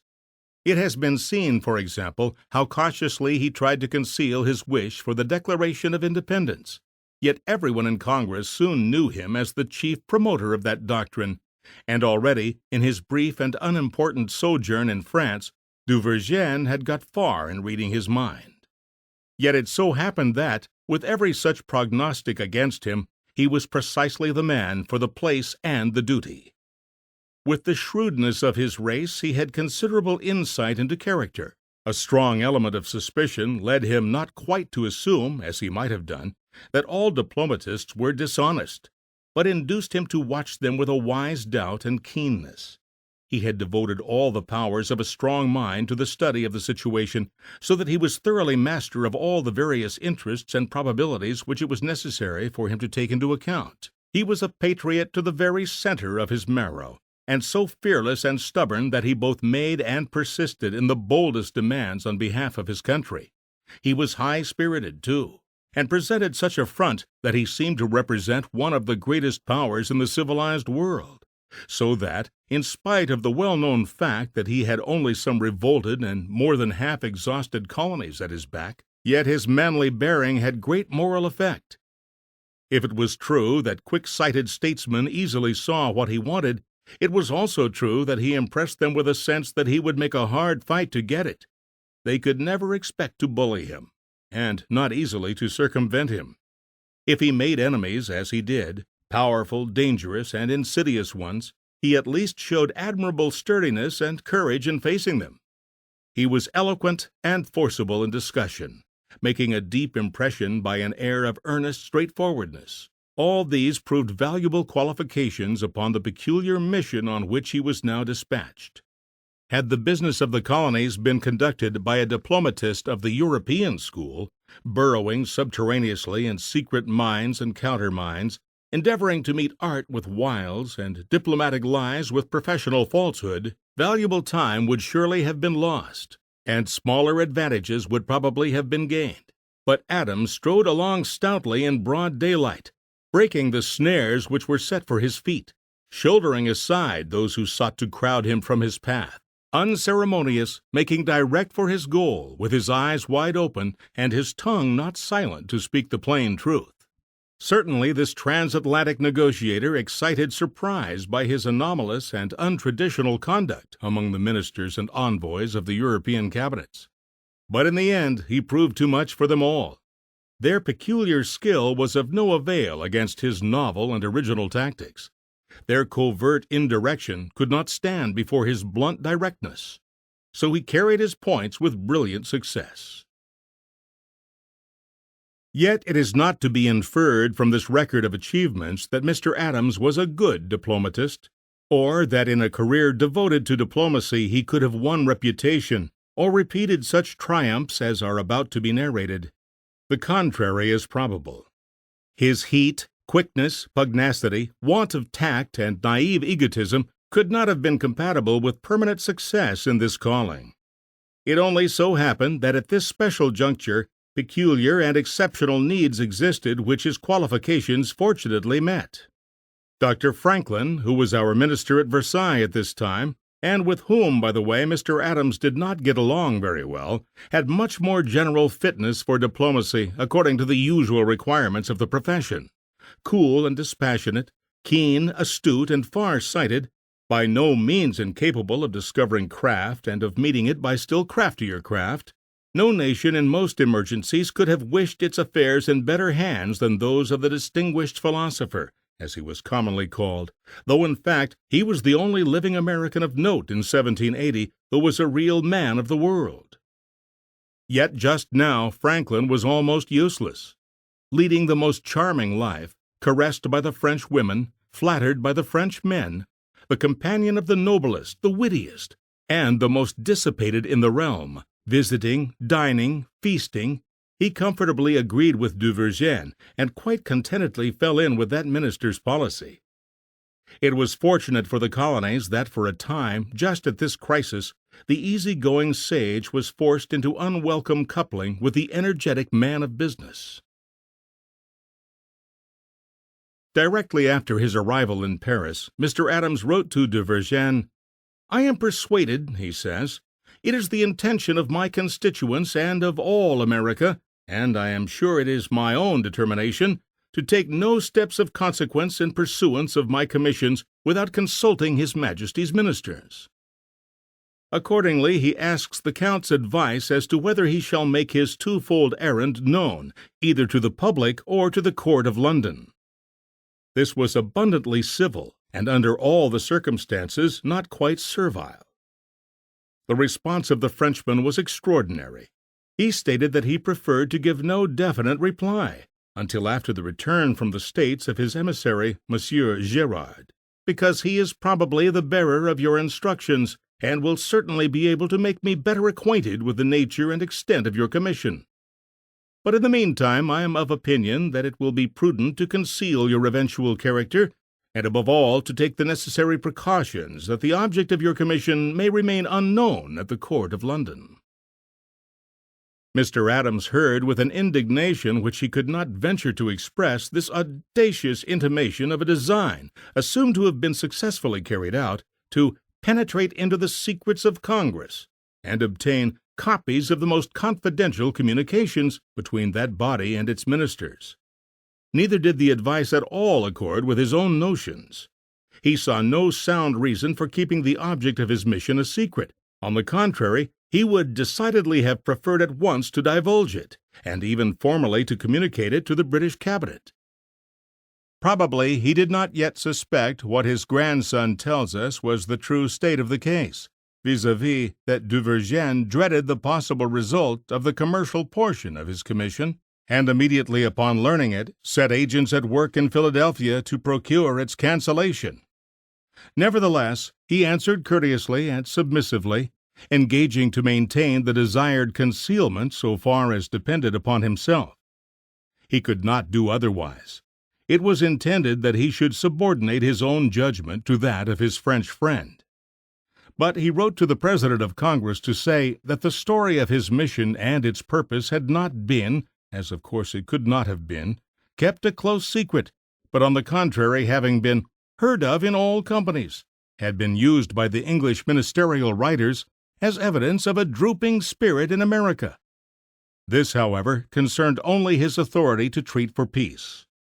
A few days later, Monsieur Gérard having arrived, de Vergennes did Mr. Adams the honor to say that he found that Mr. Adams had given him a truthful statement of his instructions. He was willing now to have Mr. Adams's eventual character, but meaning thereby only as an emissary for peace, made public very soon. He still persisted in demanding secrecy as to the full powers which authorize you to negotiate a treaty of commerce with the court of London. I think it will be prudent not to communicate them to anybody whatever, and to take every necessary precaution that the British ministry may not have a premature knowledge of them. You will no doubt easily feel the motives which induce me to advise you to take this precaution, and it would be needless to explain. Mr. Adams did indeed soon begin to comprehend these motives with sufficient accuracy to make explanations almost needless. Yet for the present he held his tongue with such patience as he could command. This correspondence took place in February 1780, but it was not till the end of March, and after further stimulation of de Vergennes' careless memory, that Mr. Adams carried his point of procuring publication even of the principal object of his mission. I ought to confess to Congress, he said, with a slight irony in the choice of phrases not unworthy of the Count himself, that the delicacy of the Count de Vergennes about communicating my powers is not perfectly consonant to my own manner of thinking, and if I had followed my own judgment, I should have pursued a bolder plan, by communicating immediately after my arrival to Lord George Germain my full powers to treat both of peace and commerce. Yet he modestly hopes that Congress will approve his deference to the French minister. There was little danger that they would not. It was only Mr. Adams's boldness and independence, never his submissiveness, which imperiled his good standing with that now spiritless body. Mr. Adams said of himself with perfect truth that he could not eat the bread of idleness. His restless energy always demanded some outlet, whereas now he found himself likely to remain for an indefinite time without a duty or a task. He was free to enjoy with a clear conscience all the novel fascinations of the gayest city in the world, having the public purse open to his hand and perfect idleness as his only official function for the passing time. Such an opportunity would not have been thrown away by most men, but for him the pursuit of ease and pleasure, even as a temporary recess and with ample excuse, meant wretchedness. Without delay he set himself to discover some occupation, to find some toil, to devise some opening for activity. This he soon saw in the utter ignorance of the people about him concerning American affairs, and he entered upon the work of enlightening them by a series of articles which he prepared and caused to be translated and published in a prominent newspaper, edited by Monsieur Genet, a chief secretary in the Foreign Office, father of Edmond Genet, the famous French minister to the United States in Washington's time. This well-meant and doubtless useful enterprise, however, ultimately brought him into trouble, as his zeal was constantly doing throughout his life, in ways that always seemed to him grossly undeserved and the hardest of luck. For at the request of Duvergène, whose attention was attracted by these publications, he now began to furnish often to that gentleman a variety of interesting items of information from the States, of which more will soon be heard. He further kept up an active volunteer correspondence with Congress, sending them all sorts of news, facts which he observed and heard, conjectures and suggestions from his own brain, which he conceived might be of use or interest to them. In a word, he did vigorously many things which might naturally have been expected from Franklin, but which that tranquil philosopher had not permitted to disturb his daily ease. For a time all went well. Franklin, secure in his great prestige, contemplated with indifference the busy intrusion of Adams. Duvergène was glad to get all he could from so effusive a source, and Congress seemed sufficiently pleased with the one-sided correspondence. Yet a cautious man, worldly wise and selfish, would never have done as Adams was doing, and in due time, without any consciousness at all that he deserved such retribution, he found himself in trouble. Early in 1780, Congress issued a recommendation to the several states to arrange for the redemption in silver of the Continental paper money at the rate of $40 for one. The adoption of this advice by Massachusetts and the laying of a tax by that state to provide the money for her share were announced to Mr. Adams in a letter of June 16, 1780, from his brother-in-law, Richard Cranch. A copy of this letter he promptly sent to Duvergène. Immediately afterwards he received further news of a resolution of Congress to pay the Continental loan certificates according to their value in real money at the time of their issue. A copy of this letter also he forwarded to M. Duvergène, with a letter of his own explaining, says Mr. C. F. Adams, the distinction between the action of Congress on the paper money and on the loan certificates, which that body had neglected to make clear. The letter is brief and seems fully as much deprecatory as explanatory, but whatever was its character, it was a mistake. Mr. Adams would have done better to allow such disagreeable intelligence to reach the Count through the regular channels of communication. He was under no sort of obligation to send the news, nor to explain it, nor to enter on any defense. Indeed, had he held his tongue, it was not supposable that the Count would ever have known when or how fully he had got his information. Moreover, it was in his discretion to make such communications to the Count as he saw fit. If it was not meddlesome in him to make any, at least it was indiscreet in him to make these especial ones. His punishment was swift. Duvergène at once took fire on behalf of his countrymen, who were numerously and largely creditors of the colonies. He wrote to Mr. Adams a letter far from pleasant in tone. Such financial measures, he said, might be necessary, but their burden should fall on the Americans alone, and an exception ought to be made in favor of strangers. In order to make you sensible of the truth of this observation, I will only remark, sir, that the Americans alone ought to support the expense which is occasioned by the defense of their liberty, and that they ought to consider the depreciation of their paper money only as an impost which ought to fall upon themselves, as the paper money was at first established only to relieve them from the necessity of paying taxes. I will only add that the French, if they are obliged to submit to the reduction proposed by Congress, will find themselves victims of their zeal, and I may say of the rashness with which they exposed themselves in furnishing the Americans with arms, ammunition, and clothing, and, in a word, with all things of the first necessity, of which the Americans at the time stood in need. Having delivered this severe and offensive criticism, the writer expressed his confidence that Mr. Adams would use all his endeavors to engage Congress to do justice to the subjects of the king, and further stated that the Chevalier de la Lucerne, French minister at Philadelphia, had orders to make the strongest representations on this subject.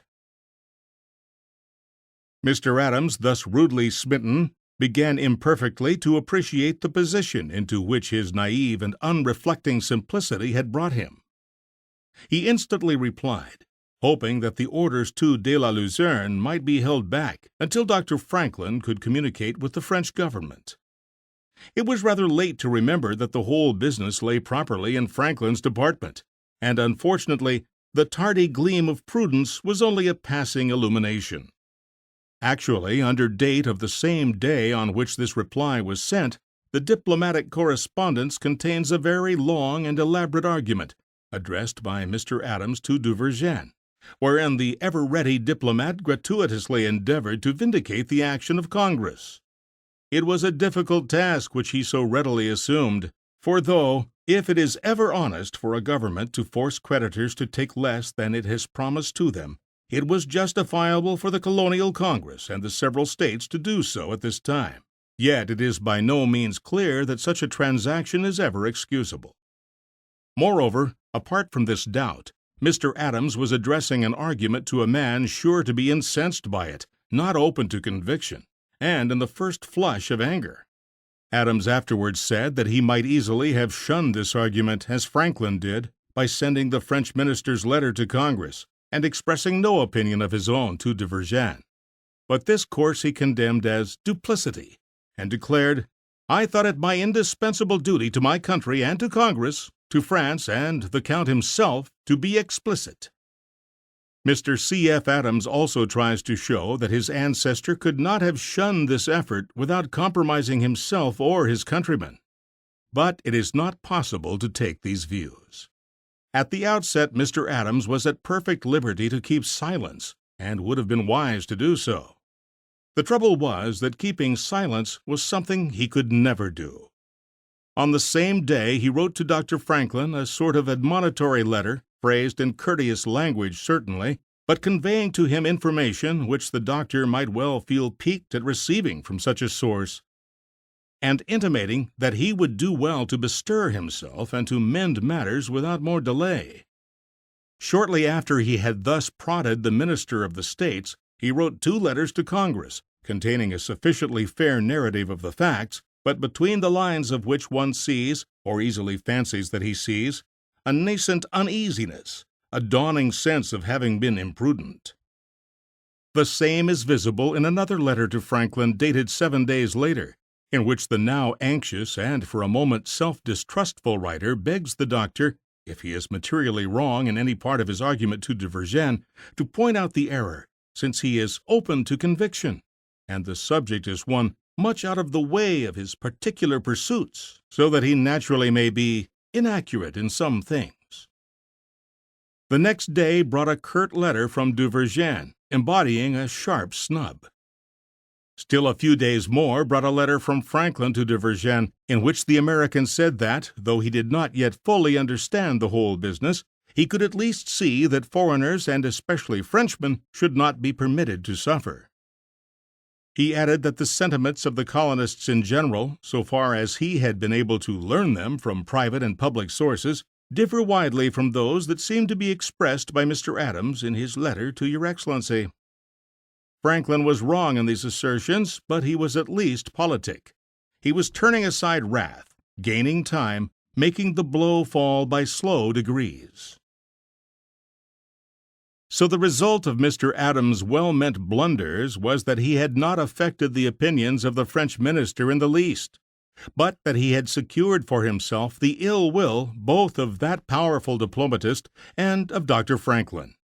They both snubbed him, and of course quickly allowed it to be understood by members of Congress that Mr. Adams was an unwelcome busybody.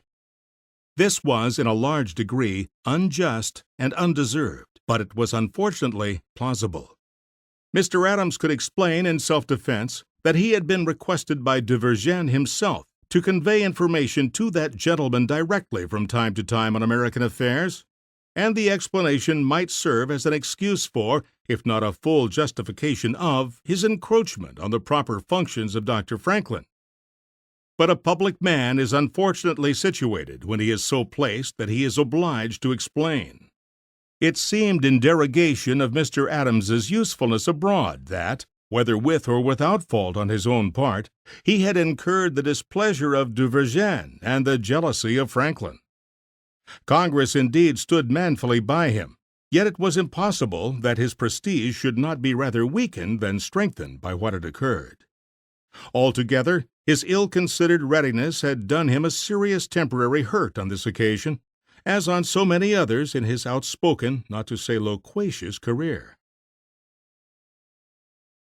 The ill feeling between Adams and Franklin reached a point which it is painful now to contemplate as existing between two men who should have been such hearty co-laborers in the common cause.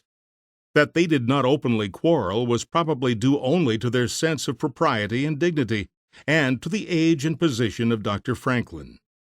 In fact, they were utterly incompatible, both mentally and morally. From finding that they could not work in unison, the step to extreme personal dislike was not a long one. In 1811, Mr. Adams put his sentiments not only in writing, but in print, with his usual straightforward and unsparing directness. He charged that Franklin had concerted with de Vergennes to crush Mr. Adams and get possession of his commission for peace, and he stigmatized the conspiracy, not unjustly if his suspicions were correct, as a vulgar and low intrigue, a base trick.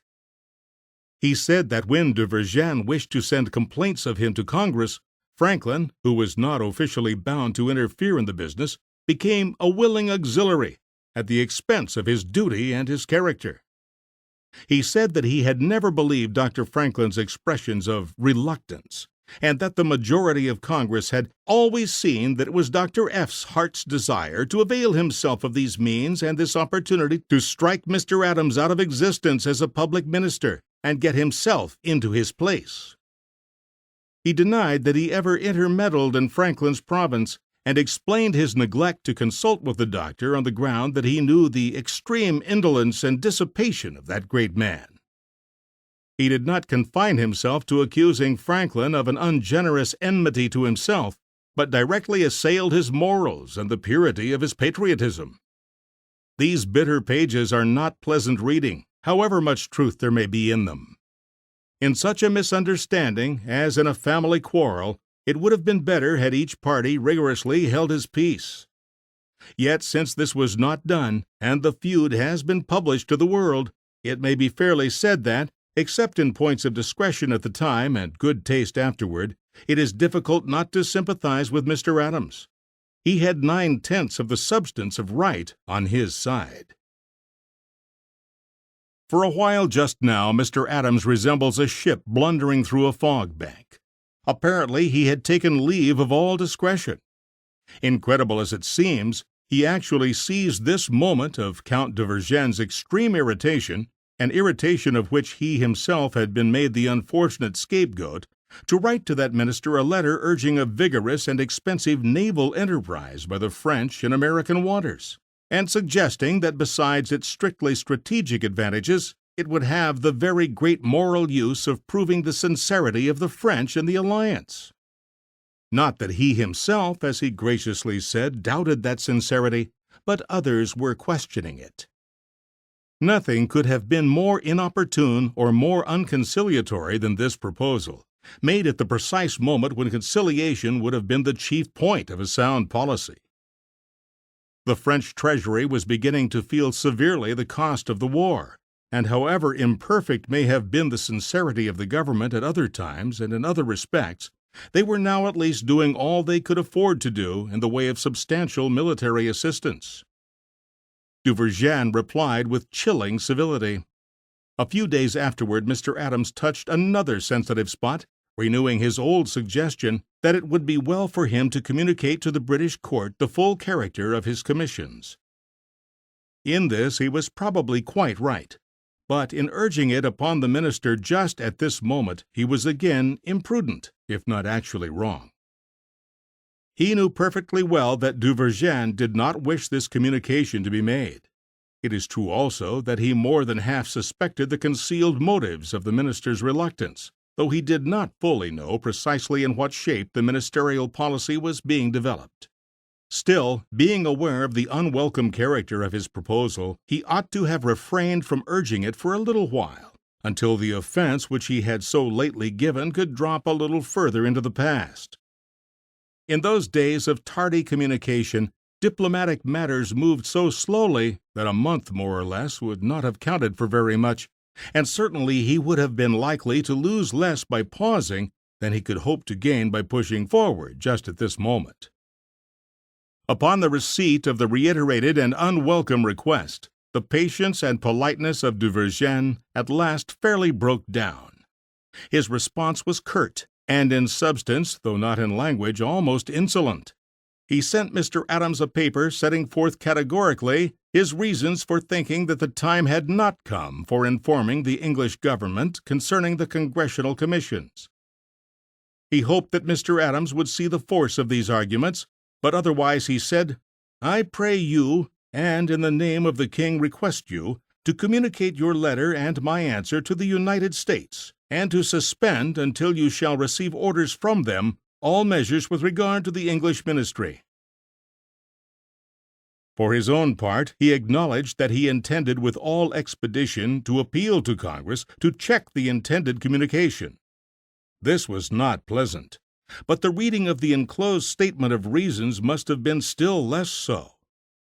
They were, said the writer, so plain that they must appear at first view. After this doubtful compliment to the sagacity of Mr. Adams, who had failed to discern considerations so remarkably obvious, a number of snubs followed.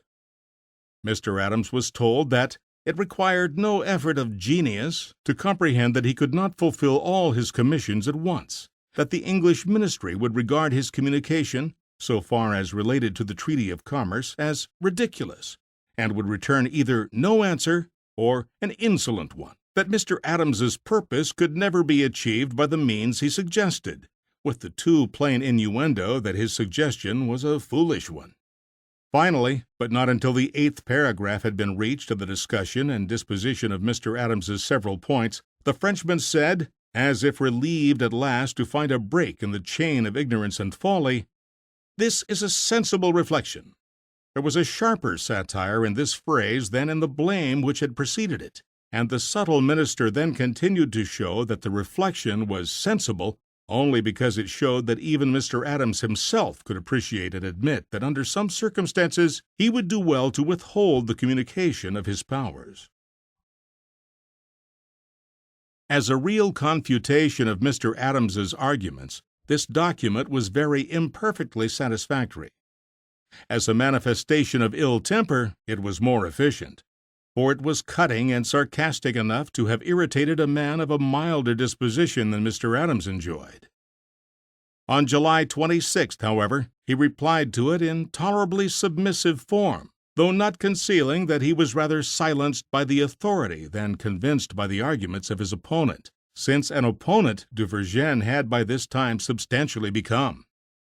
But on July 27th, Mr. Adams was moved to write a second and less wise letter.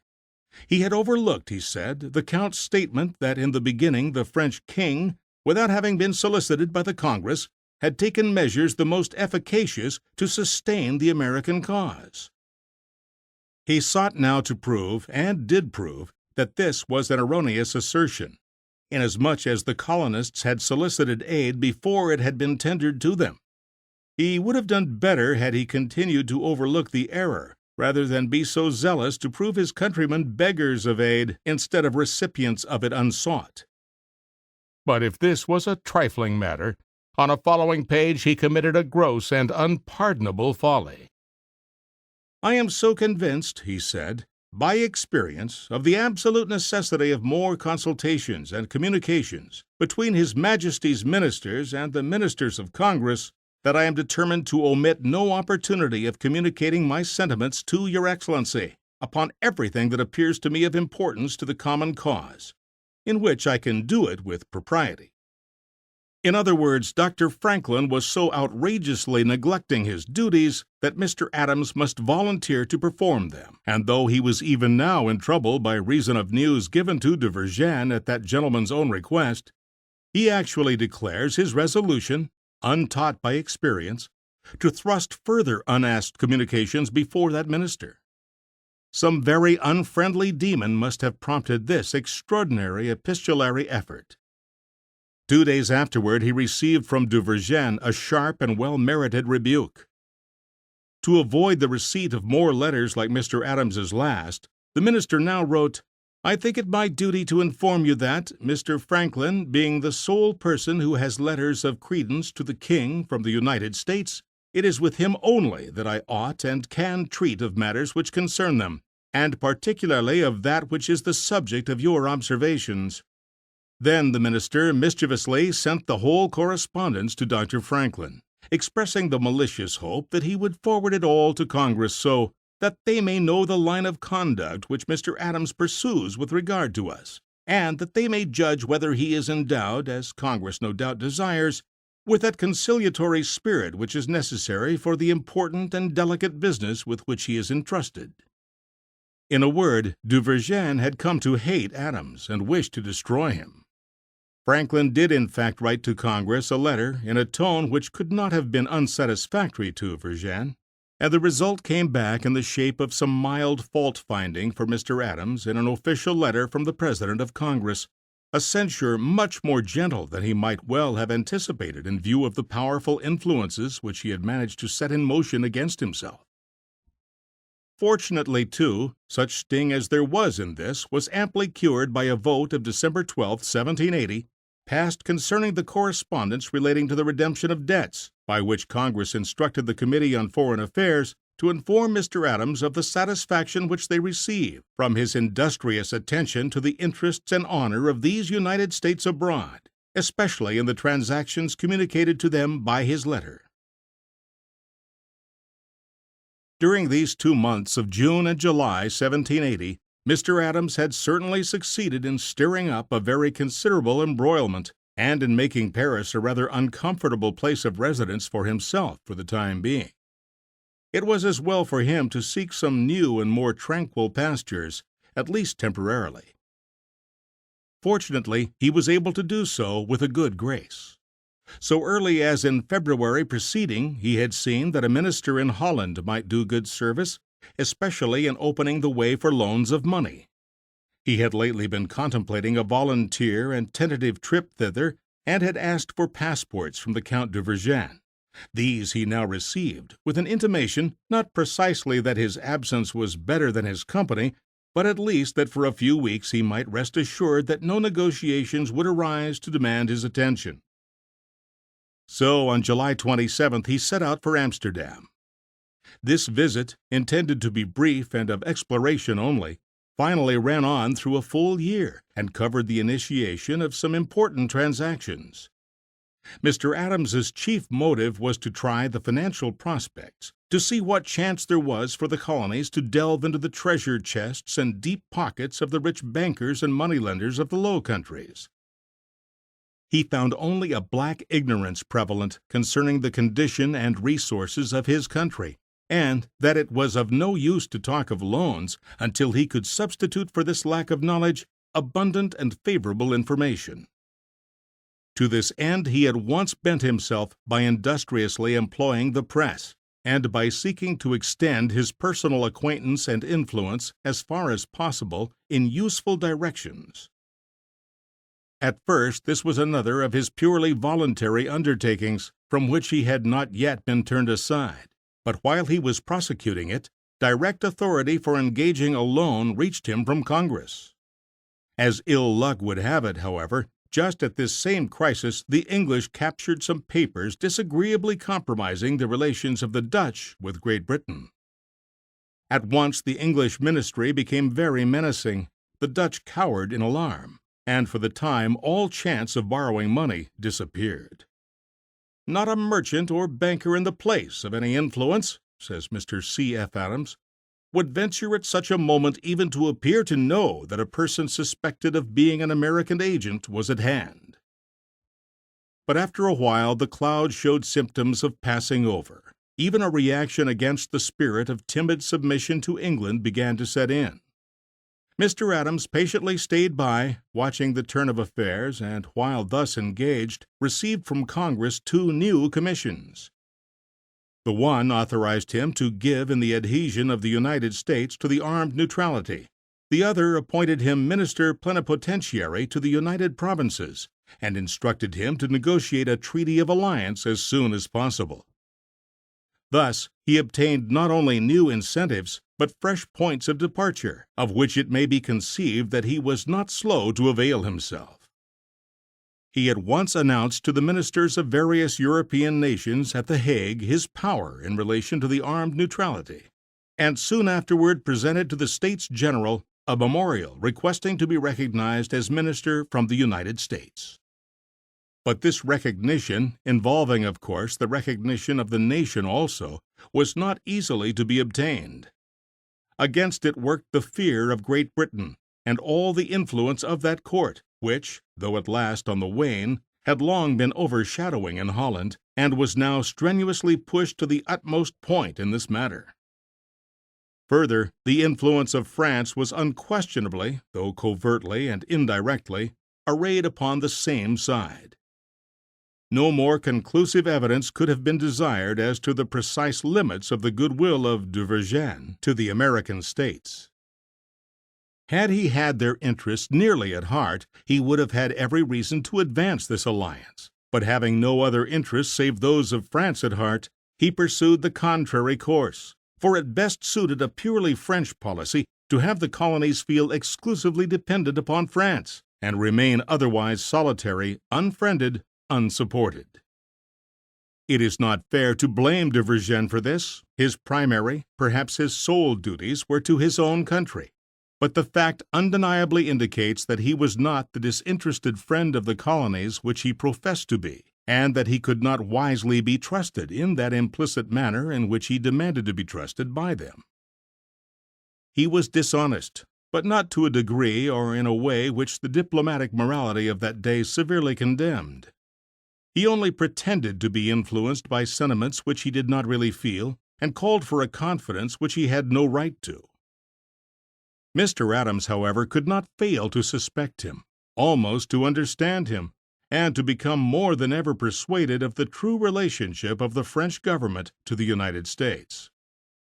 He wrote to Jonathan Jackson that the French minister, the Duc de la Vauguyon, doubtless acting upon instructions from de Vergennes, did everything in his power to obstruct the negotiation, and it was only upon the blunt statement made to him by Mr. Adams that no advice of his or of the Comte de Vergennes, nor even a requisition from the king, should restrain me, that he desisted from his perfidious opposition, and fell in with me in order to give the air of French influence to the measures. Amid these labors in Holland, Mr. Adams was interrupted by a summons to Paris. There were some prospects of a negotiation, which, however, speedily vanished and permitted him to return. Besides his own endeavors, events were working for him very effectually. For the time, England was like a man with a fighting mania. Wildly excited, she turned a belligerent front to any nation upon the slightest, even imaginary provocation. Utterly reckless as to the number of her foes, she now added Holland to the array, making a short and hasty stride from threats to a declaration of war. Mr. Adams could have suggested nothing better for his own purposes had he been allowed to dictate British policy. Still, the game was not won. Things moved slowly in Holland, where the governmental machine was a very cumbrous construction, and any party possessed immense facilities in the way of obstruction. The stadtholder and his allies, conservatively minded and heretofore well disposed towards England, still remained hostile to Mr. Adams's projects, but a feeling friendly to him and to the colonies had rapidly made way among the merchants and popular party in politics.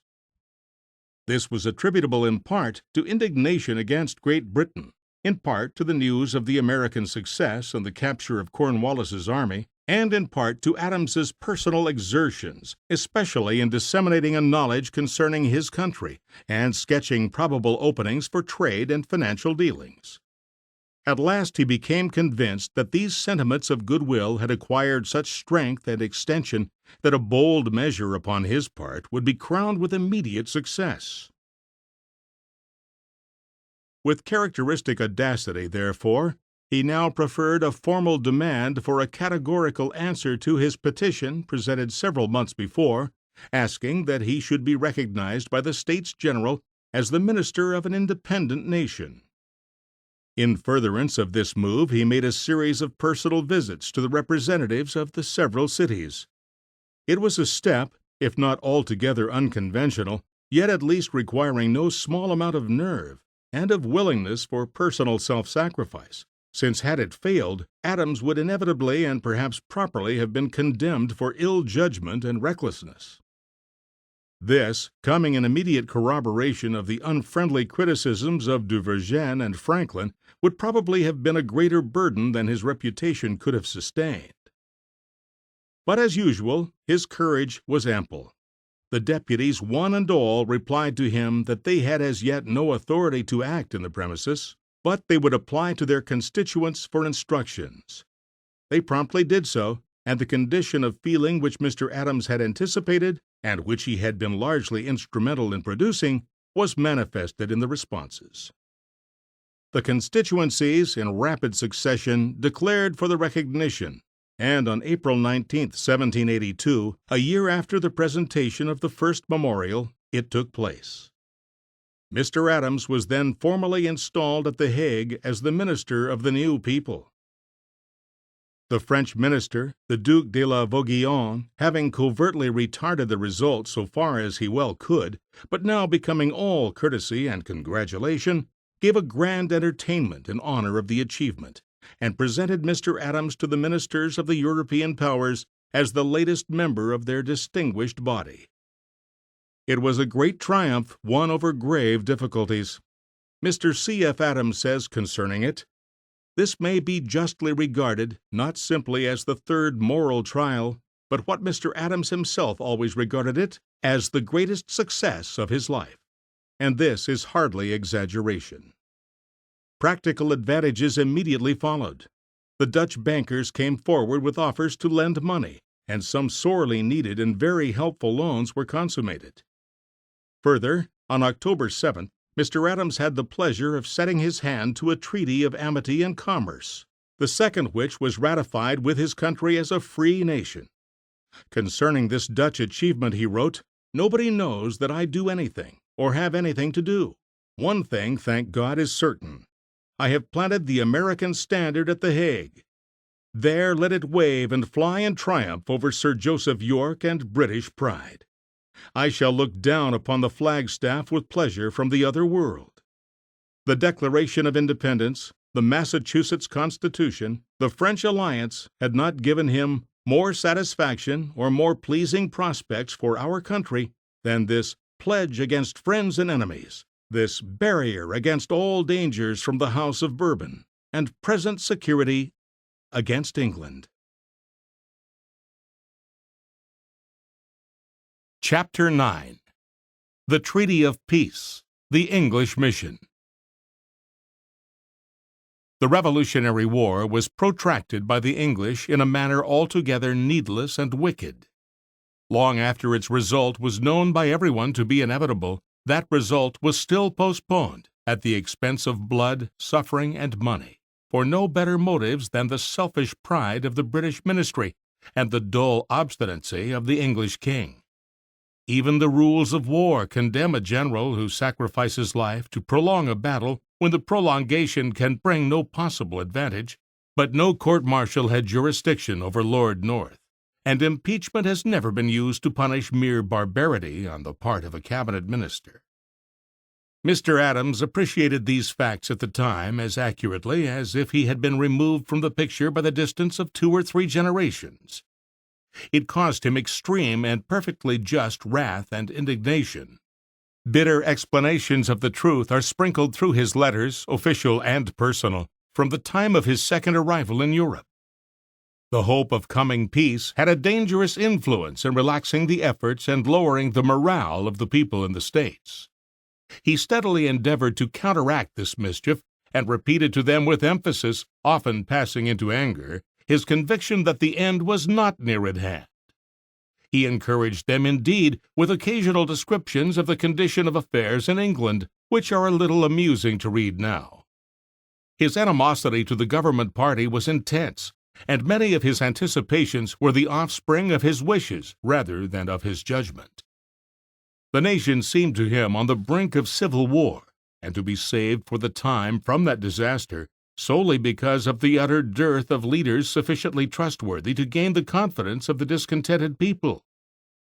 Thus he declared, "It may truly be said that the British Empire is crumbling to pieces like a rope of sand, so that if the war should continue, it would not be surprising to see Scotland become discontented with the Union, Asia cast off the yoke of dependence, and even the West India Islands divorce themselves and seek the protection of France, of Spain, or even of the United States. In a word, throughout England, the stubble is so dry that the smallest spark thrown into it may set the whole field in a blaze. His lordship talks about the misery of the people in America. Let him look at home, and then say, where is misery? Where the hideous prospect of an internal civil war is added to a war with all the world." But all this did not blind him in the least to the dogged resolve of the king and cabinet to fight for a long while yet. The English, he says, have ever made it a part of their political system to hold out to America some false hopes of reconciliation and peace, in order to slacken our nerves and retard our preparations. But serious thoughts of peace upon any terms that we can agree to, I am persuaded they never had. He said that he would think himself to be wanting in his duty to his countrymen if he did not warn them against any relaxation of their exertions by sea or land from a fond expectation of peace. They will deceive themselves if they depend upon it. Never, never will the English make peace while they have an army in North America. There is nothing further from the thoughts of the King of England, his ministers, Parliament, or nation, for they are now all his, than peace upon any terms that America can agree to. I think I see very clearly that America must grow up in war. It is a painful prospect, to be sure. But he goes on at some length to show that it must and can be encountered successfully. I am so fully convinced that peace is a great way off, he again reiterates, and that we have more cruelty to encounter than ever, that I ought to be explicit to Congress. Thus, earnestly and unceasingly did he endeavor to make the Americans look the worst possibilities of the future fairly in the face, appreciate all they had to expect, and escape the snare of too sanguine anticipation with its fatal consequence of languor in the prosecution of the war. France and Spain, he said, cannot desert the States. Self-interest binds the trio together in an indissoluble alliance for the purposes of this struggle. But even should these nations abandon America, should his country be deserted by all the world, she ought seriously to maintain her resolution to be free. She has the means within herself. Her greatest misfortune has been that she has never yet felt her full strength, nor considered the extent of her resources. It was the resolute temper of such patriots as Mr. Adams that was bringing forward the end more rapidly than the prudent ones among them ventured to believe. If the postponement of that end was wicked on the part of the English government, their ungracious and shambling approaches to it were contemptible and almost ridiculous. Their maneuvers were very clumsy. Their efforts to save appearances in abandoning substantials were extremely comical and pitiful. There were secret embassies, private and informal overtures made through unknown men, proposals so impossible as to be altogether absurd, ludicrous efforts to throw dust in the eyes of French, Spanish, and American negotiators, endeavors to wean the Allies from each other, to induce France to desert the States, even to bribe the States to turn about and join England in a war against France.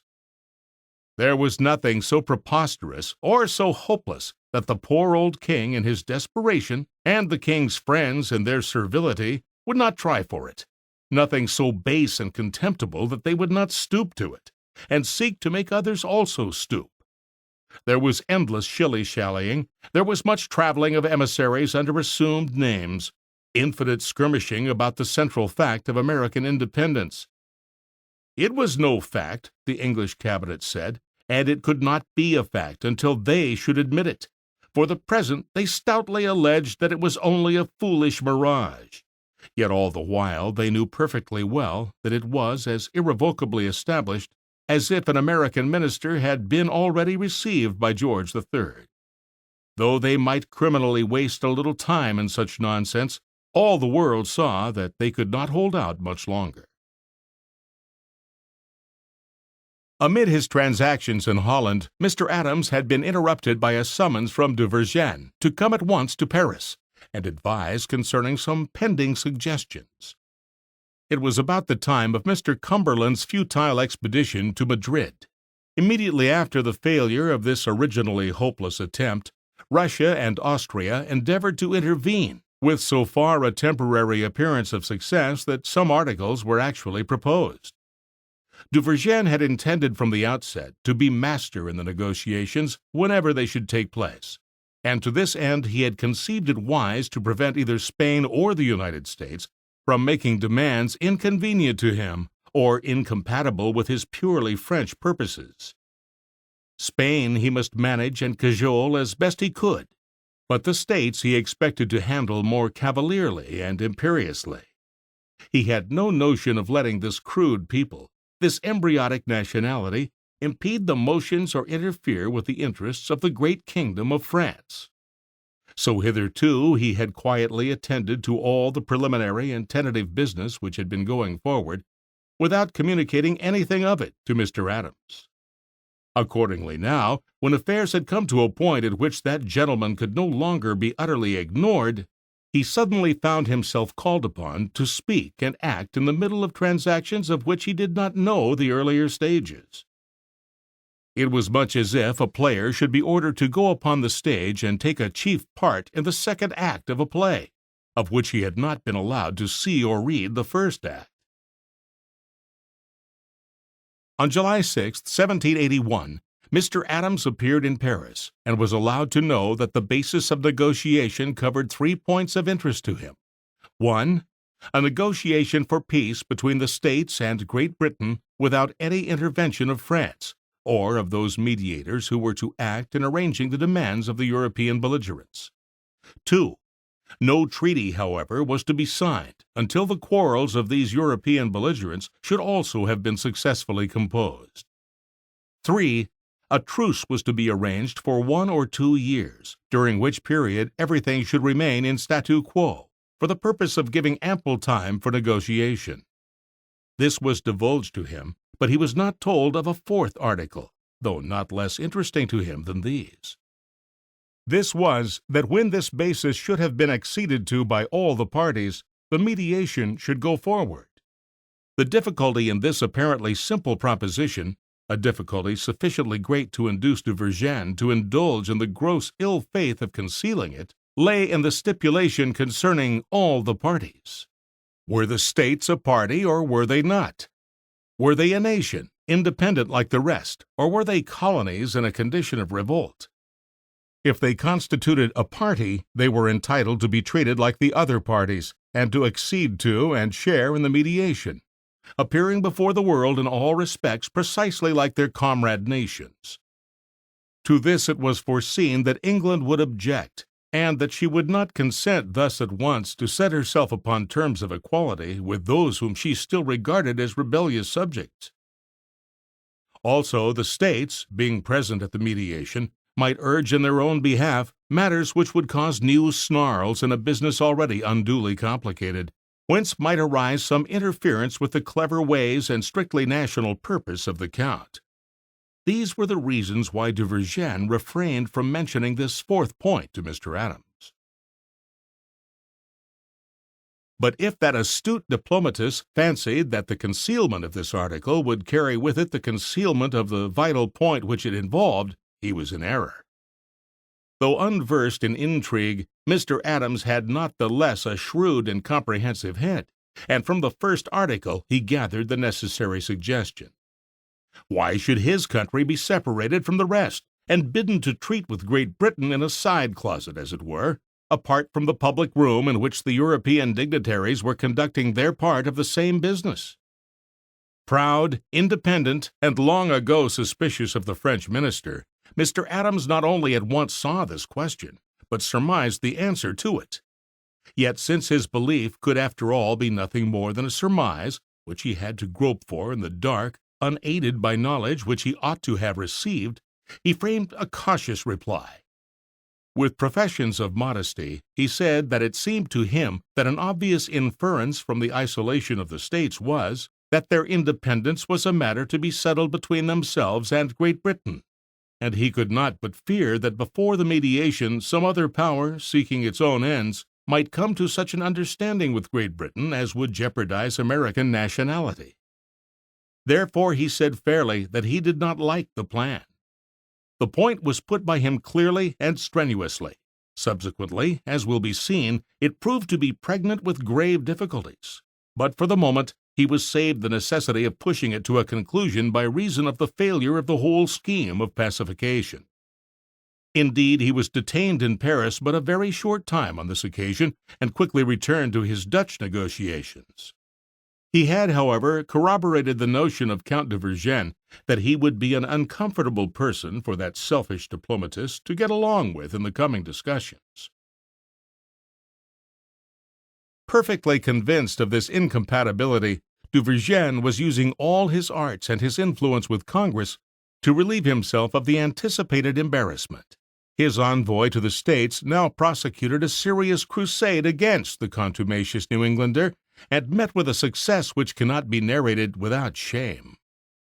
Today it is so easy to see how pertinaciously the French cabinet sought to lower the tone of the American Congress that it seems surprising that so many members could at the time have remained blind to endeavors apparently perfectly obvious. Even so far back as in 1779, the ultimata being then under discussion in Congress, and among them being a distinct recognition by Great Britain of the independence of the States, Monsieur Gérard, the French minister at Philadelphia, had actually suggested, in view of a probable refusal by England of this demand, that Geneva and the Swiss cantons had never yet obtained any such formal acknowledgment, and still enjoyed their sovereignty and independence only under the guarantee of France. The suspicion which such language ought to have awakened might have found corroboration in the hostility to Mr. Adams, the true cause of which was often hinted at. Yet so far were the Americans from being put upon their guard by the conduct of Duvergennes' emissaries, and so far were they from appreciating the true meaning of this dislike to Mr. Adams, that they made one concession after another before the steady and subtle pressure applied by their dangerous ally. In March 1781, de la Luzerne, Monsieur Gérard's successor, began a series of efforts to bring about the recall of Mr. Adams. In this he was fortunately unsuccessful. He was going too far. Yet his arts and persistence were not without other fruits. In July 1781, he succeeded in obtaining a revocation of the powers which had been given to Mr. Adams to negotiate a treaty of commerce with England so soon as peace should be established. Powers which, as we have seen, were so obnoxious to Duvergene that he had obstinately insisted that they should be kept a close secret. Further, though Congress persisted in retaining Mr. Adams, they were induced to join with him 4 coadjutors.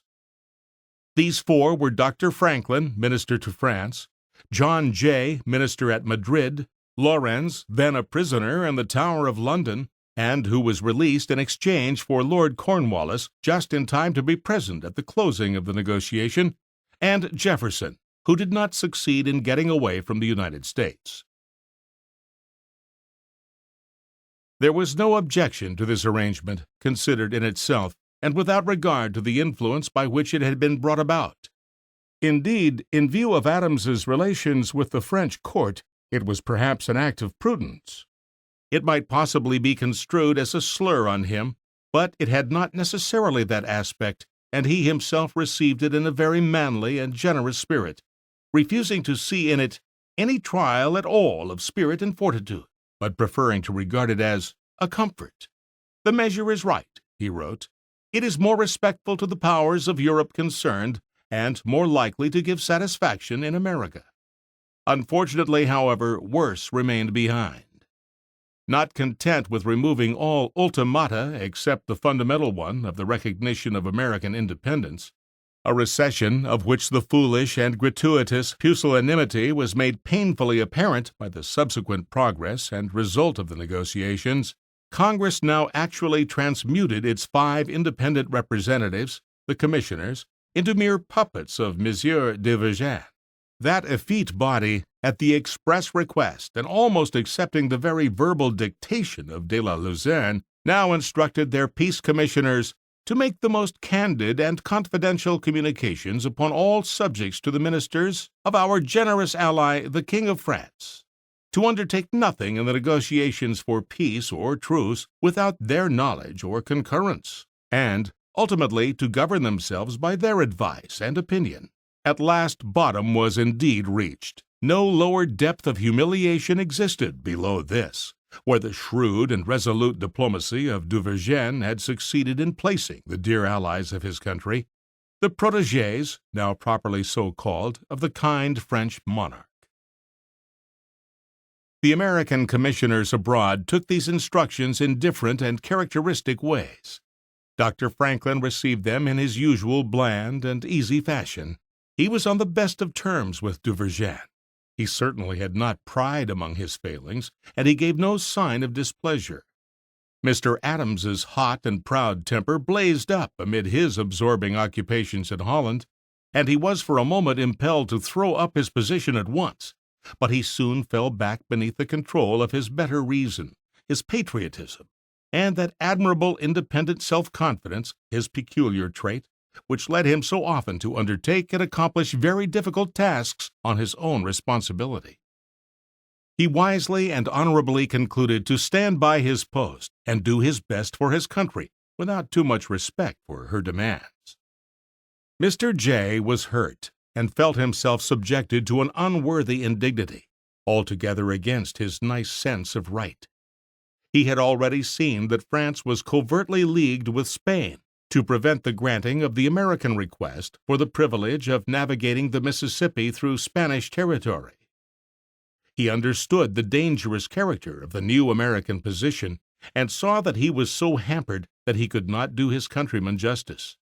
He would play no part in such a game, and wrote home, not resigning, but requesting that a successor might be appointed. Events, however, marched at last with such speed that this request never was, or well could, be granted.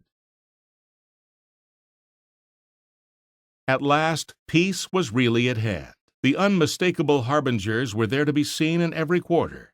The French cabinet, having gained a controlling influence over the American negotiation, now thought it time to undertake the further task of bringing these confiding friends into a yielding and convenient mood, forewarning them that they must not expect much. They were told that the French king took their submission graciously and would do his best for them, of course. But if he should not obtain for every state all they wished, they must attribute the sacrifice he might be compelled to make of his inclinations to the tyrannic rule of necessity. Then came references to the other powers at war, reminding one of the way in which Mr. Spenlow kept Mr. Jorkins darkly suspended over David Copperfield's head. Nor indeed could one deny, as an abstract proposition, that, if France should continue hostilities merely on account of America, after reasonable terms were offered, it was impossible to say what the event might be. The true meaning of such paragraphs had to be sought between the lines. The American negotiators had peculiar perils before them, and more to dread from their allies than from their foes. England, meanwhile, was also, in her bungling fashion, really getting ready for peace, with grimaces and writhings indicating her reluctance, her suffering, and her humiliation, and so not altogether ungrateful in the eyes of the Americans, who were in some measure compensated for her backwardness by beholding its cause. The mother country at last prepared to let the colonies go. The year 1782 opened with the ministry of Lord North tottering to its fall. General Conway moved an address to the king, praying for peace. The majority against this motion was of one vote only. Lord North resigned. The Whigs, under the Marquis of Rockingham, came in. Even while the cabinet was in a transition state, the first serious move was made. Mr. Digges, an emissary without official character, was dispatched to ask whether the American commissioner had power to conclude as well as to negotiate.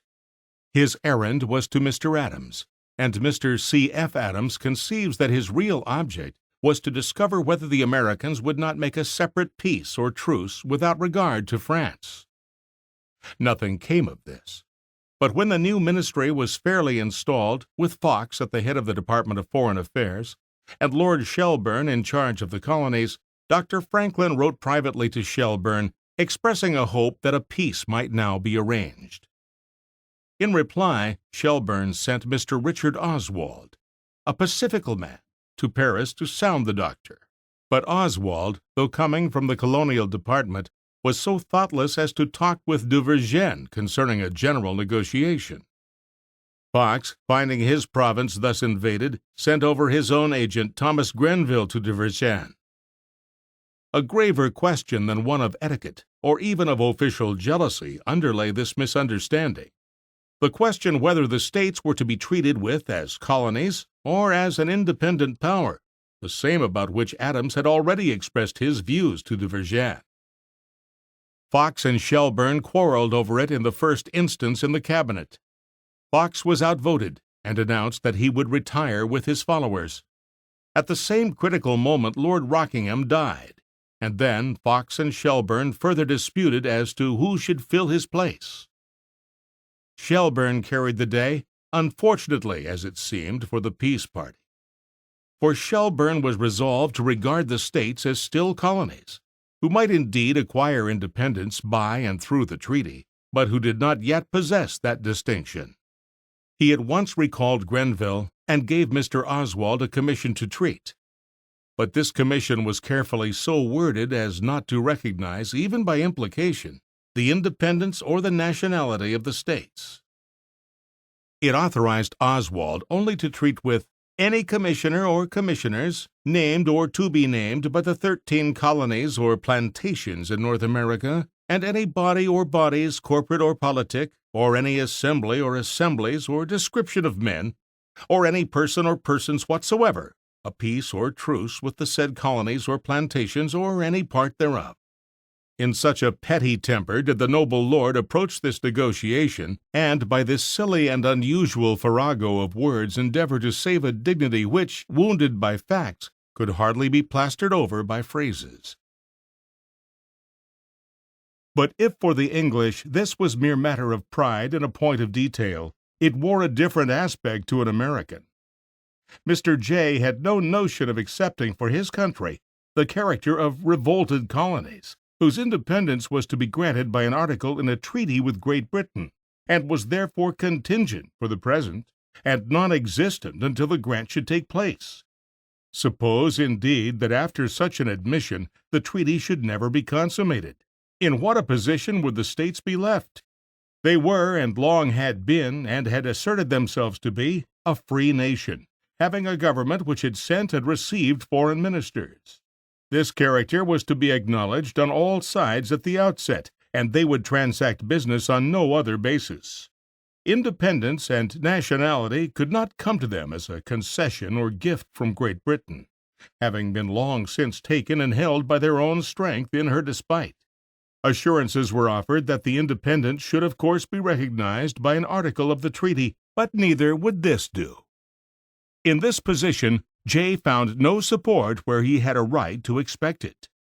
Dr. Franklin, with more of worldly wisdom than of sensitive spirit, took little interest in this point, declaring that, provided independence became an admitted fact, he cared not for the manner of its becoming so. De Vergennes said that the commission was amply sufficient, and even covertly intimated this opinion to the British ministry. But from Mr. Adams in Holland, Mr. Jay received encouraging letters, thoroughly corroborating his opinions and sustaining him fully and cheerfully. Only Mr. Adams suggested that a commission to treat with the United States of America in the same form in which such documents ran as towards any other country would seem to him satisfactory. A formal statement from the British could be waived. The admission might come more easily than an explicit declaration. This suggestion gave Lord Shelburne a chance to recede, of which he availed himself. Mr. Oswald was authorized to treat with the commissioners of the United States of America, and the point was at last reached at which the task of negotiation could be fairly entered upon. The Americans at once put forward their claims in brief and simple fashion. These involved questions of boundary, the navigation of the Mississippi so far as England could deal with it, and the enjoyment of the northeastern fisheries. The English court began, of course, by refusal and objection, and de Vergennes was really upon their side in the controversy. The territory demanded by the United States seemed to him unreasonably extensive. The navigation of the Mississippi nearly concerned Spain, who did not wish the states to establish any claim to it, and he was anxious for his own purposes to do Spain a good turn in this particular, while as for the fisheries, he intended that they should be shared between England and France. Further than this, the English demanded that the states should reimburse all Tories and Loyalists in America for their losses in the war, and de Vergennes said that this requirement, which the American commissioners scouted, was no more than a proper concession to England. Matters standing thus, Franklin and Jay had to fight their diplomatic battle as best they could, certainly without that valuable aid and potent, generous assistance from the French court of which Congress had been so sanguine. Fortunately, Mr. Oswald, the pacifical man, was heartily anxious to bring about a successful conclusion. But he had not full powers to grant all that the Americans desired, and in his frequent communications to the cabinet, his good nature became so apparent that it was deemed best to dispatch a coadjutor of a different temper. Accordingly, Mr. Strachey appeared in Paris as the exponent of English arrogance, insolence, and general offensiveness. This new move boded ill, but as good luck would have it, just at this juncture, Mr. Jay also received a no less effective reinforcement. Mr. Adams, having got through with his business in Holland, arrived in Paris on October 26th. He at once had a long interview with Mr. Jay, received full information on all that had passed, and declared himself in perfect accord with all the positions assumed by that gentleman. The two fell immediately into entire harmony, and with the happiest results.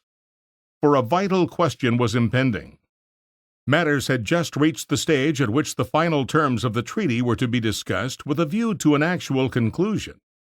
The instructions of the commissioners, it will be remembered, compelled them to keep in close and candid communication with de Vergennes, and to be guided and governed by his good counsel. Yet 2 of the 3 commissioners present thoroughly distrusted him, and were assured that obedience to these instructions would cost their country a very high price. Should they then disobey? Franklin had said no. Jay had said yes. Adams, now coming into the business, promptly gave the casting vote on Jay's side. Thereupon Franklin yielded. It was a bold step. An immense responsibility was assumed.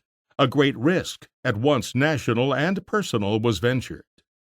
Men have been impeached and condemned upon less weighty matters and more venial charges.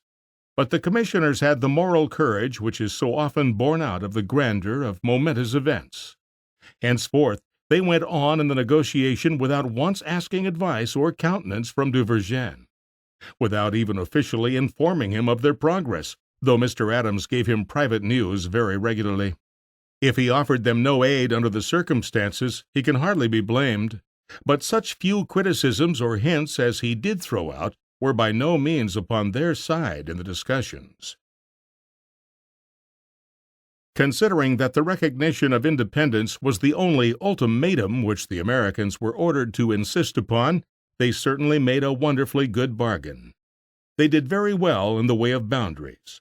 They got all that the English could grant concerning navigation of the Mississippi. The English claim to compensation for loyalists they cut down to a stipulation, which they frankly said would be of no value, that Congress should use its influence with the states to prevent any legal impediment being placed in the way of the collection of debts. This was the suggestion of Mr. Adams. But the question of the fisheries caused their chief difficulty. It seemed as though the Americans must make a concession here or else break off the negotiation altogether. Mr. Strachey went to London to see precisely what the cabinet would do, but at the same time left behind him the distinct intimation that he had no idea that the ministry would meet the American demands. Mr. Vaughan, distrusting the influence which Strachey might exert, set off immediately after him in order to counteract his contumacy. The ministry had, however, already decided, and directed its envoys to insist to the last point, but ultimately to yield rather than jeopardize the pacification. Thus instructed, they came to a final session. The question of the fisheries came up at once. The Americans appeared resolute, and for a while matters did not promise well. But soon the Englishmen began to weaken. They said that at least they would like to substitute the word liberty in place of the less agreeable word right. But Mr. Adams thereupon arose and, with much warmth and ardor, delivered himself of an eloquent exposition of his views. A right it was, he said, and a right it should be called. He even went so far as to say that the conciliation hung upon the point which he urged. The fervor of his manner, which in moments of excitement was always impressive, lending an air of earnest and intense conviction to his words, satisfied the Englishmen that they must avail themselves of all the latitude of concession which had been allowed to them. They yielded, and a right in the fisheries became, and has ever since remained, a part of the national property. They had to yield once more, as has been stated, on the question of compensation to Tories, and then the bargain was finally struck substantially upon the American basis. The agreement was signed, and the conclusion was reported to de Vergennes. At first he took the announcement tranquilly enough. He had been pushing forward his own negotiations with England for some time very smoothly, and had been satisfied to have the Americans take care of themselves and keep out of his way. But in the course of a fortnight after the American conclusion, the aspect of affairs changed. Obstacles appeared in the way. He became alarmed lest England should do what it seems that the king and some of his advisers probably would have liked very well to do, viz., not only patch up a conciliation with the States, but persuade them into a union with Great Britain against France. Thereupon he began to inveigh loudly against the bad faith of the Americans, and to employ his usual tactics at Philadelphia to have them discredited, and their acts repudiated by Congress. The States, as he truly said, had bound themselves to make no separate treaty or peace with England until France and England should also come to terms of final agreement, and now they had broken this compact. But the commissioners defended themselves upon the facts altogether satisfactorily. They had made no treaty at all. They had only agreed that, whenever the treaty between France and England should be signed, then a treaty between the United States and England should also be signed, and the exact tenor of this latter treaty had been agreed upon. This had been done formally in writing over signatures only because the English ministry had agreed to stand by such a bargain as Mr. Oswald should sign, and any less formal arrangement might be repudiated without actual bad faith. They had taken care at the outset expressly to provide that the whole business was strictly preparatory, and could become definitive only when England and France should ratify their treaty. It is instructive to see that neither the French nor the English ministers felt at all sure that the Americans were honest in this stipulation. From the English side they were approached with hints reaching at least to a conclusive pacification and treaty, if not even to an alliance with Great Britain. On the French side they were assailed because it was supposed that they might very probably cherish precisely these designs. But these American gentlemen, self-made men representing a self-made nation, and uneducated in the aristocratic morals of diplomacy, astonished the high-bred scions of nobility with whom they were dealing by behaving with strict integrity, by actually telling the truth and standing to their word. When Duvergene and Shelburne had mastered this novel idea of honesty, they went on with their negotiations and brought them to a successful issue. Preliminaries were signed by the contending European powers on January 21, 1783, but it was not until September 3rd that the definitive treaties were all in shape for simultaneous execution. On that day, the American commissioners had the pleasure of setting their hands to the most important treaty that the United States ever has made, or is likely ever to make. The pride and pleasure which Mr. Jay, Mr. Adams, and, chiefly by procuration, it must be said, Dr. Franklin also were entitled to feel at this consummation, had been slightly dashed by the receipt of a letter embodying something very like a rebuke from Robert R. Livingston, who was now in charge of the foreign affairs of the United States. Alarmed by the expressions of indignation which came to him from the Count de Vergennes, that gentleman wrote to the envoys, not so much praising them for having done better than they had been bidden, as blaming them for having done so well without French assistance. The past could not be undone, most fortunately, but Mr. Livingston now wished to apologize, and to propitiate Duvergene by informing him of a secret article, whereby the southern boundary was made contingent upon the result of the European negotiations. The commissioners were naturally incensed at this treatment, so precisely opposite to what they had handsomely merited, and an elaborate reply was prepared by Mr. Jay and inserted in their letter book. But it was never sent. It was superfluous. As between Congress and the commissioners, it was the former body that was placed upon the defensive, and a very difficult defensive, too. The less said about the instructions and the deviations from them, the better it was for the members of that over-timid and blundering legislature. All the honor, praise, and gratitude which the American people had to bestow belonged solely to the commissioners, and few persons were long so dull or so prejudiced as not to acknowledge this truth, and to give the honor where the honor was due. Yet it was a long while before Mr. Adams's sense of indignation wore away. He said with excusable acerbity that an attack had been made on him by the Count de Vergennes, and Congress had been induced to disgrace him, that he would not bear this disgrace if he could help it, etc. A few days later he wrote, "I am weary, disgusted, affronted, and disappointed. I have been injured, and my country has joined in the injury. It has basely prostituted its own honor by sacrificing mine. But the sacrifice of me was not so servile and intolerable as putting us all under guardianship. Congress surrendered their own sovereignty into the hands of a French minister. Blush, blush, ye guilty records!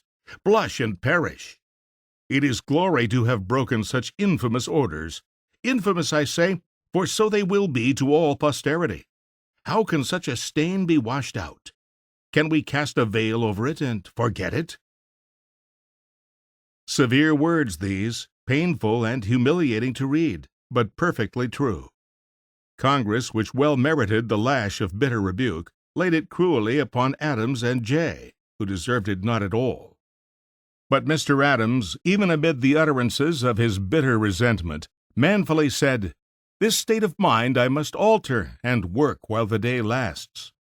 Of such sound quality did the substratum of his character always prove to be, whenever events forced their way down to it through the thin upper crusts of egotism and rashness. The negotiations at The Hague and in Paris, though they take a short time in the telling, had been protracted and tedious. Long before they were completed, the novelty of European life had worn off, and Mr. Adams was thoroughly, even pitifully, homesick. So soon as an agreement had been reached and the execution of a definitive treaty substantially assured, on December 4th, 1782, he sent in his resignation of all his foreign employments, and wrote to his wife with much positiveness and a sort of joyful triumph that he should now soon be on the way home, in the spring or beginning of summer. If the acceptance of his resignation should not arrive in a reasonable time, he declared that he would come home without it. But by May 1783 he had to say that he could not see a possibility of embarking before September or October, and most heartily he added that he was in the most disgusting and provoking situation imaginable. He was so sincerely anxious to get back that he would rather be carting street dust and marsh mud than be waiting as he was. These reiterations of his longing, his resolve to return, his expressions of pleasure in the anticipation, of vexation at the repeated delays, are really pathetic. Events, however, were too strong for him. The business already in hand moved in crab-like fashion. In June he began to talk about the following spring. Then new duties came in sight faster than old ones could be dispatched. For in September 1783 he had the mingled honor and disappointment of being commissioned, in conjunction with Dr. Franklin and Mr. Jay, to negotiate a treaty of commerce with Great Britain. Such a commercial alliance was a matter which he had long had near at heart, as being of the first importance to the States. The revocation of his previous commission had profoundly annoyed him at the time, and had never since ceased to rankle in his memory. He had opinions and hopes as to the future relationship of the two countries, to be carried out through the ways of commerce, which he had thought out with infinite care, and which he felt that he could do much to promote. In a word, the opportunity was a duty, and he must stay abroad for it. Reluctantly he reached the conclusion, which was, however, obviously inevitable. But he made the best possible compromise. He wrote to his wife urging her to come out with their daughter to join him, indeed scarcely leaving her the option to say no had she been so minded. By the autumn, instead of being on the ocean as he had hoped, he was on a sick bed. His constitution seems to have been a peculiar mixture of strength and weakness. He lived an active, hard-working life, and survived to a goodly old age. The likenesses of him show us a sturdy and ruddy man, too stout for symmetry, but looking as though the rotund habit were the result of a superabundant vigor of physique. He went through a great amount of open-air exposure and even hardship, such, for example, as his horseback trips between Boston and Philadelphia, his stormy passages across the Atlantic, his long, hard journey from Ferrol to Paris, and many lesser expeditions. These broke at intervals the unwholesome indoor life of the civilian, and since he bore them well, ought to have added to his robustness. Yet he constantly complains of his health, and at times becomes quite low-spirited about it. That he was not hypochondriacal is sufficiently proved by the attacks of grave illness which he had in the prime of life. 2 years before the present time he had suffered from a fever in Holland. Now again, in this autumn of 1783, he was prostrated by another fever of great severity. He was cared for in Paris by Sir James Jay, who brought him through it, but he was left much debilitated, and had to endure the tedium of a long convalescence. Most of this period he passed in London, seeing as much as he well could of the capital city of that mother country, whose galling yoke he had done so much to break. He had the rare fortune during this visit, says his grandson, to witness the confession made to his Parliament and people by George III himself, that he had made a treaty of peace with the colonies no longer, but now the independent states of North America. He was far from fully restored to vigorous health when he received an unwelcome summons to Amsterdam to arrange for meeting the immense flock of new bills, which the states were drawing on the Dutch bankers with happy prodigality and a perfect recklessness as to the chance or means of payment. A stormy winter voyage, involving extraordinary and prolonged exposure, was endured more successfully than could have been hoped by the invalid. Not less trying in a different way was the task which he had to perform upon his arrival, of borrowing more money upon the hard terms made by unwilling lenders, with a borrower bearing, to speak plainly, a very disreputable character in the financial world.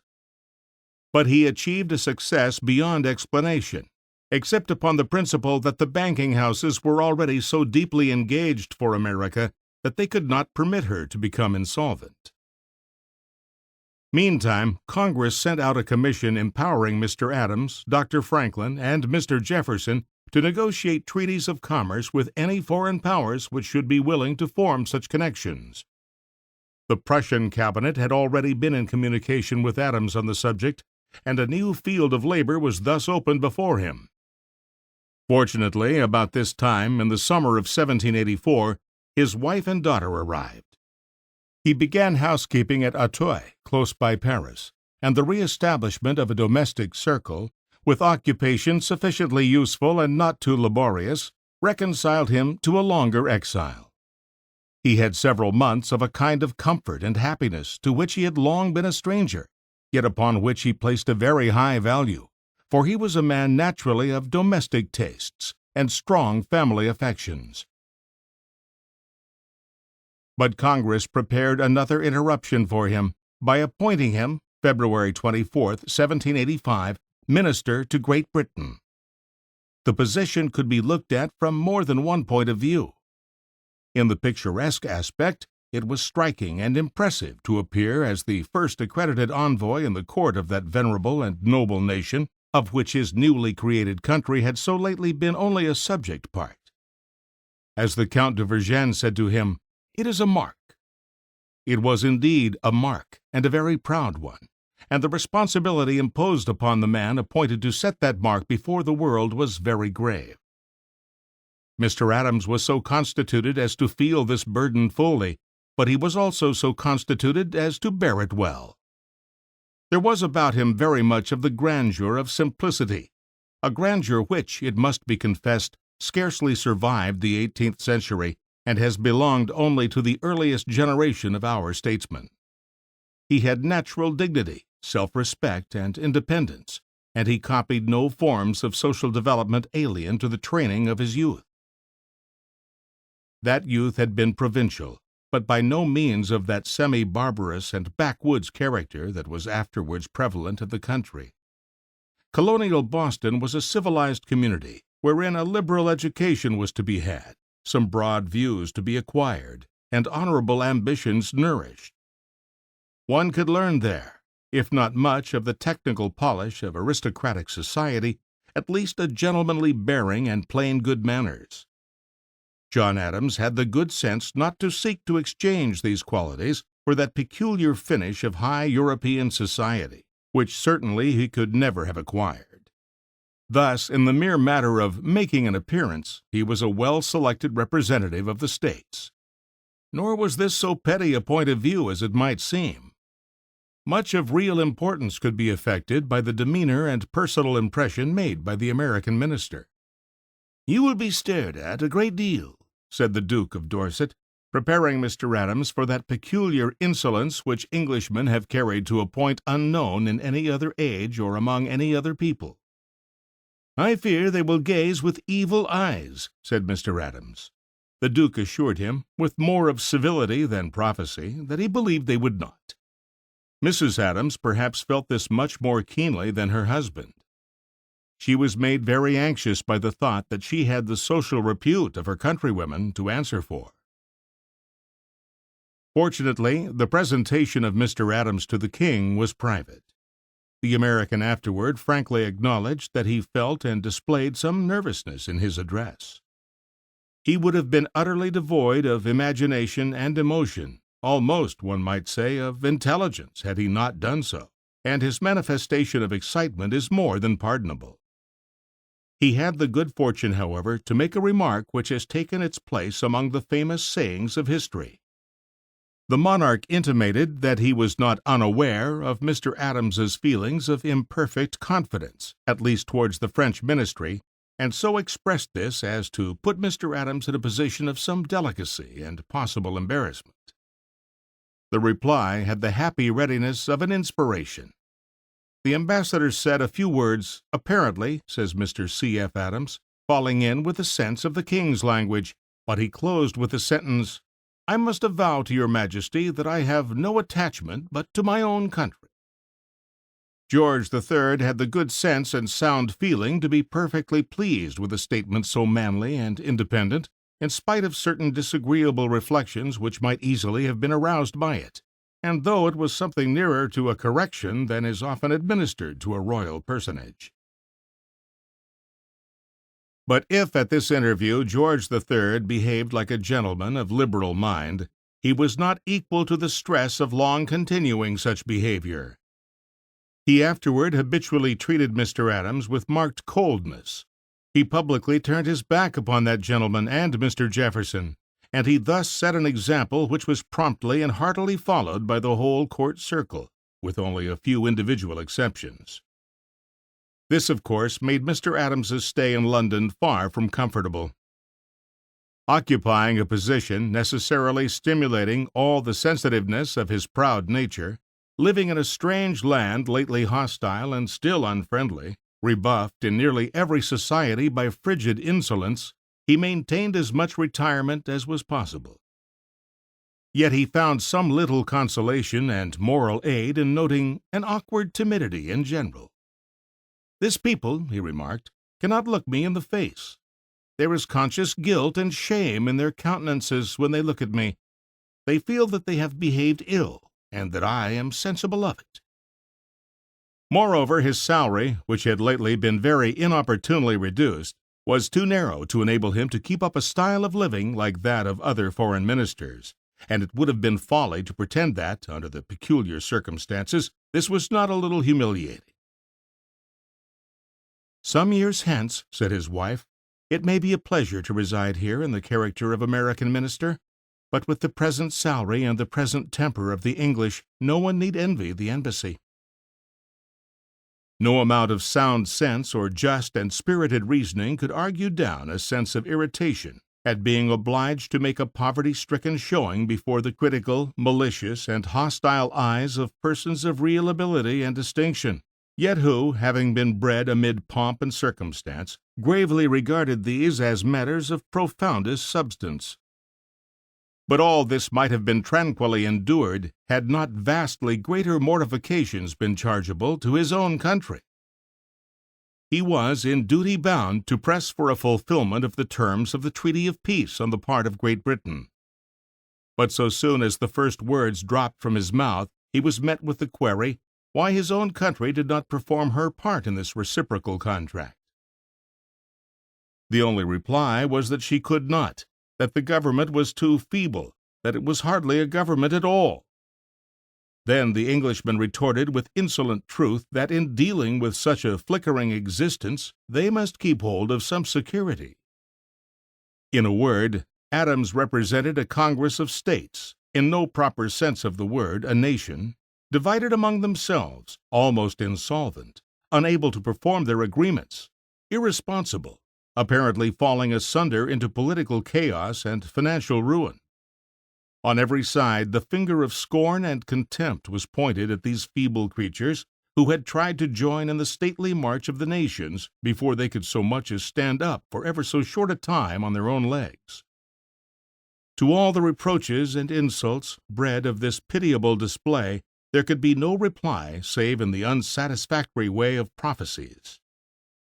Altogether, there was no denying the truth that this English residence was very disagreeable.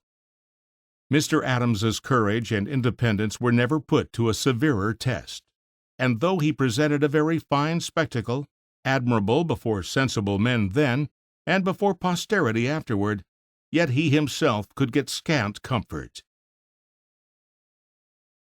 Neither had he the compensating pleasure of feeling that he was accomplishing any service of real value for his country.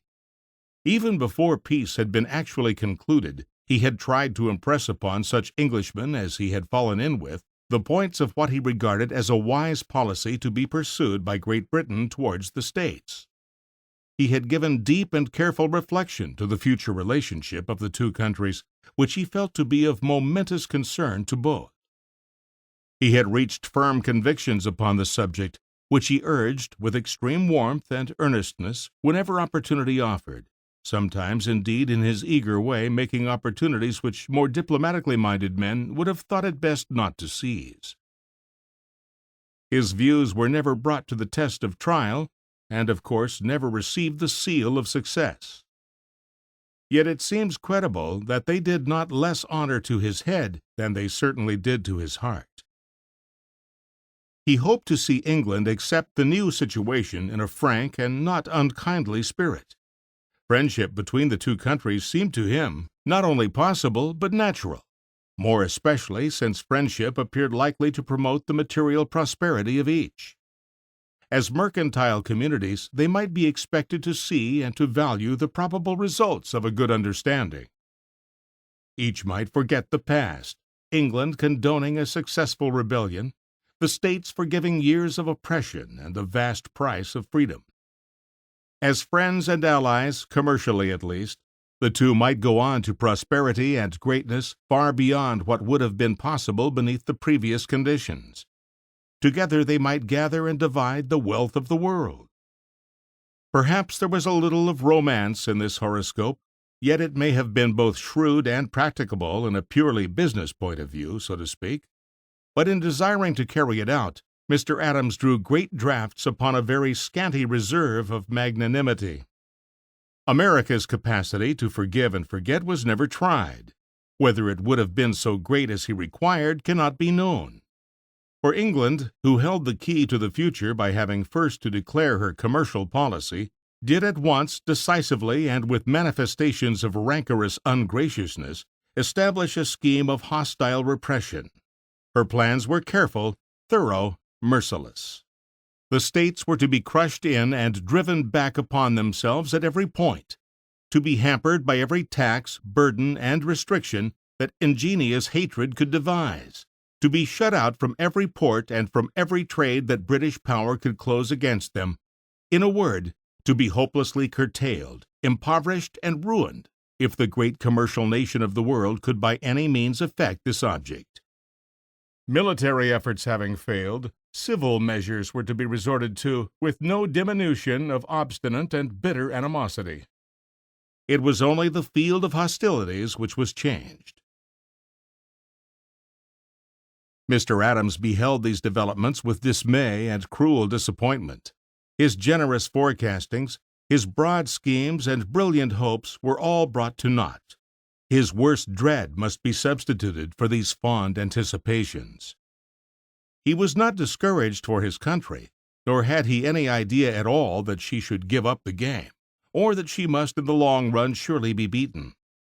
He only regretted the severe struggle, the needless waste which were imposed upon her by what he regarded as narrow and revengeful conduct. But he could not help it. He did all in his power, but to no purpose. When at last he became finally convinced of this, when he saw that nothing could be accomplished at London for the States, he made up his mind that it was not worth while for him to do violence to his inclinations by remaining there longer. Accordingly, he sent in his resignation, and on April 20th, 1788, set sail for home, bringing with him some very correct notions as to English policy and sentiment towards the States, and yet feeling much less animosity towards that country than might have been looked for even in a man of less hot disposition than his. A report commendatory of his services in Great Britain, drawn by Jay, was laid before Congress September 24, 1787. But there was a disposition among some members to think that he had not managed matters with the best skill and discretion, and the report was rejected. A little reflection, however, made evident the unjust. Chapter 10. The Vice Presidency. The homeward voyage from Europe breaks the life of John Adams into two parts, very dissimilar in their characteristics. Thus far, he has appeared a great and successful man. He has owed little or nothing to good fortune. His achievements have been only the fair results of his hard toil and his personal risk. His distinction has been won by his ability and his self-devotion. His fair deserts at the hands of his countrymen are second only to those of Washington, and are far beyond those of any other public servant of the time. He has appeared honest, able, patriotic, laborious, disinterested, altogether a noble and admirable character. Generally, his faults have been in abeyance. His virtues have stood out in bold relief. Had his career ended at this point, he would have been less distinguished than he is in the knowledge and estimation of the multitude of after generations, but he would have appeared a greater man than he does to all persons sufficiently familiar with the early history of the United States to make their opinion and their esteem really valuable. Though he is to reach higher official positions in the future than in the past, yet it is undeniable that the past embodies far the brighter part of his public life. Heretofore, the service and advantage of his country have been pursued by him with a single eye. His foolish jealousy towards Washington has been the only important blemish which any fair-minded opponent can urge against his character. And though he has committed slight errors in discretion, yet upon all substantial points, at least, his judgment has been sound. But henceforth, though his patriotism will not, to his own consciousness, become less pure or a less controlling motive, yet the observer will see that it becomes adulterated with a concern for himself, unintentional indeed and unsuspected by him, but nevertheless unquestionably lowering him perceptibly. His vanity is to make him sometimes ridiculous. His egotism is occasionally to destroy the accuracy of his vision, so that he is to misjudge his own just proportion in comparison with other men, with the great party of which he becomes a member, even with the country which he fancies that he is serving with entire singleness of purpose. Anger will at times destroy his dignity. Disappointment will lead him to do what self-respect would condemn. He will be led into more than one unfortunate personal feud, in which, though more wrong than wronging, he will not appear altogether free from blame. In a word, the personal element is henceforth to play much too large a part in the composition, and the politician is to mar the aspect of the statesman. Yet this criticism must not be construed too severely. To the end he remains, so far as he is able to read his own heart and to know himself, a thoroughly honest-minded and devoted servant of his country. Adams came home to find that new and weighty subjects of popular concernment were absorbing the attention of all persons. Independence had become an historical fact belonging to the past, a truth established and done with. Foreign relationships, treaties, alliances were for the time being little thought of. These matters had been his department of labor. With the novel and all-engrossing topic which had crowded them out of the people's thought he had no connection, and he stood silently by while men, whose names until lately had been less famous than his own, were filling the general ear with ardent discussions concerning that new Constitution, which they had lately framed and sent out to the people for acceptance or rejection as the case might be. In the Constitutional Convention, Adams would have been peculiarly well fitted to play a prominent and influential part had he been in the country during its sessions. His studies and reflections had been largely in that direction for many years, and his observations and practical experience abroad gave him advantages over all the members of that body. But the tardy communication with Europe had prevented his keeping abreast with these matters, and of course he could take no active part. Indeed, many of the state conventions were in final session while he was crossing the ocean, and Massachusetts ratified before his arrival. On the whole, he was well pleased with the document, not regarding it as perfect, as indeed no one among its friends did, but in the main believing it to embody much good, and to involve such possibilities as to make it an experiment well worth trying. Certainly he was not among those who dreaded that it created too strong, too centralized, too imperial a system of government. He, however, confined himself to watching with sympathy the labors of those engaged in promoting its success, and rejoiced with them in a triumph won without his assistance. Possibly the fact that Adams had been allied with neither party in this struggle was in substantial aid of his just deserts from other causes, when it became necessary to select a candidate for the vice presidency. If past services only were to be rewarded, it is as certain that he deserved the second place as that Washington deserved the first. He received it, but not in such a handsome way as he had a right to anticipate. That first election, as compared with subsequent ones, was a very crude and clumsy piece of business from the politician's point of view.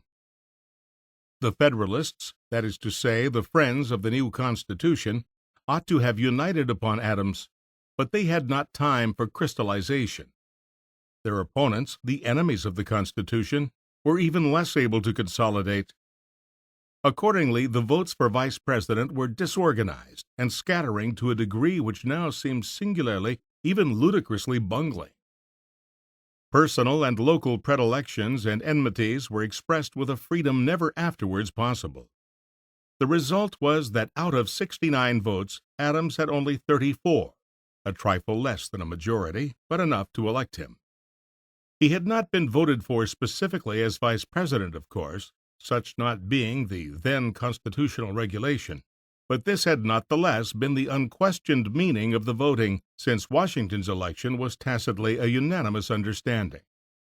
Yet, if it could have been explicitly stipulated that the second vote of each elector was given for a vice president, there would undoubtedly have been a larger total for Adams.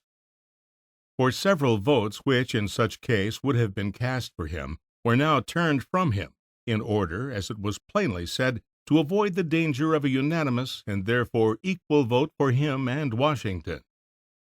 But this argument was disingenuous. There never was the slightest chance of a unanimous vote for Adams, and the withholding of votes from him was really designed only to curtail his personal prestige by keeping him conspicuously in a secondary position. It was the mind and hand of Alexander Hamilton which chiefly arranged and carried out this scheme, not wisely or generously, it must be confessed. It was not done with any hope or even wish to prevent Mr. Adams from alighting on the vice presidential perch, but only to clip his wings as a precaution against too free subsequent flights. This was the first occasion upon which these two men had been brought into any relationship with each other, and certainly it did not augur well for their future harmony. Unfortunately, the worst auspices which could be seen in it were fulfilled. A personal prejudice, improperly called distrust, on the part of Hamilton toward Adams, from this time forth led to doings which Adams, being human, could not but resent. Mutual dislike grew into strong animosity, which in time ripened into bitter vindictiveness. The quarrel had such vitality that it survived to subsequent generations, so that later historians at each family have kept the warfare immortal. The Adams writers represent Hamilton as clandestine, underhanded, substantially dishonorable. The Hamilton writers represent Mr. Adams as an obstinate, wrong-headed old blunderer, whom their distinguished progenitor in vain strove to keep from working perpetual serious mischief. In fact, Hamilton, though constantly carried by his antipathy beyond the limits of good judgment, did nothing morally reprehensible. Adams, though committing very provoking errors as a politician and party leader, never went far wrong as a statesman and patriot. In the present transaction of this first election, Hamilton unquestionably overdid matters. Even if it be admitted that his avowed basis of action was sound, yet he diverted votes from Adams beyond the need of his purpose, and exposed himself to imputations which he would have done better to avoid. But his exertion of influence through letters to his friends was not blameworthy upon any other ground than this of indiscretion. He had a perfect right to use his authority with individuals as he did. Adams came into office not so much gratified at having gained it as embittered at having been deprived of a free and fair working of his chances, as he expressed it. It was an unfortunate frame of mind in which to start upon a new career. On April 20th, Mr. Adams was introduced to the chair of the Senate and delivered a brief inaugural address. With an admirably happy choice of language, not without a touch of satire, he spoke of his office as a respectable situation. It was not a position in which either by nature or by past experience he was fitted to shine. As he correctly said, he had been more accustomed to share in debates than to preside over them. He was always full of interest in whatever was going forward, hot and combative and ready of speech, so that in many a fray his tongue must have quivered behind his teeth, fiercely impatient to break loose. But he had some unexpected compensation for mere silent respectability in an unusual number of opportunities to exercise personal power in important matters. Certainly no other vice president has ever had the like, and probably no officer of the United States has ever been able to do so much by positive acts of individual authority. This was due to the equal division of parties in the Senate and his right to give the casting vote. The chief measures introduced in those early days were constructive, giving permanent form and character to the government. It is true, as has been so often said, that there were at first no parties, strictly so called, that is to say, no political organizations having avowed leaders and defined principles. But there was the raw material, in the shape of two bodies of men holding fundamentally different opinions as to the Constitution and as to the government to be set up and conducted under it. The Federalists, as they already began to be called, had the advantage of immediate and clearly defined purposes and of able leaders. There were certain things which they wished to have done, a series of acts which they sought to have passed by Congress. Hamilton, an ideal leader for precisely such a campaign, devised the general scheme, got ready the specific measures, furnished the arguments, controlled senators and representatives. But not infrequently it happened that important Federalist measures hung doubtful in an evenly divided Senate, waiting to receive the breath of life from the casting vote of the Vice President. They always got it from him. He was not, in the modern sense of the phrase, by any means a party man. He acted beneath no sense of allegiance, in obedience to no bond of political friendship. He had not been nominated or elected by any party. Certainly he had not the hearty or undivided support of any party. Consequently, he was perfectly free to vote, and he did vote upon every measure solely with reference to his own opinion of its merits and its effect. He could not be charged by anyone with disloyalty or ingratitude, however he might at any time choose to vote. Nevertheless, no less than 20 times during the life of the first Congress he voted for the Federalists. In fact, Adams was, by his moral and mental nature, a Federalist. Practical, energetic, self-willed, he believed in authority, which indeed he was resolved for, in his own part, always to have and to exercise. The helplessness of the old so-called government of the states, and their consequent poor standing abroad, had corroborated these instinctive conclusions. High in office, with a chance of rising still higher, even to the pinnacle, he intended that the government of which he was a part should be powerful and respected. When the question was raised as to the president's power to remove his cabinet officers without the advice and consent of the Senate, Adams carried the measure by his casting vote in favor of that authority, and malicious people said that he was dignifying the office because he expected in due time to fill it. But he was no more a Democrat than he was an aristocrat. He believed in the masses, not as governors, but at best only as electors of governors. His theory of equality between men was limited to an equality of rights before the law. In point of fitness to manage the affairs of the nation, he knew well that, as matter of fact, there was the greatest inequality. He would have laughed to scorn the notion that there were many men who could be set in competition with himself in such functions. He believed that there was a governing class, and that in it he occupied no insignificant position. He was resolved to keep that class where it belonged, at the top of society.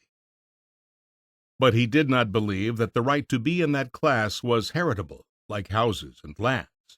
It was appurtenant only to mental and moral fitness. He was sometimes accused, like other Federalists, of an undue partiality for the British form of government, but he scouted with curt contempt the charge that he had any design or desire to introduce a king, lords and commons, or in other words, an hereditary executive or an hereditary senate, either into the government of the United States or that of any individual state. He was therefore no aristocrat in the common sense of the phrase.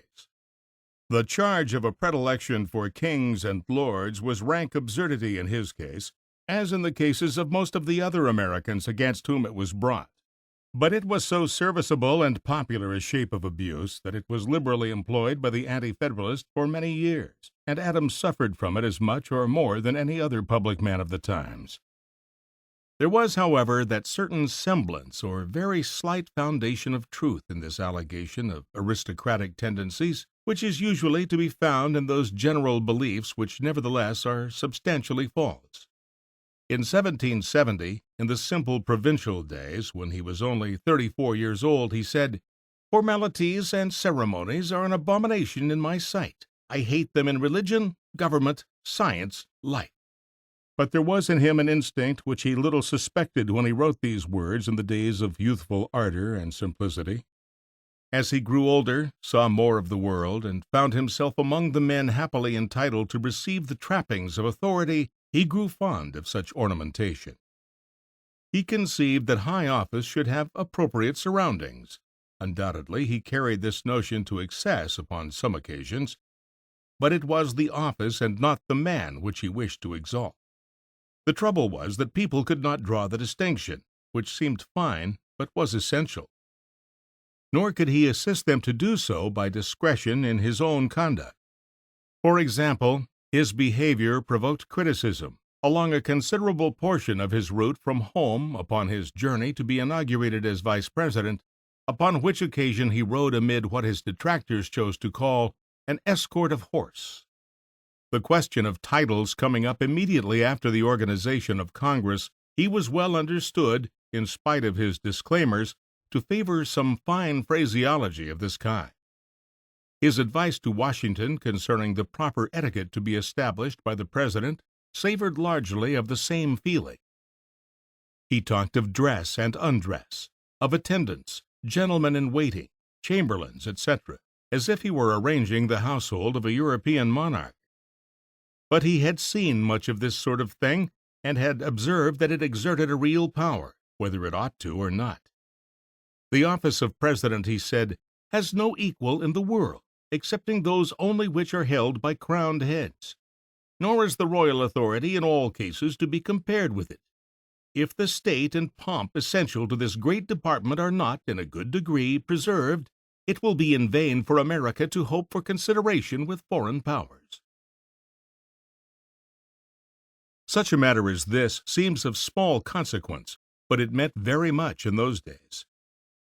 Moreover, the opposition wanted someone to abuse, a fact which Adams would have done well to make food for reflection, but did not. For a long while they had to hold Washington sacred. They stood in some awe of Hamilton, whose political principles they could impugn, but whom they could not, and indeed dared not, try to make ridiculous. Adams alone served their turn as a target for personal vituperation. He had not the art of conciliation. He was growing extravagantly vain. He was dogmatic. Without being quarrelsome, yet he had no skill in avoiding quarrels. He was a prominent man, yet had no personal following, no praetorian guard of devoted personal admirers to fight defensive battles in his behalf. Neither was he popular with the principal men of his own party, who cared little how vehemently or even how unjustly he was assaulted by his opponents. He was therefore constantly pricked by many small arrows of malice, none carrying mortal wounds, but all keeping up a constant irritation of the moral system. All this was very hard to bear, yet it did not really mean very much. This was apparent when it came to the time of the second presidential election, when Adams had the pleasure of receiving the full and fair support of his party. He owed this, however, more than he was pleased to acknowledge, to the aid of one whom he did not love. Hamilton, propitiated by the uniform and very valuable support accorded by him as vice president to the federal measures, now favored his re-election, and the word of Hamilton was law. But besides this, parties had at last become well defined.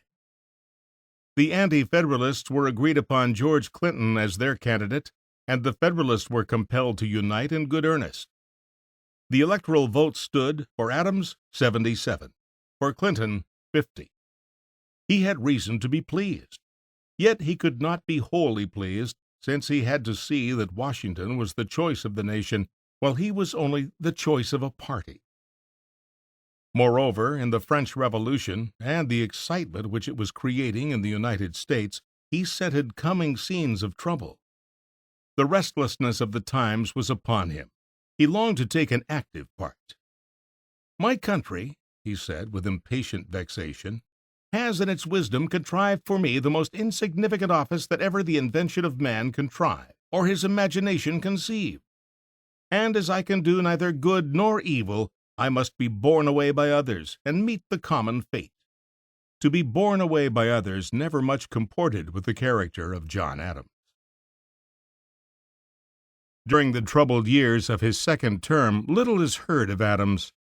The Federalists had gained such a preponderance in the Senate that he had fewer opportunities than before to cast a deciding vote. Public attention was absorbed for the time by the men who could influence the course of the United States towards France and England in that epoch of hate and fury. Adams, in his insignificant office, enjoying comparative shelter, saw with honest admiration the steadfastness of Washington's character amid extreme trial, and witnessed with profound sympathy the suffering so cruelly inflicted upon the President by the base calumnies of those enemies who now at last dared to indulge aloud in low detraction. For a time he felt a generous appreciation of that sublime greatness, and forgot to make envious comparisons. Monsieur Genet, as everyone knows, came to the United States with the definite purpose of uniting them with France in the struggle against England. The one step essential to this end was to make the Democratic Party dominant in the national councils, and nothing seemed to be needed to accomplish this save a little discretion on the part of the French government, a little tact on the part of the minister. Fortunately, however, for the young country, discretion and tact were never more conspicuously absent. The consequence was that to France and Monsieur Genet, Mr. Adams owed a gratitude, which it must be acknowledged that he never showed, for the continued ascendancy of his party and his own accession to the presidency. But the measure of thanks which he might be inclined to return is not to be estimated with confidence, for the distinction came to him in such shape that it brought at best as much irritation as pleasure, and again it was the hand of Hamilton which poured the bitter ingredients into the cup. When it became necessary for the people a third time to choose a president and vice president of the United States, it seemed moderately certain that the Federalists would control the election. But they had no such reserve of superfluous votes that they could afford to run any risks or to make any blunders. The first matter to be determined was the selection of candidates. Hamilton was the leader of the party, inasmuch as he led the men to whom the bulk of the party looked for guidance. In its upper stratum, he was obeyed with the loyalty of hero worship, but he was not popular enough with the mass of voters to be an eligible nominee. Eliminating him, there was no one else to compete with Adams, whose public services had been of the first order, both in quantity and quality, who seemed officially to stand next in the order of succession, and who was not more unpopular than all the prominent Federalists, none of whom had the art of winning the affection of the multitude. Adams, accordingly, was agreed upon as one candidate, and then geographical wisdom indicated that the other should be a Southerner. The choice fell upon Thomas Pinckney, an excellent gentleman of the best character, of high ability, and sufficiently distinguished in the public service. In no department of fitness, however, could any comparison be drawn between Adams and Pinckney which would not show Adams to be unquestionably entitled to the higher position. The matter was not open to a doubt. It was generally understood that Adams was the Federalist candidate for the presidency, and that Pinckney was candidate for the vice presidency. But, as the Constitution yet stood, the electors could not thus designate them in voting, and whoever should get the highest number of votes would be the president. Hamilton saw in this the opportunity, through his personal influence, to give effect to his personal predilection. He had a deep instinctive dislike for Mr. Adams. It was very well for him to assert in self-justification that the grounds of his prejudice lay in doubts as to Mr. Adams's fitness for high official position. Possibly he tried really to believe this. Yet he certainly did not oppose Mr. Adams with that openness, or by those methods which would have naturally resulted from a sense of possessing strong and sound objections to him. The plain truth was that, as a matter of fact, it was sheer nonsense to deny Adams's fitness. His disqualification was solely his unsubmissive temperament. There was no question that Hamilton was leader of the party, and if it could be fairly agreed that his leadership involved of necessity his right to dictate the general policy, then Adams was not the man for the presidency. But such logic could not be openly proclaimed. Hamilton, if he had worked openly, must have impugned Adams's fitness on some other ground than that he would not fall prone beneath Hamiltonian influence. Such other grounds were not easily discoverable. Hence, Hamilton had to work in covert personal ways.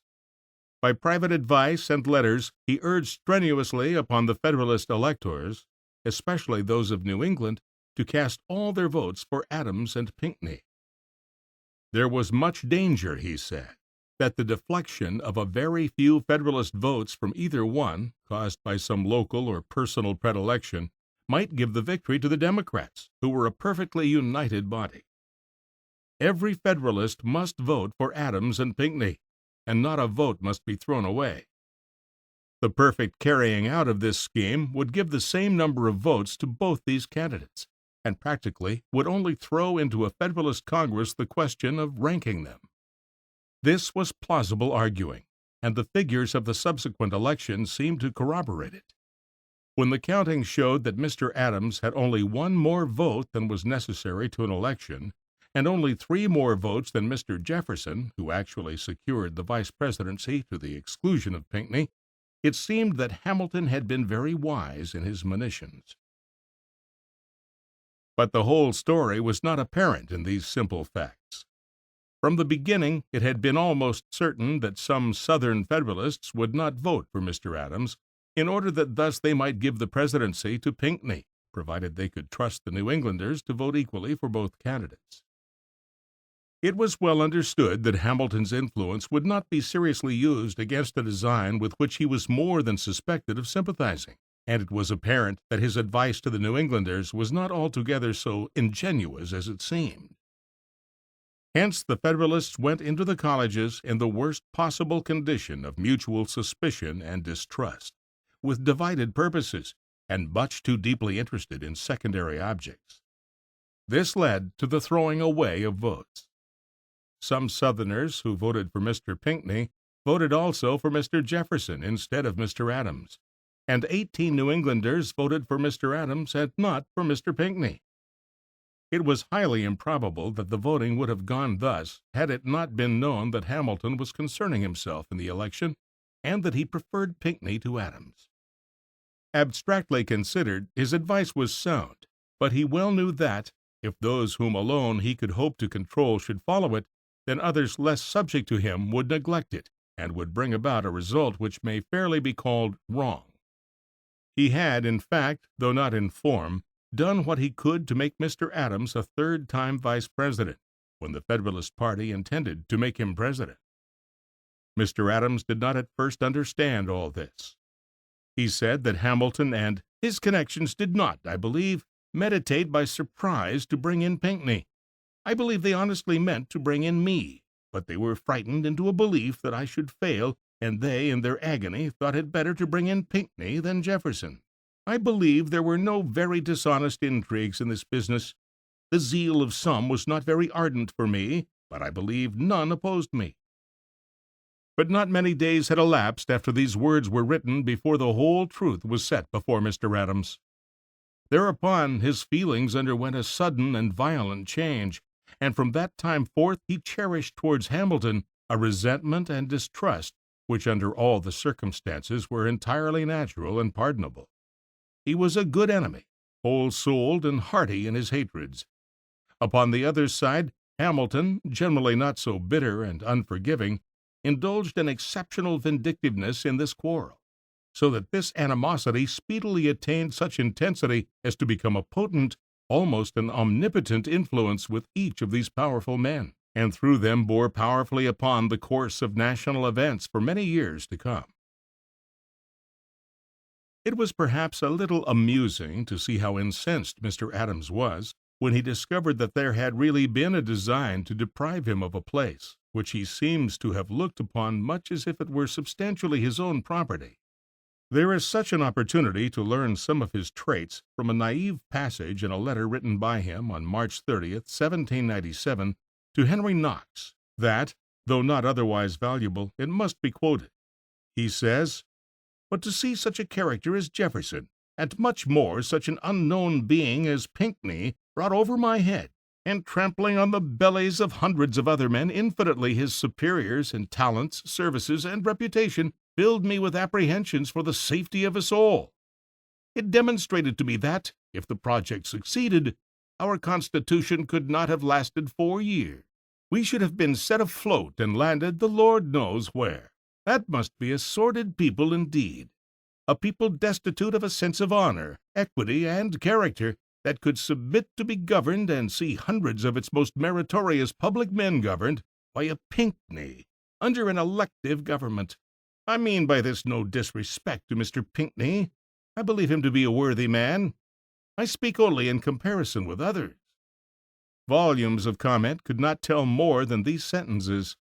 The vehemence and extravagance of expression, the notion that his defeat would have destroyed the national existence, the gross depreciation of Pinckney so soon as he became a rival, the vanity involved in the tranquil assumption that in his own hands at least the great republic is perfectly and unquestionably safe, show Mr. Adams's weaknesses in strong relief.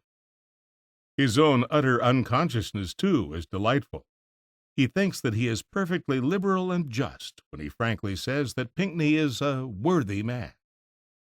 In fact, Pinckney was very much more, and the interests of the people have more than once since that day been entrusted to presidents much his inferior. Chapter 11.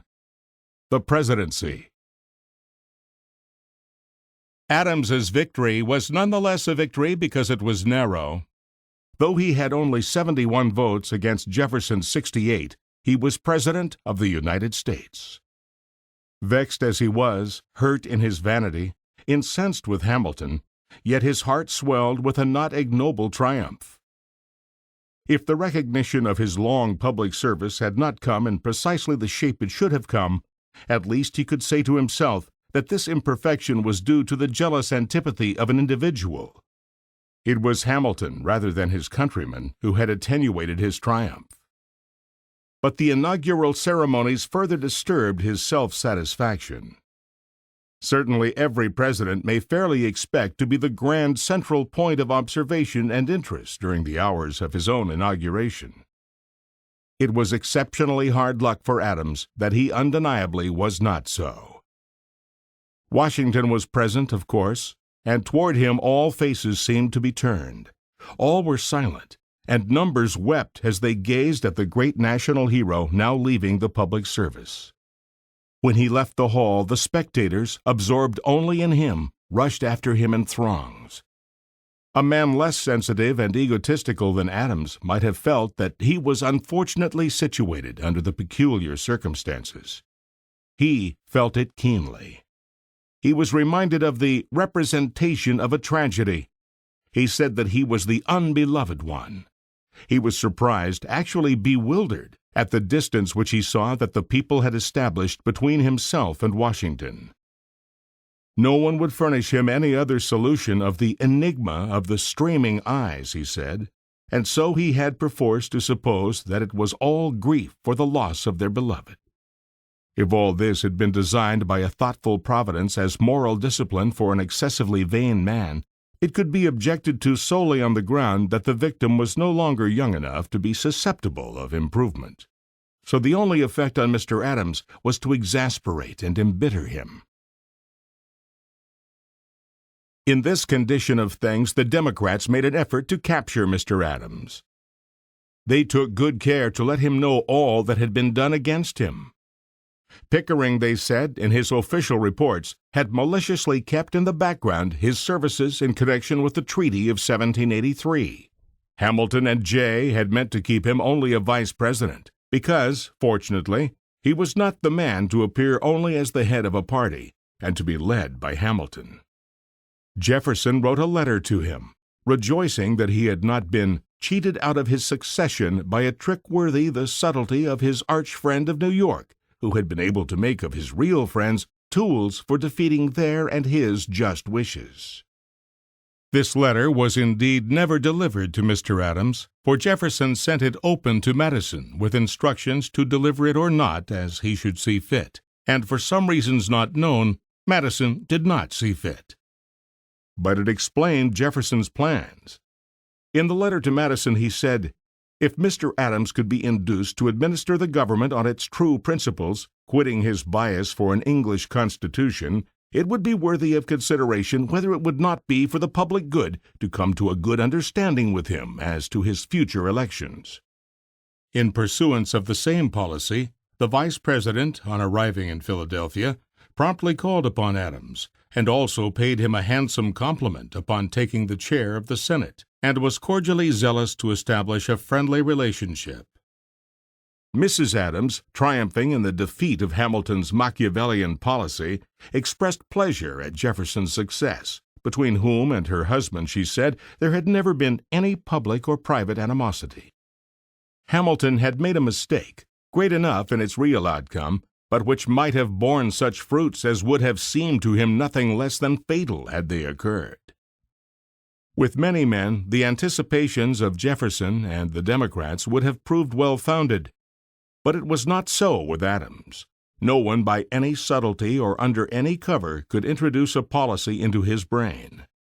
He had his own ideas and did his own thinking. Neither through his wounded self-love nor his hot resentment could he be beguiled by Jefferson into the ranks of democracy. For good or for ill, he had no master, open or unsuspected, either in Hamilton or Jefferson. No writer has ever denied that he was at least an independent president. To sketch the administration of John Adams with correct lines and in truthful colors is a task of extreme difficulty. The general effect of an accurate picture must be singularly painful and depressing. It must show us great men appearing small, true patriots forgetting their country in anxiety for their party, honest men made purblind by prejudice, and straying perilously near the line of dishonor.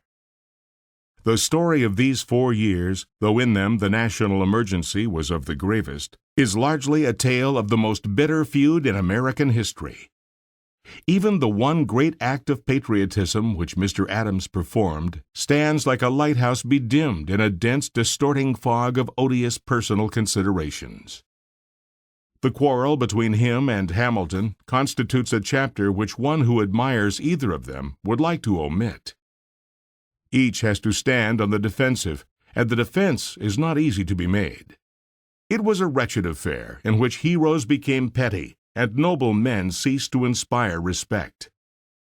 The student finds the political literature of the period to be a mass of crimination and recrimination. Amid such acrimony, it is not easy for him to hold himself uncontaminated by the temper of the combatants, nor can he think it pleasant to have as his chief duty the allotment of censure among men at all other times praiseworthy.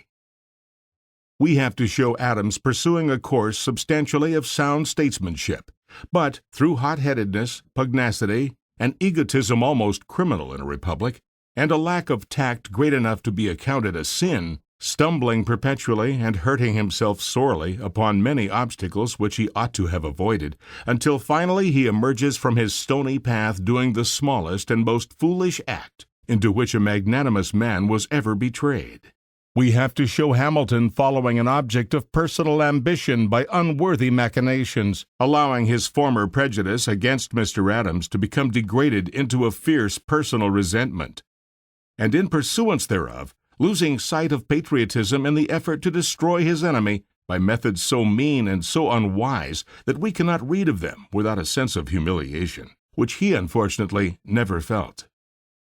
Neither is it pleasant to see the lesser reputation of Pickering, that brave, faithful, and upright Puritan, and the good name of Walcott, who always meant to be an honest man, smirched with the blemish of unfairness. Such animosities live forever, even sometimes gaining increased bitterness from the loyalty of the descendants of the original combatants. Thus it has been with these quarrels. The story has been told many times, never with an approach towards impartiality, till it requires no small courage to tread again upon the dark and bloody ground. The wars between England and France, between monarchism and democracy, or Jacobinism, or whatever the political principle of the French revolutionists is to be called, were fought over again in the United States, with less of bloodshed indeed, but not with less of rancor than distinguished the real contest. Each party in the country averred that it wished to keep out of the fight, and that its opponents wished to plunge into it. England and France, alike devoid of fear or respect for the United States, were equally resolved, in default, of securing her as an ally, at least to get the utmost plunder out of her. England smote her upon one cheek with orders in council. France buffeted her upon the other with decrees launched from Berlin and Milan, the conquered capitals of prostrate Europe. England impressed her seamen. France shut up her ships and confiscated her merchandise. Jefferson berated England. Hamilton reviled France. There were abundant reasons for the United States to declare war against each of them, but there was also a controlling reason against any war at all. A reason which none expressed, but to which all submitted, so that the wrath was pretty sure to vent itself only in words, unless the angry partisans should lose command of themselves and get carried farther than they intended. In a most uncomfortable position between the two factions stood Mr. Adams, on the whole the safest statesman in the country to hold the helm in this crisis. His temperament was that of the English race from which he was descended, and which can never sincerely and permanently appreciate or sympathize with the French temperament. Moreover, he had long since made up his mind that the theory of the states owing any gratitude to France was little better than sheer nonsense. But when the Federalists counted upon these influences to keep him in the so-called Anglican wing of their party, they forgot that hostility to England had struck deep root in his mind through youth and middle age. They forgot that he had been neglected and insulted for 3 years in London, and that he had there acquired full knowledge of the deliberate design of England to crush and ruin her ex-colonies. So, with about equal prejudices against each combatant, Mr. Adams was undoubtedly the most even-minded man then in public life in the States. His eye was single in fact, not less than in intention. He not only fancied himself, as all the rest fancied themselves, but he really was, which the rest were not, unbiased, devoid of friendship and trust towards each country alike. Caring exclusively for the United States, as he had so boldly stated to King George, he had not the slightest doubt that the best policy for them was to keep out of the war. From the first days of the Revolutionary Congress, he had always dreaded European alliances. He saw no reason now for changing the settled opinion which he had held for upwards of 20 years. War with either meant, of course, alliance with the other, and general entanglement in the foreign snarl. The resolution to keep the peace, if possible, is the key to his policy throughout his 4 years. Even Jefferson said of him, "I do not believe Mr. Adams wishes war with France, nor do I believe he will truckle to England as servilely as has been done." Mr. Hildreth also, who loves him not, says that his opinions and feelings were precisely such as to free him from all possibility of foreign influence, and to fit him for carrying out with energy and impartiality the system of exact neutrality which Washington had adopted. These estimates of his character and sentiments from unfriendly quarters were perfectly correct. But the grave and very doubtful question was whether it would be possible to keep the peace. Just at the time of Adams's accession, France seemed to be reaching the point of outrage at which the most helpless or the most pusillanimous nation must strike back. Her villainous stealings had been supplemented by even more exasperating insults. The relationship of the two countries was briefly this. Gouverneur Morris, while minister at Paris, had manifested so active an antipathy to the Revolution that the success of that movement made it necessary to recall him. To cure the feelings which he had wounded, Mr. Monroe, of quite an opposite way of thinking, was sent to supersede him. But Monroe was carried away by the Jacobinical excitement into behavior so extravagantly foolish as seriously to compromise the national interests. He was called home, and General C. Pinckney, a moderate Federalist, was sent as his successor. Thus matters stood so far as was known in the States when Adams came to the presidency. But embarrassing news soon arrived. The French Directory, at parting with Monroe, had given him a grand ovation, which, under the circumstances, was an intolerable insult to the United States. And furthermore, the same reckless body had refused to receive Mr. Pinckney, or to permit him to remain in France, even threatening him with police interference. A difficult problem was already before the new president. Mr. Adams's natural advisers were the members of his cabinet. His relations with this body, soon to become so peculiar and unfortunate, were at first nearly normal and amicable. He had retained Washington's secretaries, Pickering in the State Department, Walcott in the Treasury, and McHenry in the War Department. The first two were of sufficient ability for their positions. McHenry was of a lower grade, but it was then so rare to find men at once fit for high public positions and willing to fill them, and Washington had encountered so much difficulty in reconstructing his cabinet that Adams very justly conceived it imprudent to make changes. Nor indeed was it through lack of ability that his ministers gave him trouble, but through lack of sympathy with himself and his policy, and later through want of openness and frankness in dealing with him. Under Washington's administration, these gentlemen had felt themselves on a different plane from that of the president, who stood far above any personal competition or jealousy. Hamilton had been Washington's most trusted adviser, and had, properly enough under the peculiar circumstances, constantly communicated with and influenced Washington's cabinet. Thus there had grown up a little oligarchy or clique, consisting of one statesman and 3 politicians. His subordinates, who had arranged and controlled the policy of the Federal party successfully and agreeably enough beneath the shelter of Washington's prestige, and subject always in the last resort to his sound and supreme judgment. Adams had never been one of this clique. He had not even been regarded with any cordiality by its chief. The pleasantest phase of this relationship between Hamilton and himself up to this time had been little better than negative, when, at the time of his second candidacy for the vice presidency, Hamilton had accepted him as the least ineligible among possibilities, and had spoken moderately in his praise. But now that he was president, it was a serious question whether the previous comfortable arrangement could be continued. Would he make one of the little governing brotherhood? There was a fundamental condition precedent. He could come into it only as practically subordinate to Hamilton, though he might be spared the humiliation of an avowal or direct recognition of this fact. An instinct told all concerned that he was not the man for this position, but the fatal scission opened slowly. At the outset the ministers were only curious and anxious, not devoid of hope that a little dexterous management might make all go according to their wishes, while Mr. Adams had no idea, or at least no knowledge, that his relationship with them was marked by any exceptional character, or any secret peculiarities unknown to himself. Shortly before his inauguration he had written to Jerry, "Pickering and all his colleagues are as much attached to me as I desire. I have no jealousies from that quarter." It was very slowly that he at last acquired a different opinion.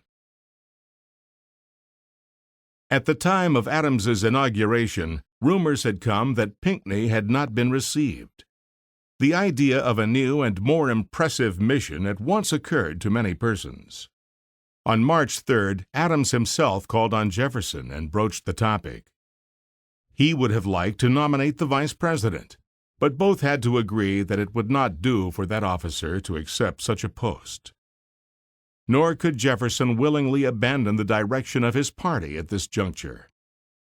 Then Mr. Adams asked whether Madison would go in conjunction with some prominent Federalist. Jefferson thought that he would not, but said that he would ask his friend. 2 days later, Fisher Ames, a thoroughgoing Hamiltonian, called on the president, advised a new mission, and even suggested names. Soon, the rumors concerning Pinckney were corroborated. Thereupon, Adams at once summoned an extra session of Congress for May 15th. He heard from Jefferson that Madison would not go to France, but he did not therefore abandon his original plan of a composite mission. He opened the scheme to Walcott, but got no assistance from him. Walcott, an extreme Anglicist, only fell in with the notion slowly and reluctantly, and under the influence subsequently exerted by Hamilton. Perhaps it was fortunate for the success of the president's plan that for once he and Hamilton took the same view of the necessities of the situation. So soon as the news of the election of Adams reached Paris, the Directory, greatly incensed that Jefferson had not been chosen, issued a decree more oppressive than any which had preceded against the American commercial marine. This was heard of in the United States before Congress assembled, and aggravated the indignation of the Federalists. The speech of Mr. Adams at the opening of the extra session, in the composition of which he had been aided by his secretaries, was admirable. It was dignified, spirited, and temperate. "The refusal on the part of France to receive our minister," he said, "is the denial of a right, but their refusal to receive him until we have acceded to their demands without discussion and without investigation is to treat us neither as allies, nor as friends, nor as a sovereign state." The studious indignity at the leave-taking of Monroe he adverted to in language of natural resentment. Yet he said, having the sincere desire to preserve peace with all nations, and believing that neither the honor nor the interest of the United States absolutely forbids the repetition of advances for securing these desirable objects with France, I shall institute a fresh attempt at negotiation. Nevertheless, the depredations on our commerce, the personal injuries to our citizens, and the general complexion of affairs render it my indispensable duty to recommend to your consideration effectual measures of defense. He suggested an increase of the regular artillery and cavalry, possibly also arrangements for forming a provisional army. Above all, he dwelt with especial emphasis upon the need of a navy sufficiently powerful to protect the coast thoroughly. This was a favorite measure with him, which he constantly urged. He believed that the United States easily could be, and certainly ought to be, a great naval power. Unquestionably, he thought that they should have ample means of naval defense. He had wrought earnestly in the same matter in the Revolutionary War. He now reiterated this advice with all the zeal and persistency in his power, and actually did as much as his authority permitted. In one of his letters to James Lloyd in 1815, he said that during the 4 years of his presidency, he hesitated at no expense to purchase navy yards, to collect timber, to build ships, and spared no pains to select officers. But his only reward was extreme unpopularity, even in the seaport towns of New England, with a renewal of the old talk about his desire to introduce monarchy and aristocracy. He at least cannot be blamed that the American Navy never was developed as it should have been, and was left to win its triumphs many years later in spite of utter neglect and discouragement. The new mission was determined upon, but its composition was not easy to arrange.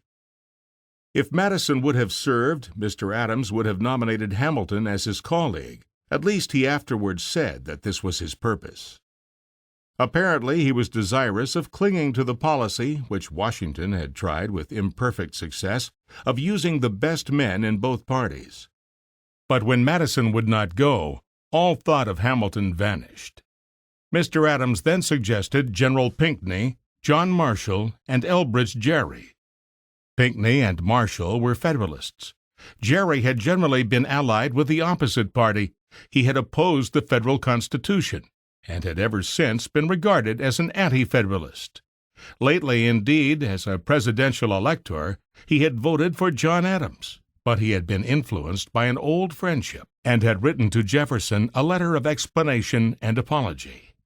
Adams had a strong personal regard for him, and doubtless now sought to do him a kind turn, though in the end the favor proved rather to be laden with misfortune.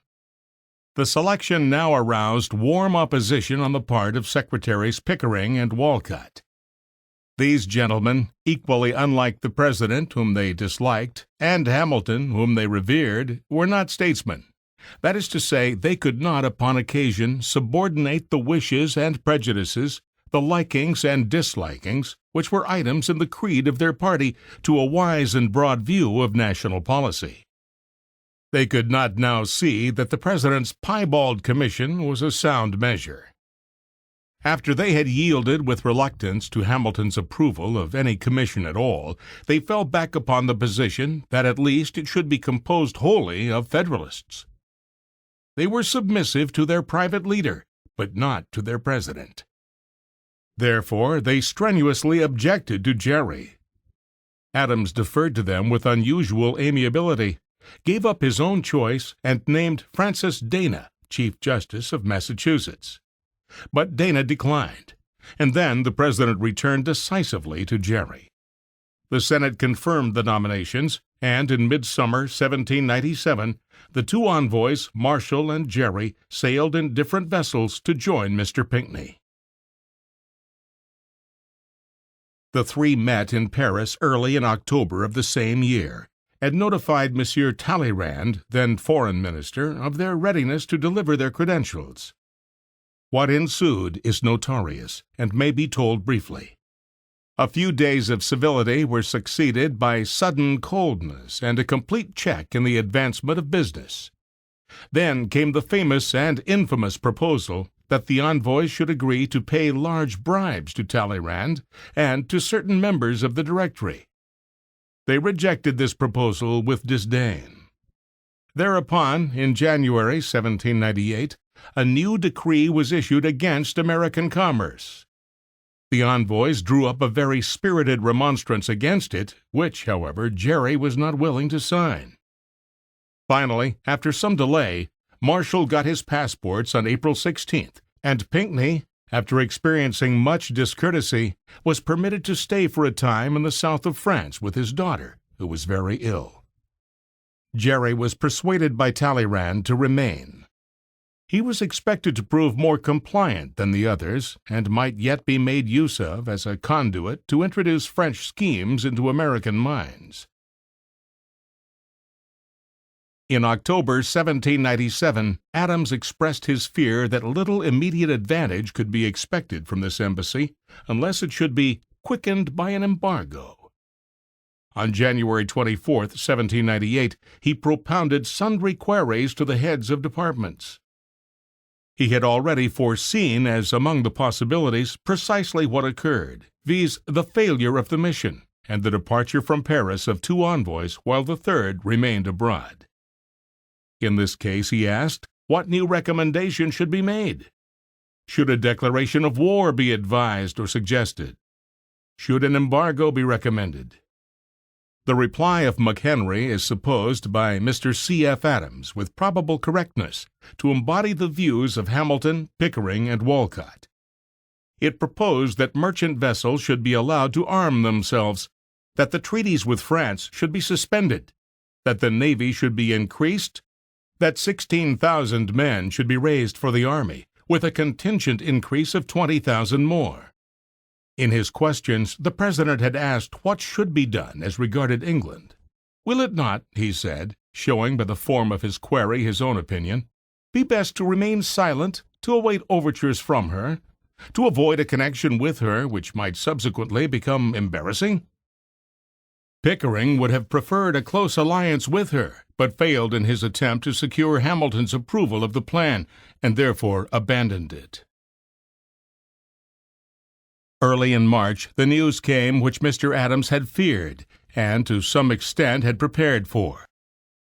On March 5th, the President communicated to Congress a dispatch announcing the failure of the mission, and a few days later, having deciphered the accompanying dispatches, he sent a supplementary message, saying that all hope of accommodation was for the present at an end.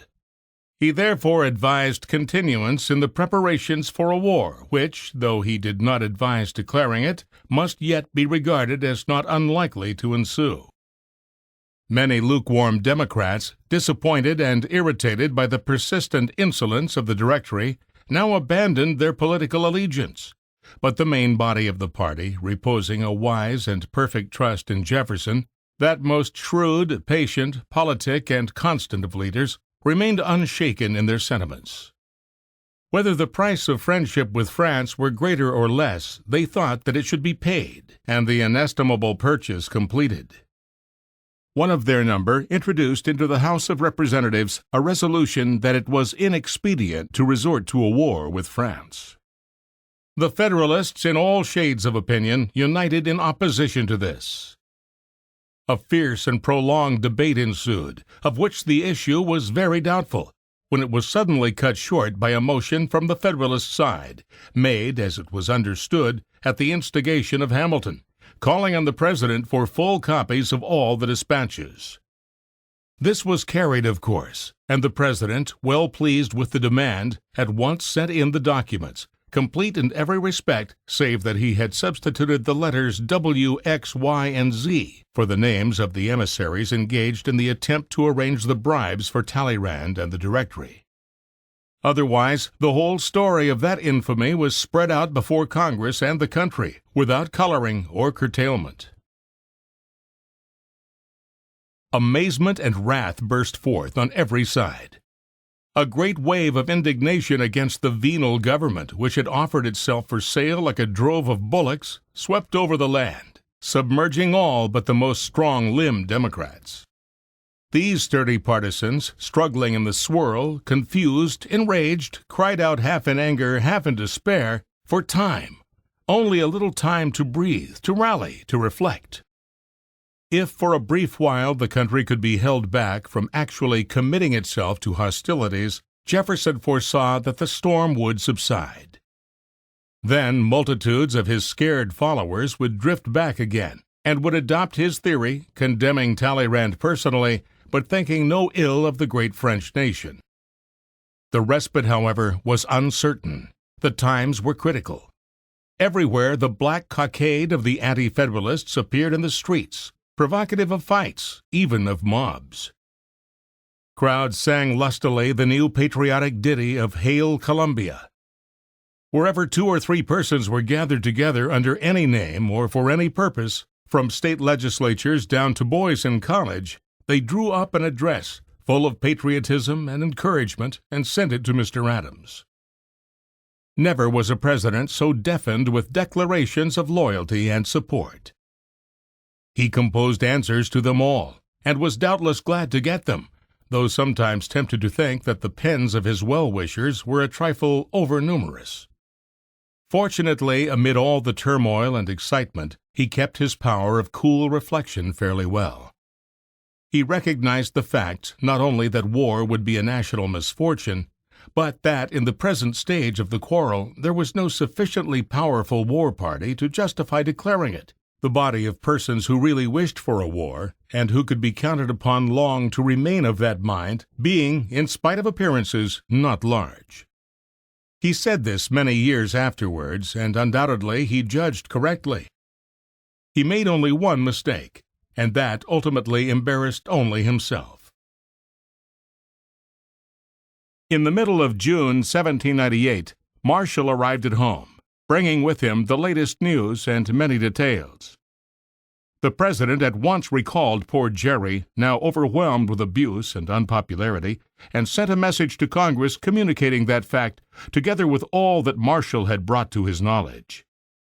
He concluded with the famous and unfortunate sentence, "I will never send another minister to France without assurances that he will be received, respected, and honored as the representative of a great, free, independent, and powerful nation." This bit of foolish and superfluous rhodomontade, characteristically escaping from the too ready lips of Mr. Adams, afterward caused him some annoyance. It can only be said that he was not singular in overleaping the limits of strict discretion in those wild days, when indeed there was no man concerned in public affairs who did not give his detractors some fair opportunity for severe criticism, if he were judged according to the cold standard of perfect wisdom. The two grand blunders of the Federal party were committed in these same moments of heat and blindness. These were the famous Alien and Sedition Acts. No one has ever been able heartily or successfully to defend these foolish outbursts of ill-considered legislation, which have to be abandoned by tacit general consent to condemnation.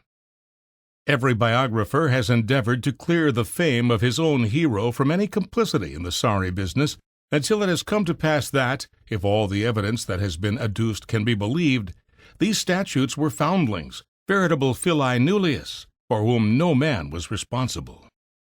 But Mr. Adams, it must be acknowledged, did not strangle these children of folly. On the contrary, he set his signature upon them. A little later, he even expressed a fear that the Alien Act would not, upon trial, be found adequate to the object intended. And many years afterward, by which time certainly he ought to have been wiser, he declared, without repentance, that he had believed them to be constitutional and salutary, if not necessary. But this summer and autumn of 1798 were signalized by a matter much more unfortunate in its consequences for Adams personally than the rash utterance of an intention which was in itself perfectly proper, or than the signature of some ill-advised enactments. He was obliged to nominate officers for the Provisional Army, and in doing this he unintentionally and with no fault on his own part stirred up much ill feeling and resentment. Washington, as lieutenant general, was of course to be commander-in-chief. Of this no one questioned the propriety. Neither could fault be found with the concessions by which his acceptance was obtained, to wit, that he should not be called into active service until the need should be imperative, and that he should be permitted to select the general officers who were to serve in the next grade below him. He promptly named Hamilton, C.C. Pinckney, and Knox. Adams accepted the names without demur, and nominated them to the Senate together in this order. Upon the same day, and in the same order, the nominations were ratified. But forthwith there arose a perplexing question. What was the precedence between these three major generals? The friends of Hamilton said that it was established by the order of nomination and of ratification. Others said that it was determined by the relative rank of the three in their former service, that is to say, in the Revolutionary Army. The latter rule seemed to be sustained by precedent, but, if adopted, it would make the essential change of putting Knox first and Hamilton third. Hamilton, however, had made up his mind to stand next to Washington, and his powerful following were resolved upon the same arrangement. There is not room to give the details of a competition which evolved infinite bitterness and left behind it malignant jealousies and inextinguishable feuds. Adams was decidedly inclined against the pretensions of Hamilton. He professed respect for the precedents. He said that he did not wish to hurt the feelings of Knox. He did not say, though doubtless he could have said with truth, that he did not care to confer on Hamilton a marked distinction of very doubtful propriety. But he soon found that, whether he was willing or unwilling, he must perforce do this especial favor. Washington expressed his desire to have Hamilton second to himself, and his wish was conclusive in the premises. Adams finally was compelled to yield, though with no good grace, to a pressure which he could not resist. He never fully understood what machinery had been devised to create that pressure, but the whole story has since been told. Admirers of Hamilton and friends of Adams still wrangle about it. The former say that Hamilton's preeminent ability gave him a substantial right to the place, and that Washington needed not to be prompted by anyone to express emphatically his genuine preference. The latter say that Washington was worked upon by Hamilton himself, by Pickering and by Walcott, secretly and artfully, in a manner at least unbecoming in the principal, and little short of dishonorable in the two office-holding assistants. As usual in bitter personal quarrels, the truth lies between the two sides. Washington undoubtedly had an independent preference for Hamilton. He was also probably led to put it in the shape of a positive ultimatum by representations which ought not to have come privately from the members of the President's cabinet. As matters turned out, the affair was unfortunate for all concerned. The rank did Hamilton no substantial good, since the army never even got into camp. But the burning dislike between him and Adams was blown into a fiercer flame, in which the good name of each was badly singed. Neither did it bode any good for the Federal party that its chief men were largely concerned with quarrels among themselves, while so watchful, autocratic, and masterly a politician as Jefferson was disciplining the united forces of the Democrats in the opposite camp. The French government, at this time perfectly unprincipled, and conducting affairs with reckless, hectoring insolence, would gladly have cajoled or terrified the United States into an alliance. Failing in this, they intended to give Frenchmen chances to get as much as possible in the way of pickings and stealings from American merchants. But fortunately, the Directory had no desire for actual war with a remote people, quite out of the line of European ambition and politics. Thus Talleyrand had held Gerry in Paris as a sort of door for retreat, when he should find that he had gone dangerously far. Matters standing thus, the great French minister was astounded and not a little mortified at the publication of his disgrace in the XYZ dispatches. Of course he denied that he had known anything about the proposals for bribery, but of course also he knew that no one really believed a word of his protestations. In his irritation at his humiliating position, feeling himself an object of ridicule as he stood exposed in his vulgar and disappointed rascality, he berated poor Gerry in a most outrageous manner. But Gerry had spirit and honesty, and retorted. Talleyrand, thus checked, quickly recovered his wonted audacious self-possession, appreciated the exigencies of the situation, and saw the best way out of it. There had been a great mistake, he said, a farrago of lies, an astonishing misunderstanding. The Americans ought not to be so angry. They were under a singular delusion. France felt very kindly towards the United States, only wanted peace and friendship, would receive ministers with pleasure, and, in a word, was in the very most amiable of humors.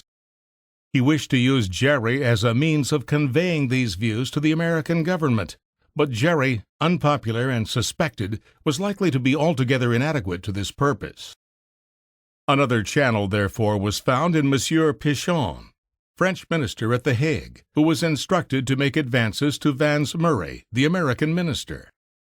These communications Murray at once repeated in private letters to Mr. Adams. At the beginning of October, 1798, Gerry was back in Boston, and told Mr. Adams, who, by the way, had not lost confidence in him, what Talleyrand had said to him. A few days later, Vans Murray's first letter, mentioning the approaches of Pichon, came to hand. Beneath these influences, on October 20th, the President wrote to Pickering concerning certain things which deserve to be maturely considered before the meeting of Congress, and upon which Mr. Adams wished to obtain the advice of the heads of departments. His first query was, should he recommend a declaration of war? The next, whether in the speech the President may not say that, in order to keep open the channels of negotiation, it is his intention to nominate a minister to the French Republic, who may be ready to embark for France as soon as he or the President shall receive from the Directory satisfactory assurances that he shall be received and entitled to all the prerogatives and privileges of the general law of nations, and that a minister of equal rank and power shall be appointed and commissioned to treat with him.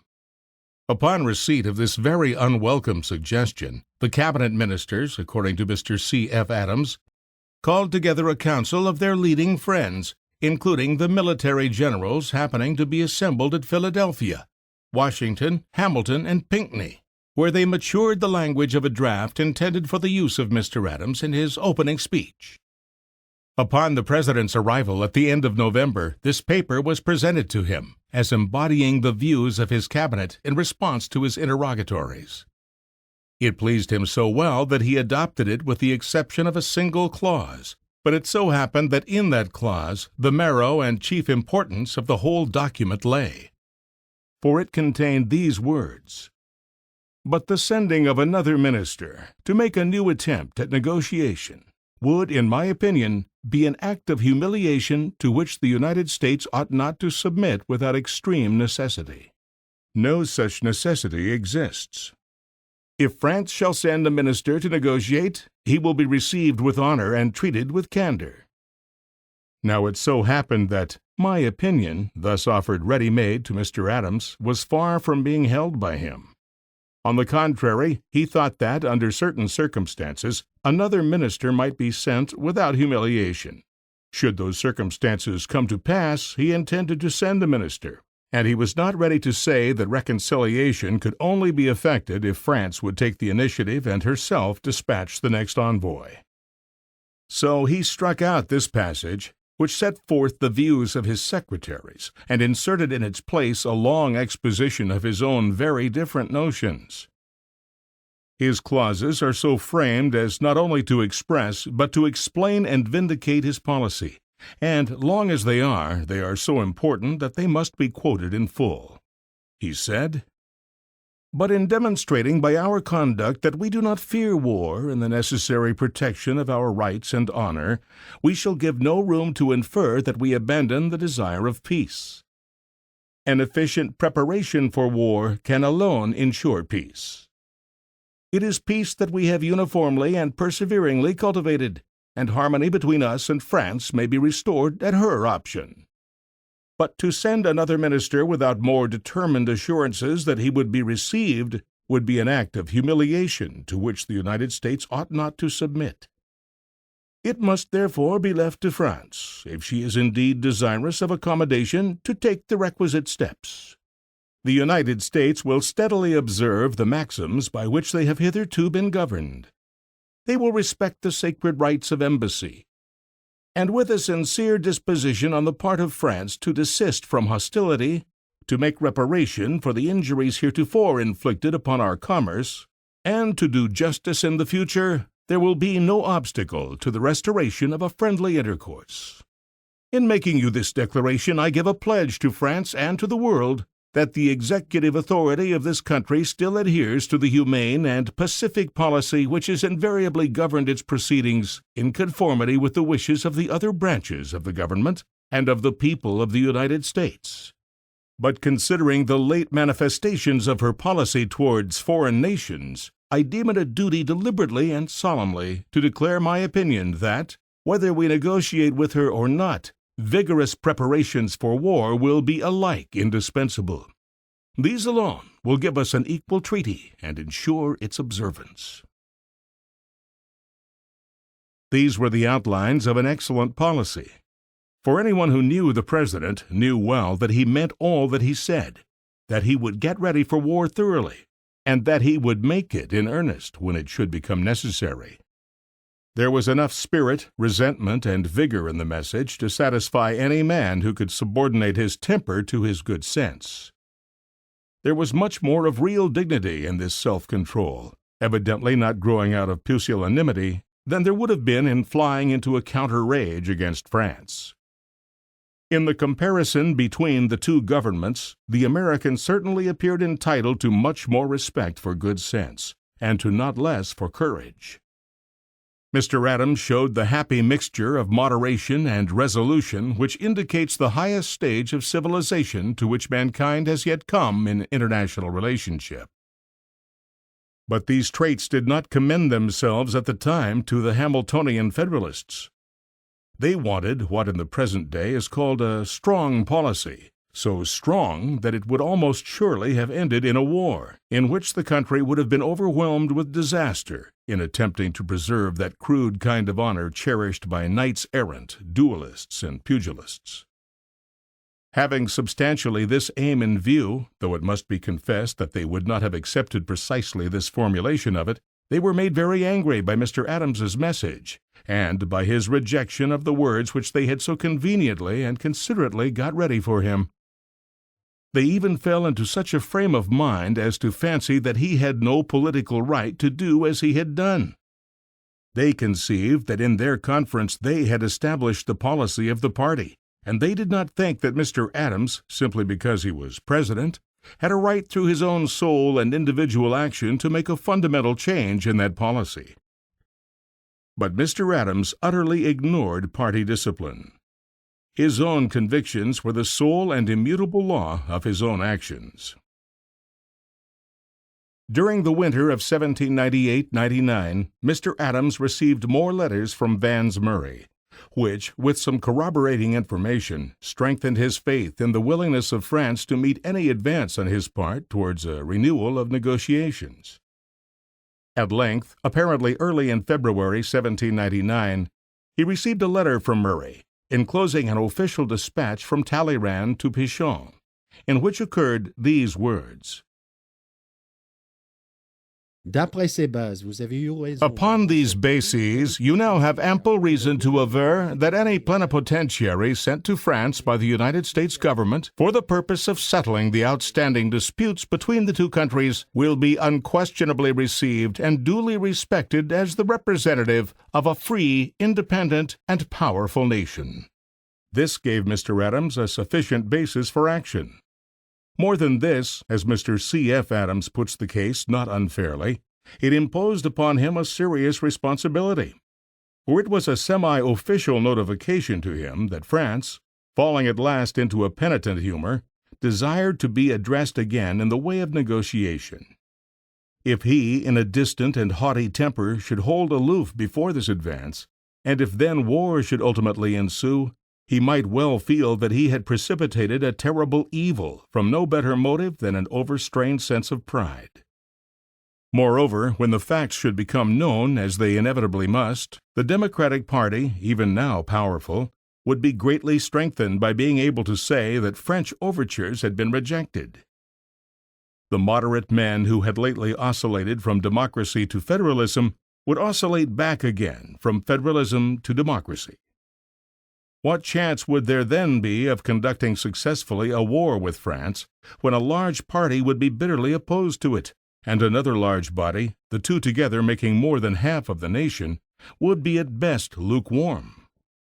Mr. Adams felt no need of aid in order to determine upon his course. With a cool independence, unusual then or since upon the part of a president, and not perfectly in accord with the sentiment of the American system of government, though strictly lawful under the Constitution, he dispensed with the form of consulting his cabinet, whose advice he had good reason to feel assured would not accord with his own, and therefore would not be followed. On February 18, 1799, he sent in to the Senate the nomination of Vans Murray to be minister to France, promising, however, that Murray should not present himself in Paris until the French government should give a public and official assurance that they would receive the envoy in character and would appoint a minister of equal rank to treat with him. The message fell like lightning from a clear sky among the Federalists. Pickering hastened to send the news to Hamilton. "We have all been shocked and grieved at the nomination of a minister to negotiate with France. I beg you to be assured that it is wholly his, the President's, own act, without any participation or communication with any of us. The foundation of this fatal nomination of Mr. Murray was laid in the President's speech at the opening of Congress. He peremptorily determined, against our unanimous opinions, to leave the door open for the degrading and mischievous measure of sending another minister to France, even without waiting for direct overtures from her. I have neither time nor inclination," Sedgwick wrote to Hamilton concerning the message, "to detail all the false and insidious declarations it contains. Had the foulest heart and the ablest head in the world been permitted to select the most embarrassing and ruinous measure, perhaps it would have been precisely the one which has been adopted. In the dilemma to which we are reduced, whether we approve or reject the nomination, evils only, certain, great, but in extent incalculable, present themselves." Angry and astonished, the Hamiltonian wing of the party knew not at first what to do, and then in their confusion did a very strange thing. The committee to whom the nomination was referred, consisting of 5 Federalists, called on the President to demand reasons and insist on alterations. Sedgwick, the chairman, a thoroughgoing partisan of Hamilton, admitted that this proceeding was an infraction of correct principles. Mr. Adams declared that it was unconstitutional, a word perhaps somewhat too powerful for the occasion. It was finally agreed that the interview should be strictly unofficial, and then the gentlemen talked the business over together. Mr. Adams said, according to Sedgwick's statement, that to defend the executive from oligarchic influence it was indispensable that he should insist on a decision on the nomination, that he would neither withdraw nor modify the nomination, but if it should be negatived he would propose a commission, 2 of the members of which should be gentlemen within the United States. The visitors retired in a bad temper. A meeting of Federalist senators was held, and it was agreed that, whatever they might ultimately be compelled to do, they would at least, in the first instance, enjoy the pleasure of rejecting Vans Murray. Mr. C.F. Adams acknowledges that there were objections against him, such as senators might legitimately entertain, and as were not without intrinsic weight. But the president stole a second march upon the irritated enemies who were preparing obstacles for his path. At the next meeting of the Senate, Sedgwick was asked to hold back his report because the president had another message ready. This was at once delivered. It nominated 3 persons, Chief Justice Oliver Ellsworth, Patrick Henry, and Vans Murray, to be joint commissioners to France. Hamilton, meanwhile, in reply to the news of Vans Murray's nomination, had written to Sedgwick that the measure must go into effect with the additional idea of a commission of 3. The mode must be accommodated with the president. Unwittingly, Mr. Adams had come within the advantage of Mr. Hamilton's dictum, and the discontented Federalists, who would readily have encountered the president, yielded at once to their real chief. Sedgwick replied, "This is everything which, under the circumstances, could be done." The nominations were confirmed, and, oddly enough, the confirmation of Murray alone was by a unanimous vote. Henry declined on the score of age and infirmity, and Governor Davie of North Carolina was appointed in his stead. The sole chance now left to the Anglicist Federalists was in the possible fruits of delay. The president, feeling that reaction which follows extreme tension, tarried in Philadelphia only long enough to determine the brief and simple ultimata of the instructions for the commissioners. Then he went home for rest and vacation at Quincy. On March 6th, Pickering wrote to Vans Murray stating what had been done, and that Ellsworth and Davie would embark immediately upon receipt of the official promise that they should be properly received and admitted to negotiations. Early in May, Murray received the dispatch and communicated its substance to Talleyrand. That minister at once gave the required assurance formally and officially, but unable altogether to restrain his irritation, he delivered himself also of some insulting criticism to the general purport that the conduct of the Americans had been disingenuous and captious.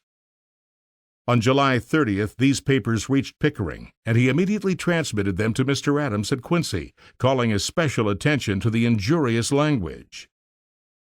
But Adams, looking to the substance and not permitting himself to be too greatly incensed by mere impertinence, directed that the instructions should be got ready. Apparently, it was nearly 5 weeks before this order was fulfilled, and when at last the draft reached Mr. Adams, it came enclosed in a letter from Mr. Pickering, intimating that in view of recent political changes in France, including the resignation of Talleyrand, the cabinet suggested delay. Mr. Adams replied that he was quite willing to assent to a postponement until the middle or end of October. By October 10th, he was at Trenton, the temporary seat of government. Matters there were not pleasant. He was ill and in poor condition for an encounter, yet he found the opponents of his policy gathered to resist it. There were assembled his 3 secretaries, all stubbornly hostile to the mission. Hamilton soon arrived, and at their invitation Ellsworth also appeared upon the scene, giving his influence with much caution and reserve, but, such as it was, giving it to the opposition. There came news, too, just at this juncture, of disasters to the French arms. The Hamiltonians triumphantly foretold that a few days would bring the glad intelligence that the French king was enjoying his own again in the royal palaces of Paris. Mr. Adams listened in an unusually silent and tranquil temper. On October 15th in the evening, he summoned a cabinet meeting, at which he brought up for discussion 2 or 3 points in the instructions which were easily settled. He gave no more indication that he was about to take a decisive step than he had given before sending in Van Murray's nomination. Nevertheless, 2 of the secretaries received before breakfast on the following morning orders that the instruction should be at once put in final shape, and that a frigate should be got in readiness to take the commissioners on board not later than November 1st. They actually set sail on November 5th. This French mission was the death blow of the Federalist Party. The political body was rent in twain. The 2 parts remained belted together by their common name, but no longer instinct with a common vitality. It had been a very grand party, an organization full of brains and vigor, a brotherhood embracing a remarkable number of able and honest men. It had achieved deeds so great as to outstrip exaggeration. It had given form and coherence to the political system, strength and the power of living to the infant nation. A sad spectacle was indeed presented when a party so nobly distinguished lapsed into disintegration and the hopeless ruin of intestine feuds. No wonder that vindictive rage possessed these men who had created it, who had lived in it and for it, who had honestly and zealously served it, and wholly identified themselves with it. Less than half of the party in numbers, but much more than half in influence, ability, and prominence, pointed to Mr. Adams as the parricide who had done this cruel slaying. This assertion, reiterated with furious clamor at the time, has since been adopted as an established fact in American history. Everyone thinks that he knows that Mr. Adams destroyed the Federal Party by acting counter to its policy. But who had the right to establish the policy of the party? Hamilton had tacitly arrogated it to himself. When in office, he had created the party, established its principles, formulated its measures, trained and led its forces, and made its victories possible. Since retiring to private life, he had counseled and controlled its leaders. A large proportion of the most influential Federalists in and out of office, including 3 members of the cabinet and many of the best speakers of the party in Congress, conceived that revolt against his supremacy was defection from the party. Nevertheless, in no caucus of Federalist members of Congress could these Hamiltonians ever muster a majority against Mr. Adams. Neither does there seem any doubt that upon a simple vote of all the Federalists in the country, taken at any time during his administration, much more than half would have sustained him. War with France never had been, never could be, avowed by the Hamiltonian section as a principle of the party. On the contrary, they professed to desire peace. Mr. Adams secured peace by a step against which they could urge no graver objection than that it was not sufficiently high-spirited to comport with the national dignity. Then the party divided, and they said that Adams was to blame. Their conclusion does not seem to be fully supported by the facts. But the allotment of responsibility between Adams and Hamilton, and the dispute as to which of them was better entitled to establish the party policy, are matters of vastly less importance than the question upon which side right and wisdom lay. This seems to require no discussion beyond the briefest statement of the great facts. War was avoided, by means which no one now thinks of stigmatizing as degrading.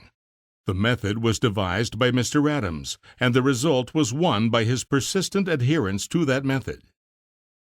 One is inclined to say that, if in all this he ran counter to the policy of his party, it was very discreditable to the party to have such a policy. In fact, pretty much all writers now agree that Adams behaved with courage, patriotism, and sound judgment, and that he placed the country under a great debt of gratitude, a debt which was never paid in his lifetime, and only since his death has been very tardily and ungraciously acknowledged. Whether or not Mr. Adams was a parricide as towards his party, he was certainly a suicide as towards himself. The act of Curtius, in leaping into the gulf to save Rome, was a more picturesque but not a more unquestionable deed of patriotic self-immolation. From that 5th day of November, 1799, Mr. Adams was a doomed man. No effort could now restore harmony among the discordant ranks of the Federalists. For the future, all the earnest fighting on their part was done inside their own camp and against each other. It is a melancholy and unprofitable story of personal animosities which may be briefly told. That Mr. Adams anticipated the results which followed his action is not probable. There is nothing to indicate that he had any idea that he was disrupting and destroying the Federal party. But to his credit it should also be said that there is no indication that he considered this matter at all. Every particle of evidence, at least all which has been published, goes to show that his mind was wholly occupied with the interests of the nation, to the utter exclusion of any thought of his party or of himself. After the irretrievable ruin which overtook him, amid the execrations of the Federalists, who attributed their utter destruction wholly to him, he never gave a symptom of regret, never said a word except in strenuous support of his action. Beyond question, he was too profoundly convinced that he was right to be moved from his opinion by any consequences whatsoever. His unchangeable sentiments were those expressed by him in 1815 in one of his letters to James Lloyd. I wish not to fatigue you with too long a letter at once, but, sir, I will defend my missions to France as long as I have an eye to direct my hand or a finger to hold my pen. They were the most disinterested and meritorious actions of my life. I reflect upon them with so much satisfaction that I desire no other inscription over my gravestone than, "Here lies John Adams, who took upon himself the responsibility of the peace with France in the year 1800. Substantially, this has also been the verdict of posterity, and a transaction which at the time of its occurrence found hardly any defender, now finds hardly any assailant. Modern writers of all shades of opinion agree that Adams acted boldly, honestly, wisely, and for the best welfare of the country in a very critical peril. Chapter 12. The Breaking Up. Semel insenivimus omnes. In this chapter, the behavior of many wise and illustrious men is to bear evidence to the truth of this adage. For madness certainly ruled the closing months of Adams's administration. The foregoing pages have given glimpses rather than a complete picture of the unhappy relationship existing between the President and 3 of his secretaries. Nothing more unfortunate befell any one of them throughout his career. In the prosecution of the quarrel, each appears at his worst. Mr. Adams's foibles of hot-headedness and of a vanity almost incredible in its extravagance stand out in painful relief. Pickering, Walcott, and McHenry, honest men all, do the only ignoble acts of their lives. All 4 seem crazed by prejudice and rage. They are so bereft of all fair intelligence as utterly to ignore not only the character, but the effect of their own acts, which run counter to sound judgment even more than to right feeling. By the time to which our narrative has come, the secretaries absolutely hated the President. They were in such a state of mind that, without appreciating it, they treated him with thoroughly bad faith. They betrayed all official discussions to Hamilton.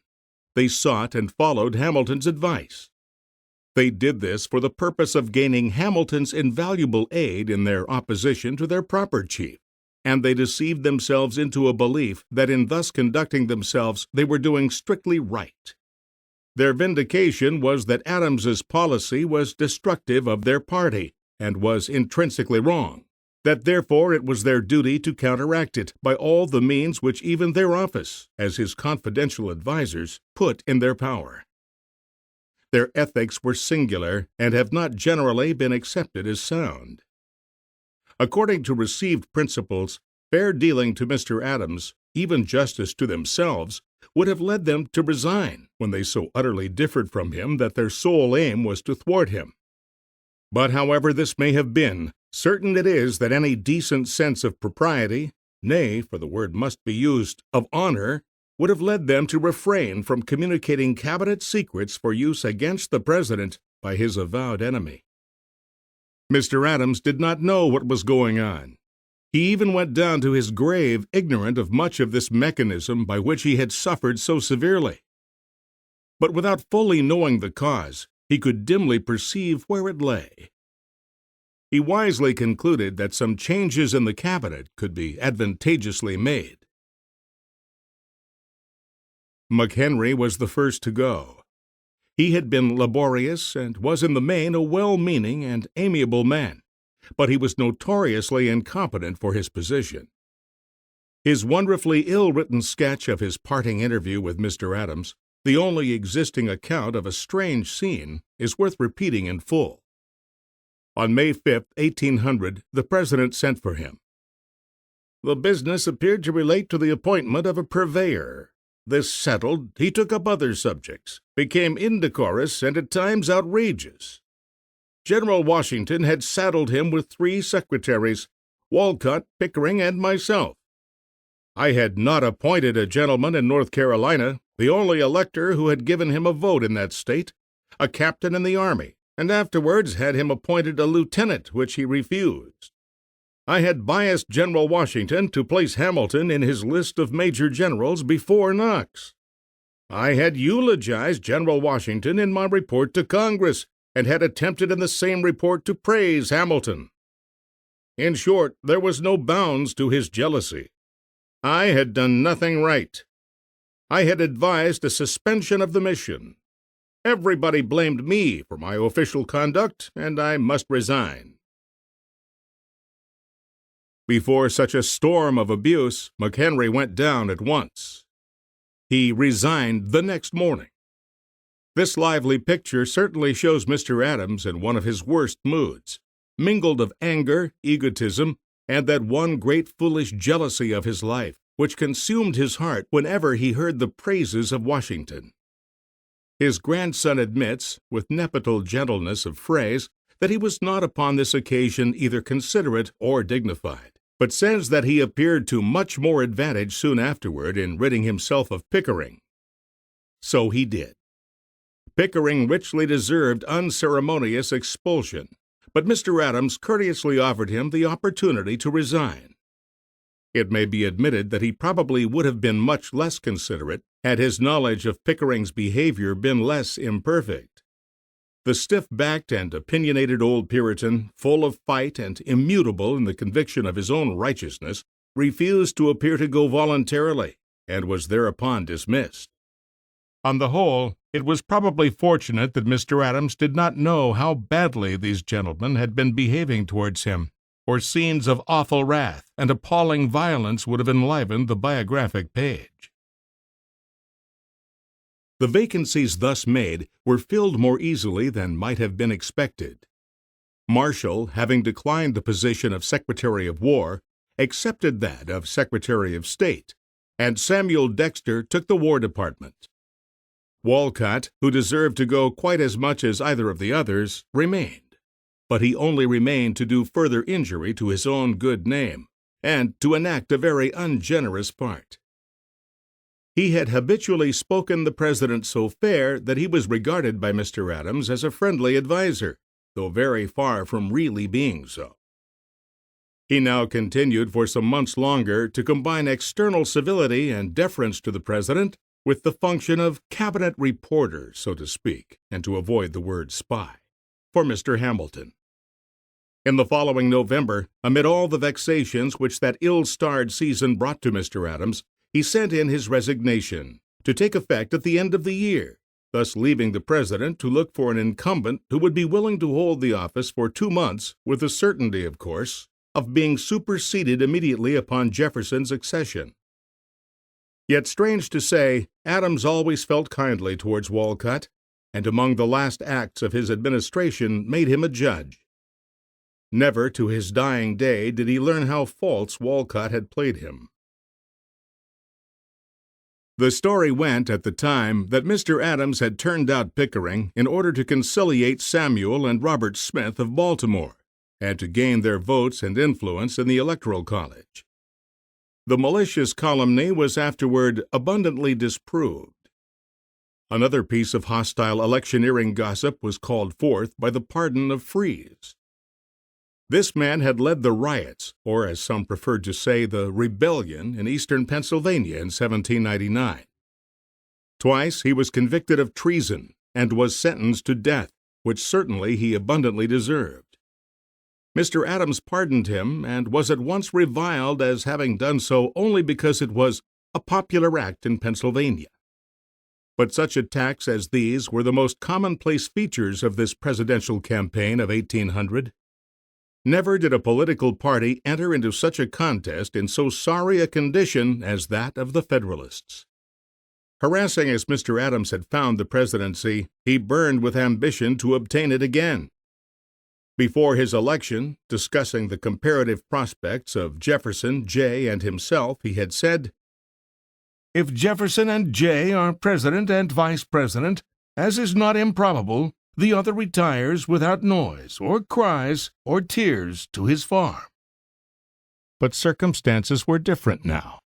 He had been pitted against bitter opponents in a fierce controversy of great moment which had divided the country.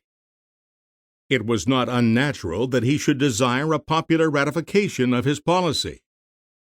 The Hamiltonian section, filled with implacable rage towards him, contemplated the possibility of his success with utter sickness at the heart. Could nothing be done to prevent it? Could no means be devised for setting him aside? Their first plan reflected no credit upon themselves. It was to induce Washington to come out from his retirement and stand as their candidate. It is improbable that any force of personal influence would have sufficed to give success to so unworthy, so cruel a scheme for making a selfish and partisan use of this noble patriot in the days of his old age. If any such danger to him existed, it was indeed an opportune death which rescued him from it. He escaped even the injury of the proposition. After this chance was, it may almost be said fortunately, eliminated, Hamilton traveled through New England to feel the pulse of the party. He was compelled sadly to report that though the leaders of the first class were all right, the leaders of the second class were all wrong. He saw plainly that when it came to scoring votes, Adams was the only Federalist who could bring out the party strength in this section of the country. This fact was undeniable and conclusive. Adams must be the candidate. The old scheme, indeed, might be resorted to. Equal voting for Adams and Pinckney might be urged upon the New England electors, with the secret hope that some faithless Southerner might throw out Mr. Adams and make Mr. Pinckney president, or that in case of real good faith, Congress might accomplish the same result. But this poor and exploded device had no virtue in it. Then there was some talk of setting up Pinckney openly to supersede Adams, but this also was mere folly and desperation. The truth had to be faced.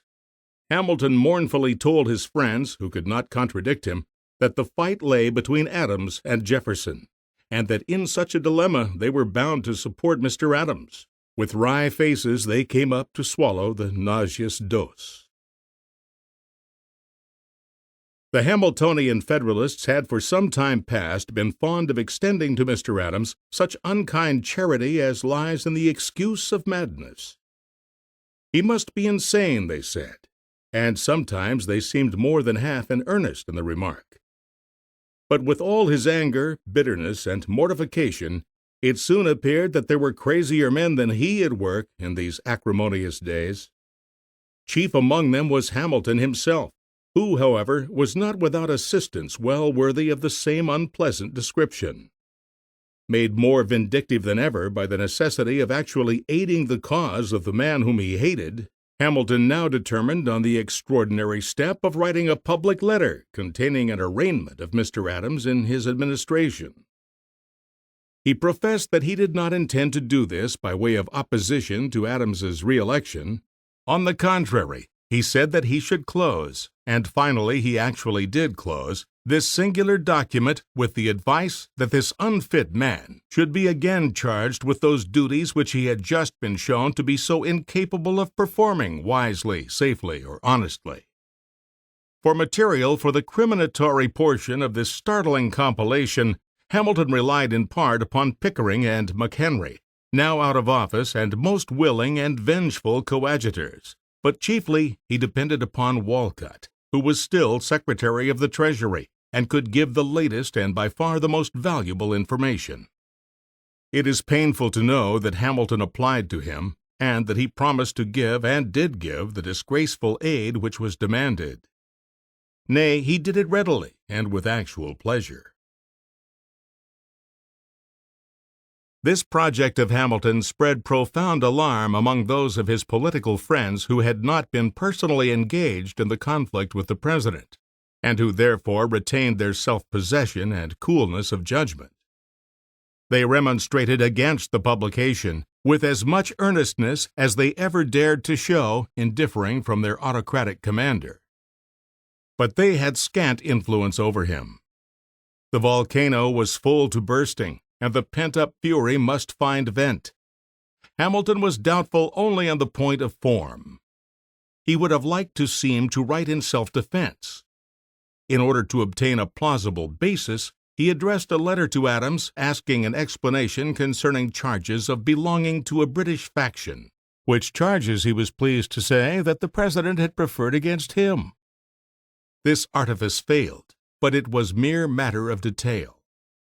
Hamilton was, as he admitted, in a very belligerent humor, and was bent on writing the letter, with an excuse or without it as might be. He would only promise his alarmed and protesting friends that it should be privately and discreetly distributed, in such a prudent manner that it should not affect the electoral votes. His friends, unconvinced, were still laboring with him when all choice and discretion in the matter were suddenly taken both from him and from them. The document had already been put in print. No copies had been sent out, but by some covert means Aaron Burr had obtained one. By this accident, all possibility of secrecy came to an end. The paper was spread far and wide through the country as the best campaign document of the Democrats, and then at last even Hamilton could no longer deny his blunder. If before there had been any hope for a Federalist success, this wretched transaction utterly destroyed it. The party went into the elections divided, dispirited, full of internal distrust. New York had already been lost, and the causa causans of the loss, as Mr. C.F. Adams explains, had been the machinations of Hamilton intended to bring in Pinckney in place of Adams. It required no gift of prophecy now to see that defeat was inevitable. It came, but Jefferson and Burr, coming in evenly with only 73 votes apiece, against 65 for Adams and 64 for Pinckney, showed that a contest, which under such circumstances was so close, might have had an opposite conclusion had it been more wisely and happily waged by the Federalists. It was a fair conclusion that Mr. Adams would have been re-elected had it not been for the hostility of Mr. Hamilton and his clique. If Mr. Adams, as president, had served his country better than he had served his party, at least one of the latest acts of his administration was an equal service to both. Having offered the Chief Justiceship of the United States to Jay, who declined it, he then nominated John Marshall. The Parthian shot went home. Half of what the Democrats seemed to have done by the election of Jefferson was undone by the appointment of Marshall. By it, the Federalists got control of the national judiciary and interpreted the Constitution in the courts long after they had shrunk to utter insignificance as a political party. Adams sat signing appointments to office and attending to business till near the close of the last hour of his term. Then, before the people were astir on the morning which ushered in the day of Jefferson's inauguration, he drove out of Washington. He would not wait to see the triumph of his successor. Mr. C.F. Adams seems to throw a cloak of fine language over this act of childish spite and folly, but to no purpose. It was the worst possible manifestation of all those petty faults which formed such vexatious blemishes in Adams's singularly compounded character. But it is needlessly cruel in this hour of his bitter mortification to sneer at his silly egotism, to laugh at his ungoverned rage. He was crushed beneath an intense disappointment which he did not deserve. He was humiliated by an unpopularity which he did not merit. For he had done right in great national matters, and had blundered only in little personal ones. Yet he felt and declared himself a disgraced man. The word was too strong, yet certainly he was an unfriended, hated, and reviled man. He was retiring full of years, but not full of honors. He had been as faithful, as constant, as laborious a patriot as Washington, and, taking his whole career from the beginning, his usefulness to the country had been second only to that of Washington. He had lately done an immense service to his country in saving it from war. Had he not a right to repine and to feel bitter at the reward allotted to him? Certainly he had had very hard luck. Everything might have gone so differently had it not been for the antipathy of a single individual towards him. Had it not been for this, he might have had real coadjutors in the members of his cabinet.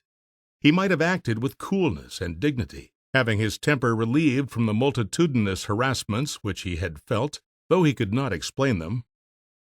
He might, with a clear mind, have molded and carried out a strong, consistent policy in an even-handed and dignified manner, which would have made it impossible for the Democrats to defeat him. All this would have been probable enough if the disturbing influence of Hamilton had been withdrawn. To that one man it seemed due, and perhaps it really was due, that Adams was ending his public life in humiliation and unhappiness. This volume has grown to such length that a few lines only can be given to Mr. Adams's remaining years. He passed them in his pleasant homestead near the roadside in Quincy, among his family and friends. They were tranquil and uneventful to a degree which must often have seemed tedious to one who had led so stirring a life in busy capitals amid great events. Yet he seems in the main to have been cheerful and contented. The town was full of his kindred and his friends, and he was always met with gratifying kindliness and respect. His wife survived until the autumn of 1818, when she died of typhus fever on October 28th. He was then 83 years old. His son, John Quincy Adams, could be little at home, but the cause of his absence, in his steady ascent through positions of public trust and honor, must have gone far to prevent regret. The father had the pride and pleasure of witnessing his elevation to the presidency in 1825, and fortunately did not survive to know of the failure and disappointment 4 years later.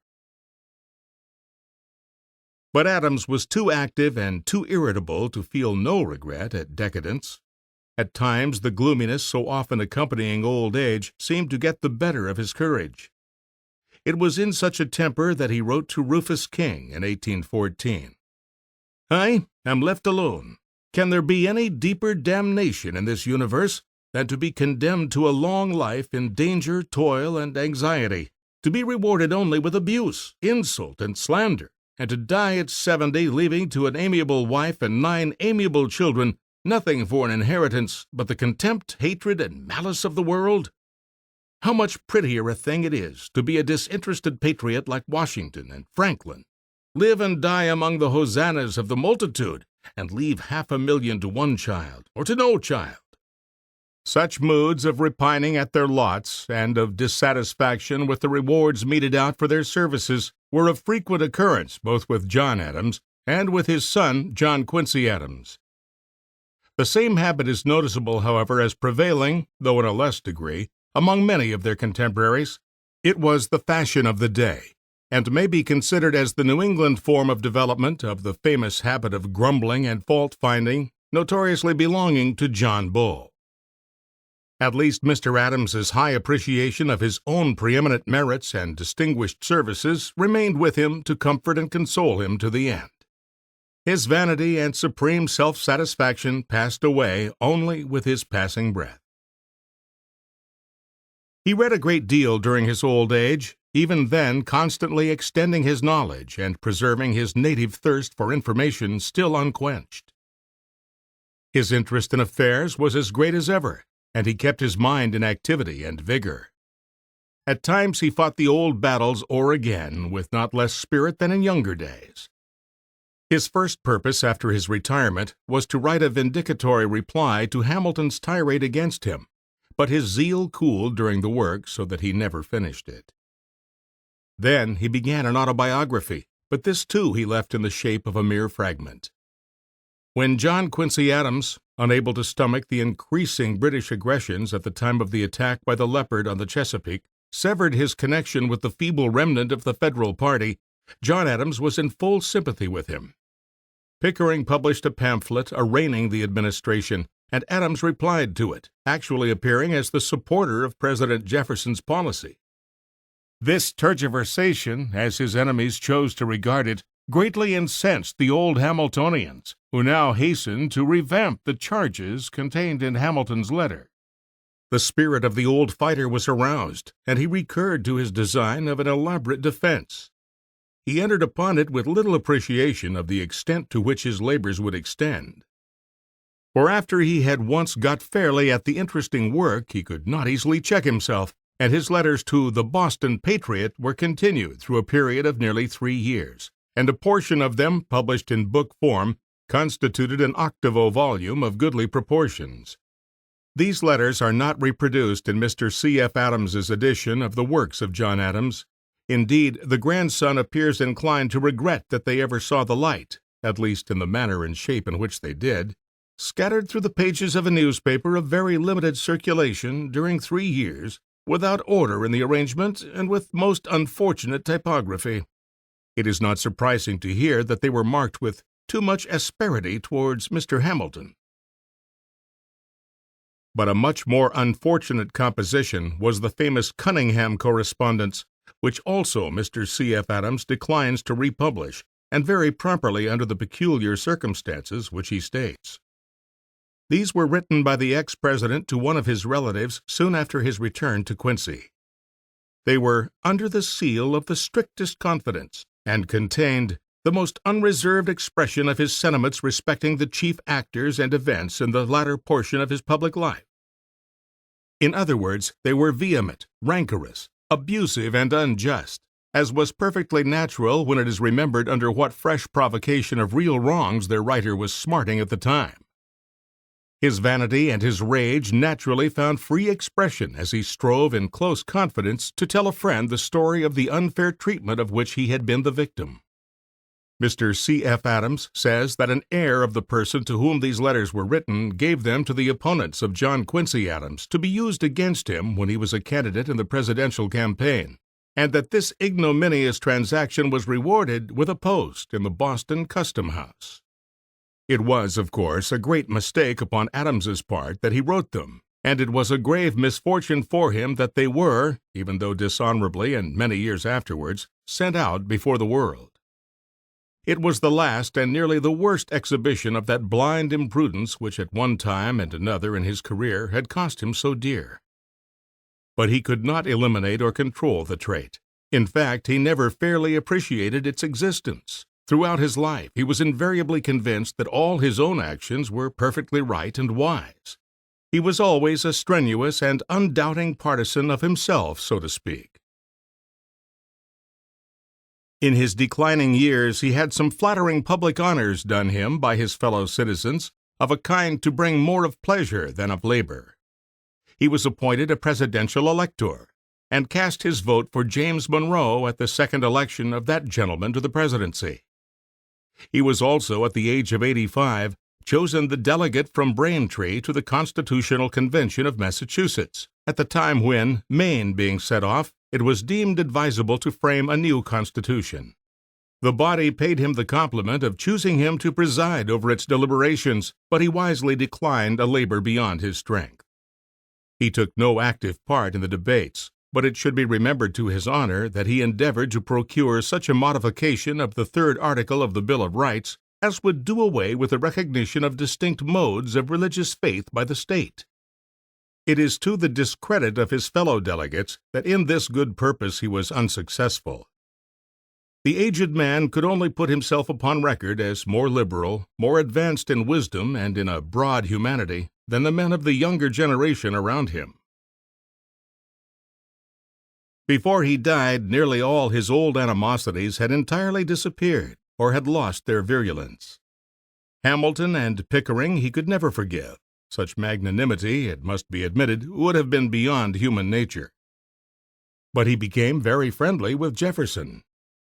Some advances towards reconciliation made by his old enemy through Mrs. Adams he rejected. But later, Dr. Rush was successful in bringing the two together so that a friendly correspondence was carried on between them during their closing years.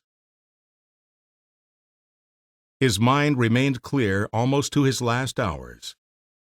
He died at sunset on the 4th day of July, 1826, the 50th anniversary of American independence.